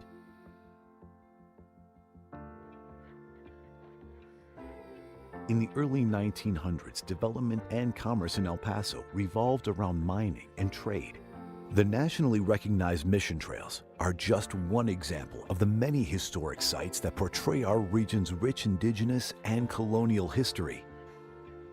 Since then, El Paso has evolved, and so has its people. We take great pride in nourishing a skilled and capable workforce, with 72% of our population being bilingual. We stay competitive among other large U.S. cities. The region's border location boasts a major trade port.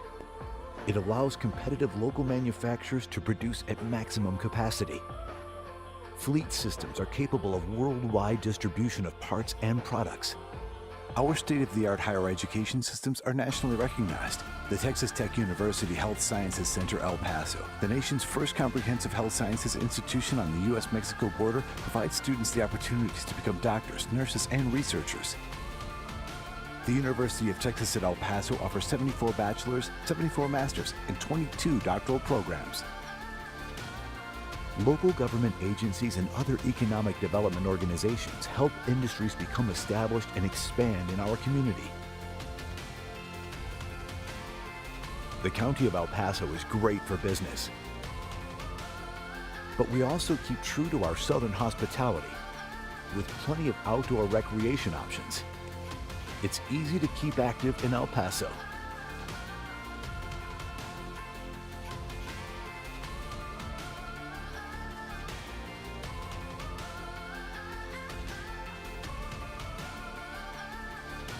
We are constantly looking for new industries interested in expansion. We want to offer our help and support in the process.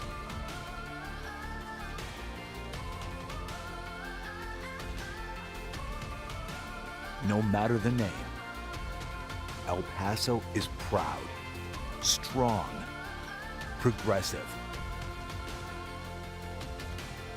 We are El Paso.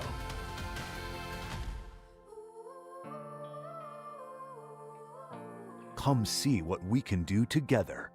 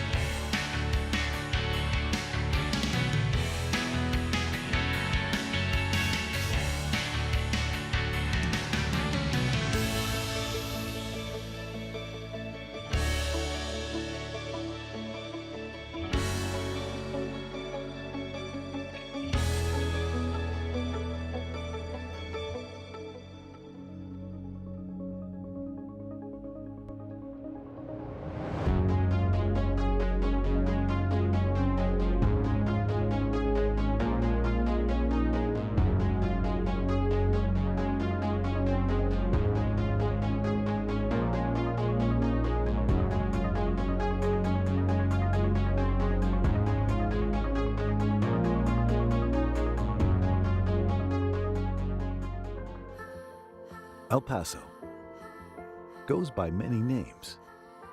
Sun City, 915. We are known for history, culture, food, and art.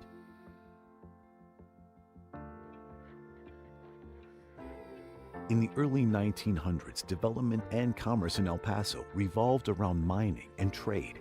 The nationally recognized mission trails are just one example of the many historic sites that portray our region's rich indigenous and colonial history. Since then, El Paso has evolved, and so has its people. We take great pride in nourishing a skilled and capable workforce, with 72% of our population being bilingual. We stay competitive among other large U.S. cities. The region's border location boasts a major trade port. It allows competitive local manufacturers to produce at maximum capacity. Fleet systems are capable of worldwide distribution of parts and products. Our state-of-the-art higher education systems are nationally recognized. The Texas Tech University Health Sciences Center El Paso, the nation's first comprehensive health sciences institution on the U.S.-Mexico border, provides students the opportunities to become doctors, nurses, and researchers. The University of Texas at El Paso offers 74 bachelor's, 74 master's, and 22 doctoral programs. Local government agencies and other economic development organizations help industries become established and expand in our community. The County of El Paso is great for business, but we also keep true to our southern hospitality with plenty of outdoor recreation options. It's easy to keep active in El Paso.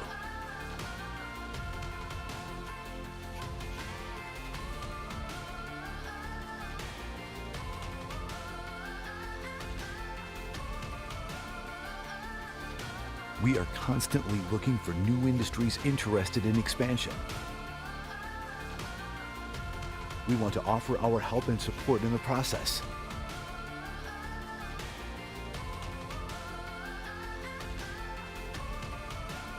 No matter the name, El Paso is proud, strong, progressive. We are El Paso.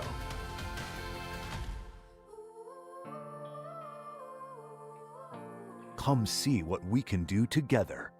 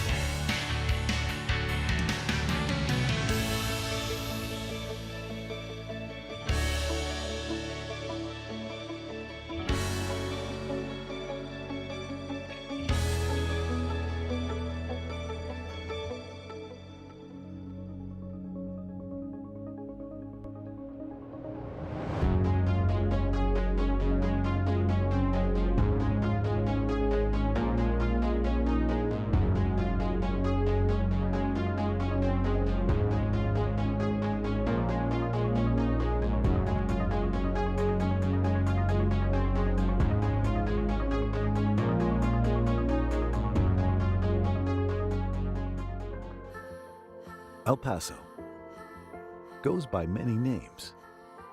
Sun City, 915. We are known for history, culture, food, and art.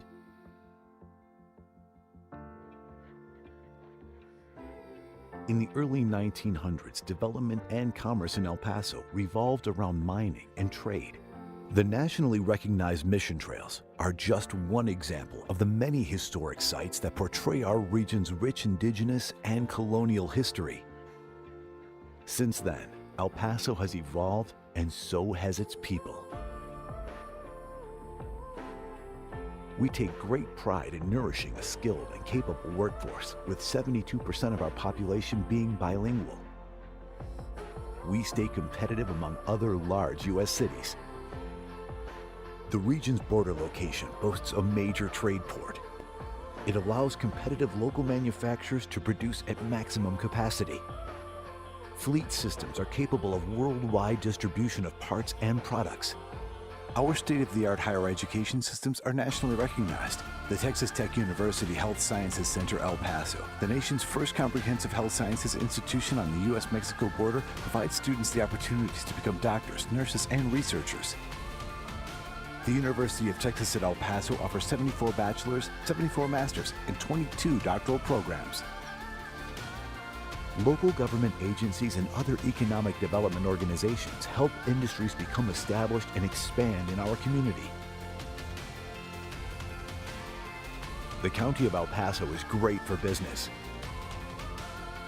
but we also keep true to our southern hospitality with plenty of outdoor recreation options. It's easy to keep active in El Paso.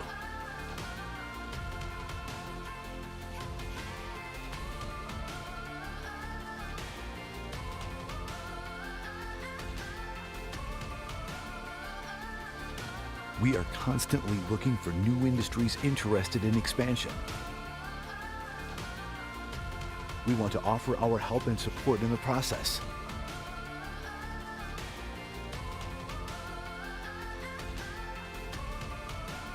No matter the name, El Paso is proud, strong, progressive.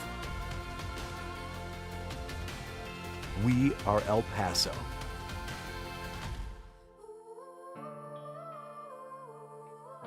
Come see what we can do together.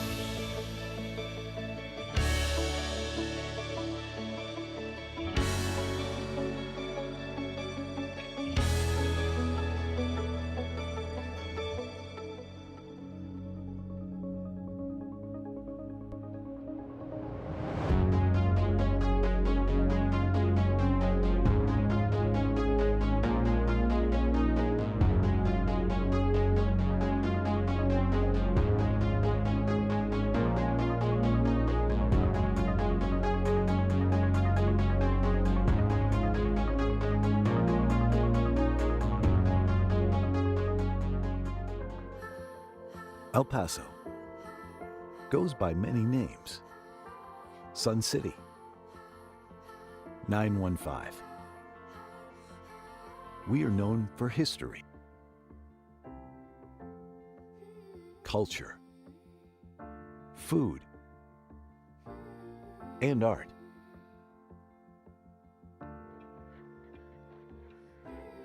In the early 1900s, development and commerce in El Paso revolved around mining and trade. The nationally recognized mission trails are just one example of the many historic sites that portray our region's rich indigenous and colonial history. Since then, El Paso has evolved, and so has its people. We take great pride in nourishing a skilled and capable workforce, with 72% of our population being bilingual. We stay competitive among other large U.S. cities. The region's border location boasts a major trade port. It allows competitive local manufacturers to produce at maximum capacity. Fleet systems are capable of worldwide distribution of parts and products. Our state-of-the-art higher education systems are nationally recognized. The Texas Tech University Health Sciences Center El Paso, the nation's first comprehensive health sciences institution on the U.S.-Mexico border, provides students the opportunities to become doctors, nurses, and researchers. The University of Texas at El Paso offers 74 bachelor's, 74 master's, and 22 doctoral programs. Local government agencies and other economic development organizations help industries become established and expand in our community. The County of El Paso is great for business, but we also keep true to our southern hospitality with plenty of outdoor recreation options. It's easy to keep active in El Paso.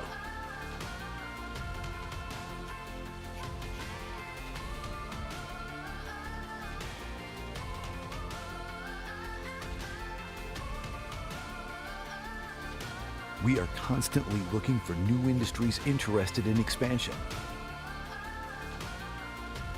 We want to offer our help and support in the process.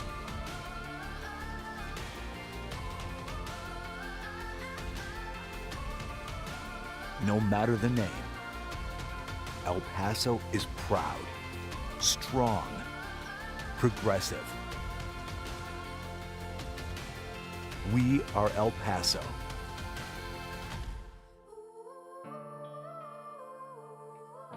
Come see what we can do together.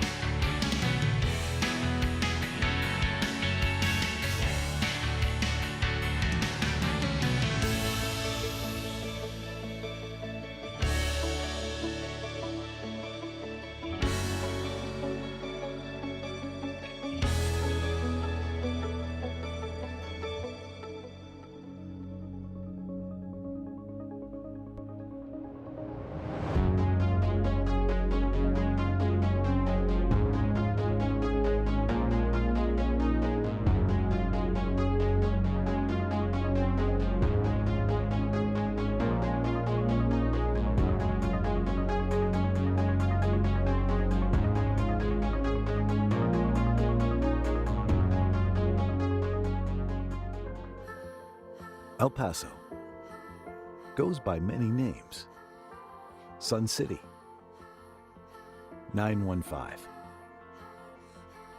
We are known for history, culture, food, and art.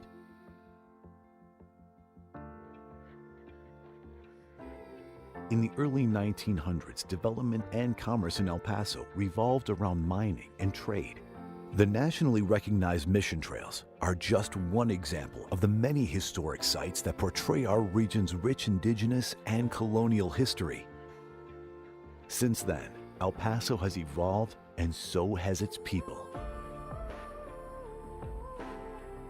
We take great pride in nourishing a skilled and capable workforce, with 72% of our population being bilingual. We stay competitive among other large U.S. cities. The region's border location boasts a major trade port. It allows competitive local manufacturers to produce at maximum capacity. Fleet systems are capable of worldwide distribution of parts and products. Our state-of-the-art higher education systems are nationally recognized. The Texas Tech University Health Sciences Center El Paso, the nation's first comprehensive health sciences institution on the U.S.-Mexico border, provides students the opportunities to become doctors, nurses, and researchers. The University of Texas at El Paso offers 74 bachelor's, 74 master's, and 22 doctoral programs. Local government agencies and other economic development organizations help industries become established and expand in our community. The County of El Paso is great for business, but we also keep true to our southern hospitality with plenty of outdoor recreation options. It's easy to keep active in El Paso.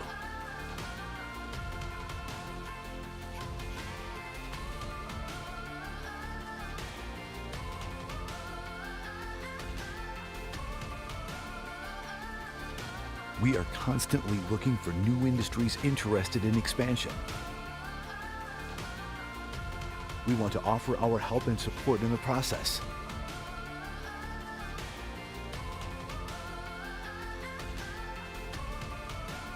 No matter the name, El Paso is proud, strong, progressive. We are El Paso.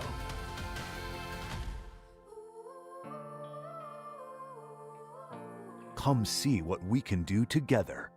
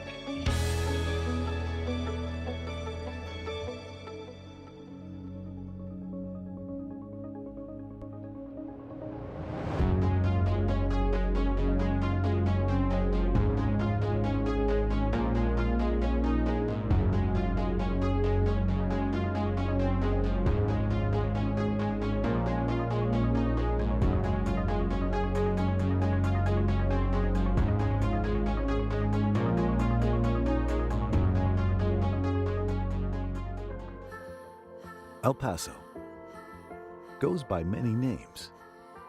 Sun City, 915. We are known for history,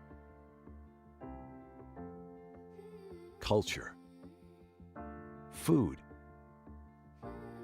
and art.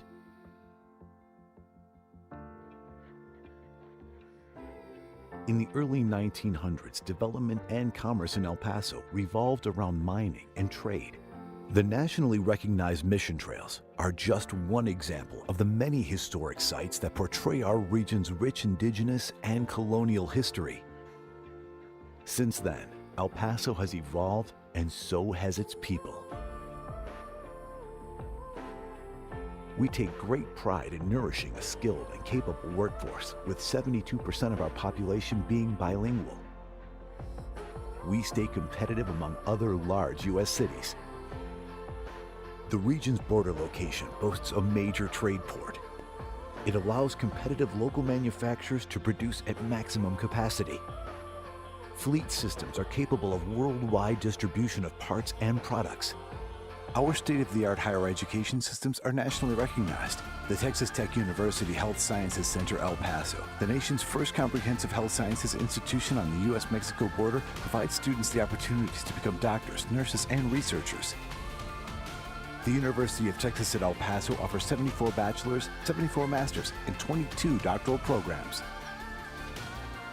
Local government agencies and other economic development organizations help industries become established and expand in our community. The County of El Paso is great for business, but we also keep true to our southern hospitality with plenty of outdoor recreation options. It's easy to keep active in El Paso.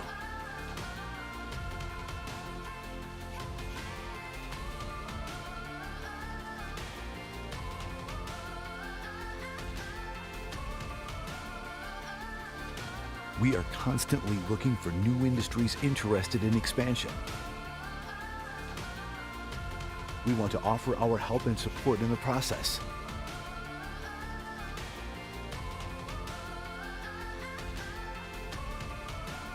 No matter the name, El Paso is proud, strong, progressive. We are El Paso.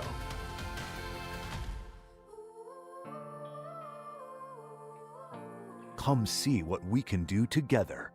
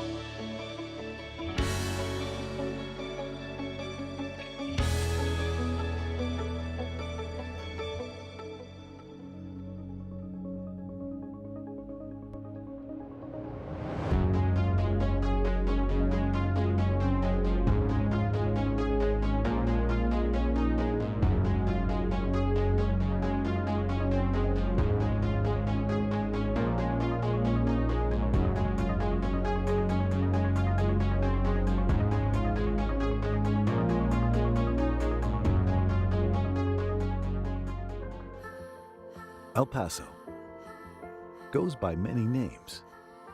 Sun City, 915. We are known for history, culture, food, and art.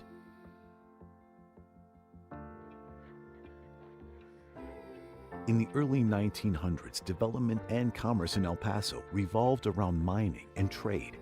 The nationally recognized mission trails are just one example of the many historic sites that portray our region's rich indigenous and colonial history. Since then, El Paso has evolved, and so has its people. We take great pride in nourishing a skilled and capable workforce, with 72% of our population being bilingual. We stay competitive among other large U.S. cities. The region's border location boasts a major trade port. It allows competitive local manufacturers to produce at maximum capacity. Fleet systems are capable of worldwide distribution of parts and products. Our state-of-the-art higher education systems are nationally recognized. The Texas Tech University Health Sciences Center El Paso, the nation's first comprehensive health sciences institution on the U.S.-Mexico border, provides students the opportunities to become doctors, nurses, and researchers. The University of Texas at El Paso offers 74 bachelor's, 74 master's, and 22 doctoral programs. Local government agencies and other economic development organizations help industries become established and expand in our community. The County of El Paso is great for business, but we also keep true to our southern hospitality with plenty of outdoor recreation options. It's easy to keep active in El Paso.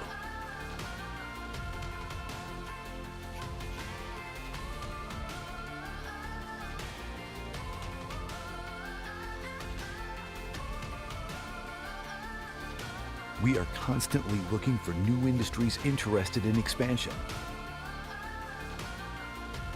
We want to offer our help and support in the process.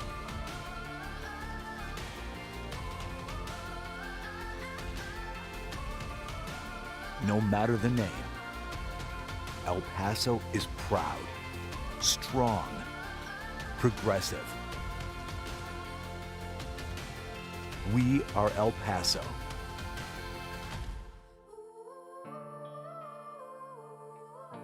Come see what we can do together.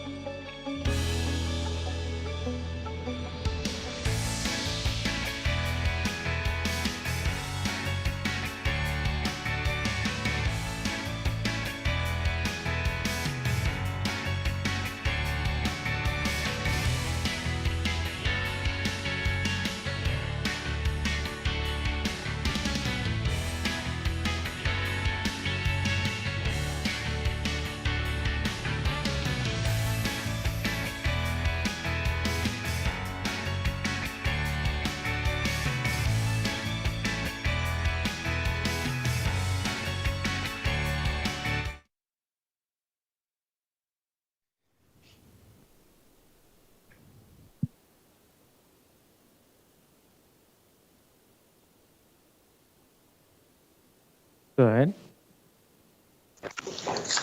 Commissioners Court has reconvened into regular open session. Item number 16 from Public Works. Approve and authorize the county judge to sign the public highway at-grade crossing agreement with the Union Pacific Railroad related to the Tornillo Shared Use Path Project. Funding in the amount of $4,600 is available in General Fund, EPCMP Professional Services General, contract number 2019-0975. Thank you. Go ahead, Saul. Oh, I'm sorry, Judge. Good evening. I guess it's evening, I guess.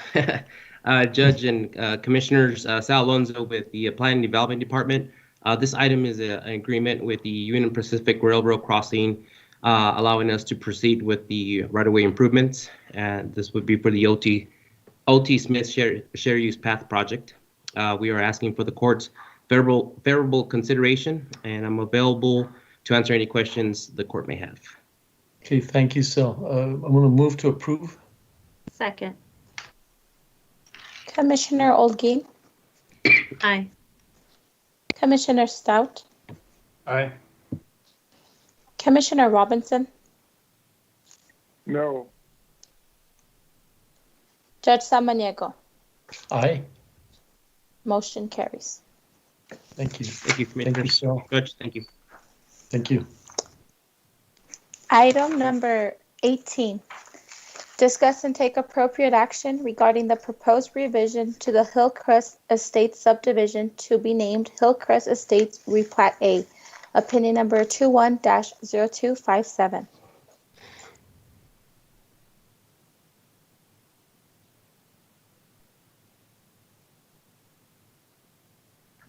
Jose, you were going to comment on that item? Yes. Good evening, Judge, Commissioner Salcedo Meadows, Director of Planning and Development. Judge, we are requesting that the court allow a member to work alongside Public Works staff to work with the developer and the owner to mediate a lot of the issues that still remain outstanding to ensure that the development is successful and can move forward. Do we still have Ben and I guess Andrew were they the two guests that we had? Or, I'm here. Andrew had to step away, but I'm here. Okay, well, thank you. Listen, we were able to have a very good discussion, very supportive of this development taking place. It's got a lot of positive elements for our community. And so I think that we're going to move forward a lot better. We have the court has asked Commissioner Olguin to get involved. She's obviously very accepting of that and will be participating directly and trying to move this along as appropriately. And so we feel very comfortable that we're in a good place and that we could move forward a lot better now that we've had this discussion. So we thank you for bringing it up to our Commissioners Court, and I think we're in a good place to move in a way that's really good for the entire community. Okay. There's no action at this time, but the only action is of Commissioner Olguin being participating and working with our staff to see how we can accommodate things for you. Commissioner Olguin, if you mind making some comments as well? No, I just wanted to say that we have instructed our staff, both our planning and development staff and our county attorney staff, to get you some of the information that you were requesting, for example, some of the statutes. So we're definitely going to get you that. And we hope that that'll be a basis to move forward and to start discussing some of these outstanding issues. We want to make sure that you know that we feel that this development is a benefit to the community, and we have every incentive to make sure that it goes forward. There are things that do have to be addressed, but I'm confident that once we can start having these discussions again very soon, we'll be able to come to an agreement and make sure that we resolve the situation as quickly as possible. We do understand how long the process has taken thus far, so please be assured that this is at the top of the priority, and we want to get this resolved as quickly as possible. Yeah, there was a sense of urgency that I think you were looking for, and we're there along with you. It does need to be addressed, appropriately. Go ahead. You want to comment, or I saw you making a gesture. Not important. Thank you. I appreciate the offer. Okay, thank you very much. So no action on this item other than what we've stated. Okay. Thank you. Good night. Okay, thank you. The last item for today, item number 19, approve and authorize the El Paso County Sheriff's Office Detention Bureau to apply for the U.S. Department of Justice BJA FY 2020 State Criminal Alien Assistance Program grant for reimbursement funding for the period of July 1st, 2018 to June 30th, 2019. The dollar amount for reimbursement will be determined by the grantor agency at a later date. No county match is required. Contract number 2021-0155. Good evening, Judge and Commissioners. Sergeant Lorenzo Morales with the El Paso County Sheriff's Office. Go ahead. Yes, this grant is a grant that we've applied for in the past for reimbursement. So to clarify from earlier, I know there were some concerns in reference to the what we will be reporting. All the individuals that we have statistics on that we are reporting are individuals that have been arrested on a state charge and are here illegally. As far as the detainer, that just varies on whether if ICE place a detainer on the individual or not.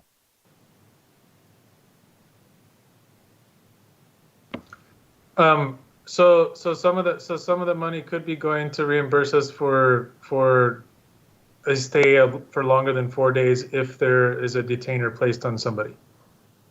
Correct. So the actual requirement for the SCAP report is reporting anybody that's been incarcerated on the 4th day.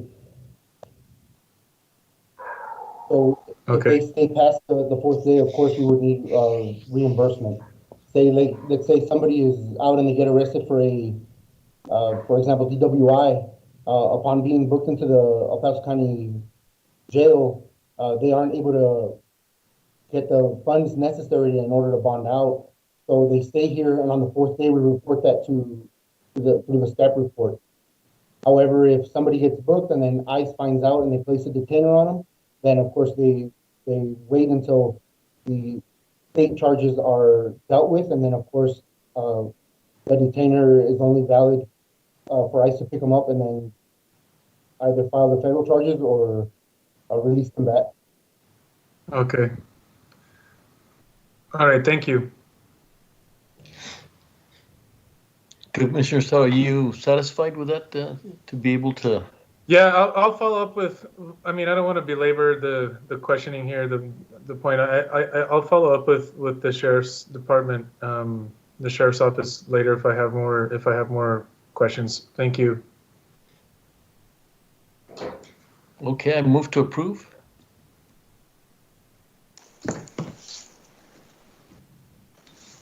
Second. Commissioner Olguin. Aye. Commissioner Stout. Aye. Commissioner Robinson. Aye. Judge Samaniego. Aye. A motion carries. Okay, this completes all the items on today's agenda, Judge. Okay, well, thank everybody, especially I always forget to thank our sign language translators, Diario and Leslie. Thank you so much for being part of this process. It's a little long, but thank you for being with us. And everybody else, commissioners, thank you for all your work and supporting each one of the precincts and all our staff. So everybody have a great week moving forward. This is March, believe it or not, the 1st of March. And so I wish everyone a very successful month and very productive.